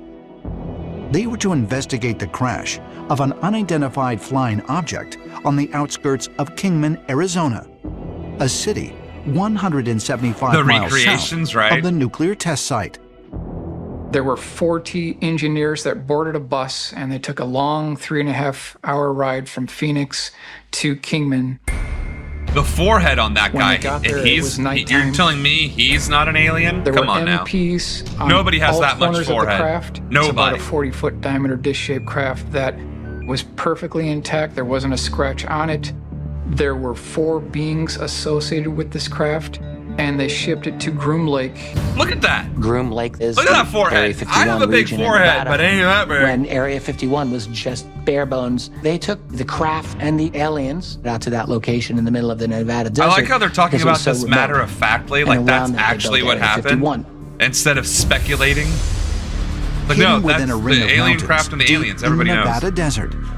Area 51 is a top-secret military installation that has long been rumored to hold evidence He has of a fiver. alien He has a technology. sixer. And Probably there a are even sevener, if we're stories being honest. that a special facility at Area 51 once held a survivor of the 1953 Kingman UFO crash, an alien entity known as J-Rod. J-Rod? J-Rod is an alien who allegedly worked Yeah, he at is. Area 51 With a name over like a period J-Rod? of years, and it was J-Rod's mission or duty to help reverse engineer technology that was apparently from the 1953 Kingman UFO crash. J-Rod was one of the crash survivors and worked directly with our own government. A-Rod? Captain Bill Uhouse, A-Rod? a former Navy pilot who later worked for the U.S. Air Force performing experimental testing on aircraft, was assigned to Area 51 in the mid-1960s. And he claims that he not only studied the craft that allegedly crashed in Kingman, Arizona, but also had direct contact with J-Rod. With J-Rod? We had a long period of introduction into Let's go. meeting, you know, an alien. And I called him J-Rod. That's the name that the linguist gave him. That's and the name. He would talk, but he Can you sounded just like imagine? if you spoke. You're an intergalactic, interstellar, space traveling alien. You make it to Earth, and they just call you J-Rod. Like, no, my name is actually. Yeah, we can't pronounce that or even attempt to replicate the sound you just made. So, J-Rod it is. Like, what a Chad. Like, some pencil pusher with the government was like, all right, you're an alien. You're like 4.5 feet tall, so junior. And you're as thin as a rod. J-Rod. All right, J-Rod it is. Like, He sounded like you. You know, he's like one of the, you know, a parrot, you know, but he'd try and answer your question, you know. Basically, it was only engineering advice or science advice. There's also another whistleblower by the name of Dan Burish. And Dan Burish said that he was hired as a microbiologist to basically sounds like care something from for Key and J-Rod, Peele or ensuring SNL, that right? he It sounds remained like a healthy. joke. Why would you call an alien And, J-Rod? this went on for years and years and years. Morpheus might make sense. According to Dan Burish and Bill Uhouse, J-Rod was housed in a special underground chamber at Area 51. And there have been numerous other accounts of extraterrestrials working with the United States government.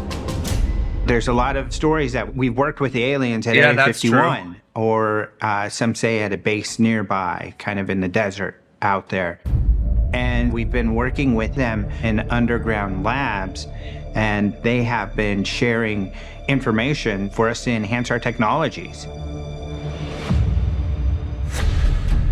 Why Is would it you want to possible help the that the human United States race, government especially has met Americans, with and enhance worked their with technology when entities we're the like most J-Rod violent country and on other this planet? alien visitors since at least the 1950s?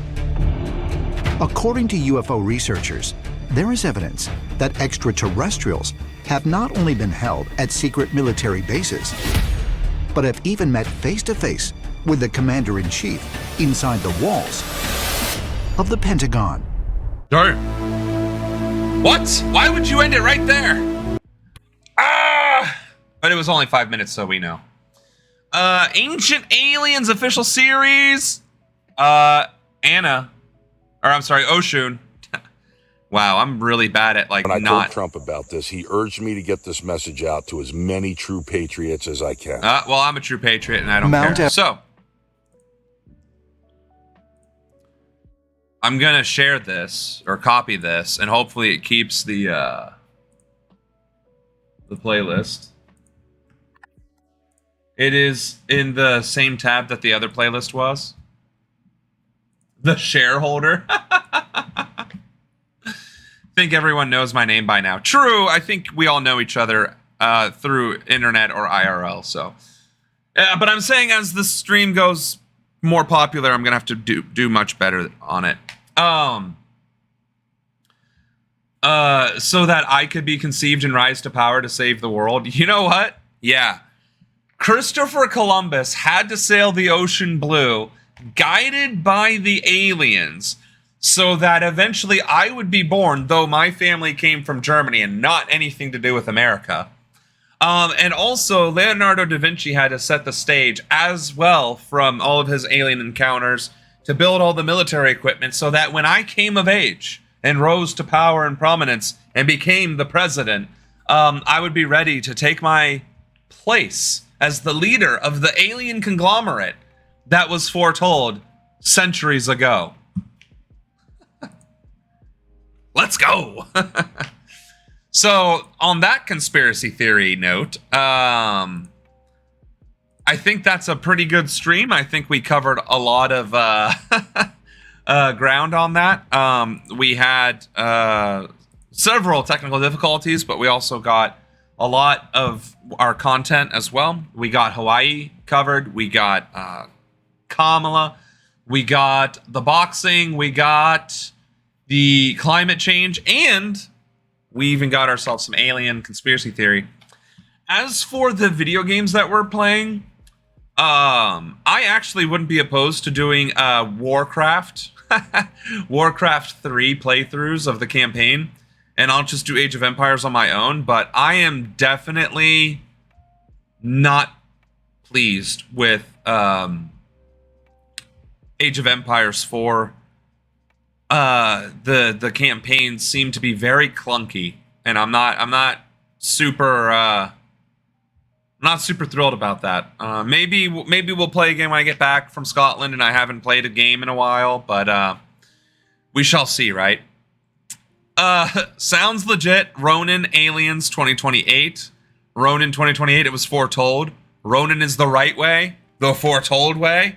I mean, we could certainly go that route for sure. So, anywho, I think we'll call that a stream, and I will see you all, presumably, depending on how I feel after a transcontinental flight, presumably August 15th is when we'll see each other again.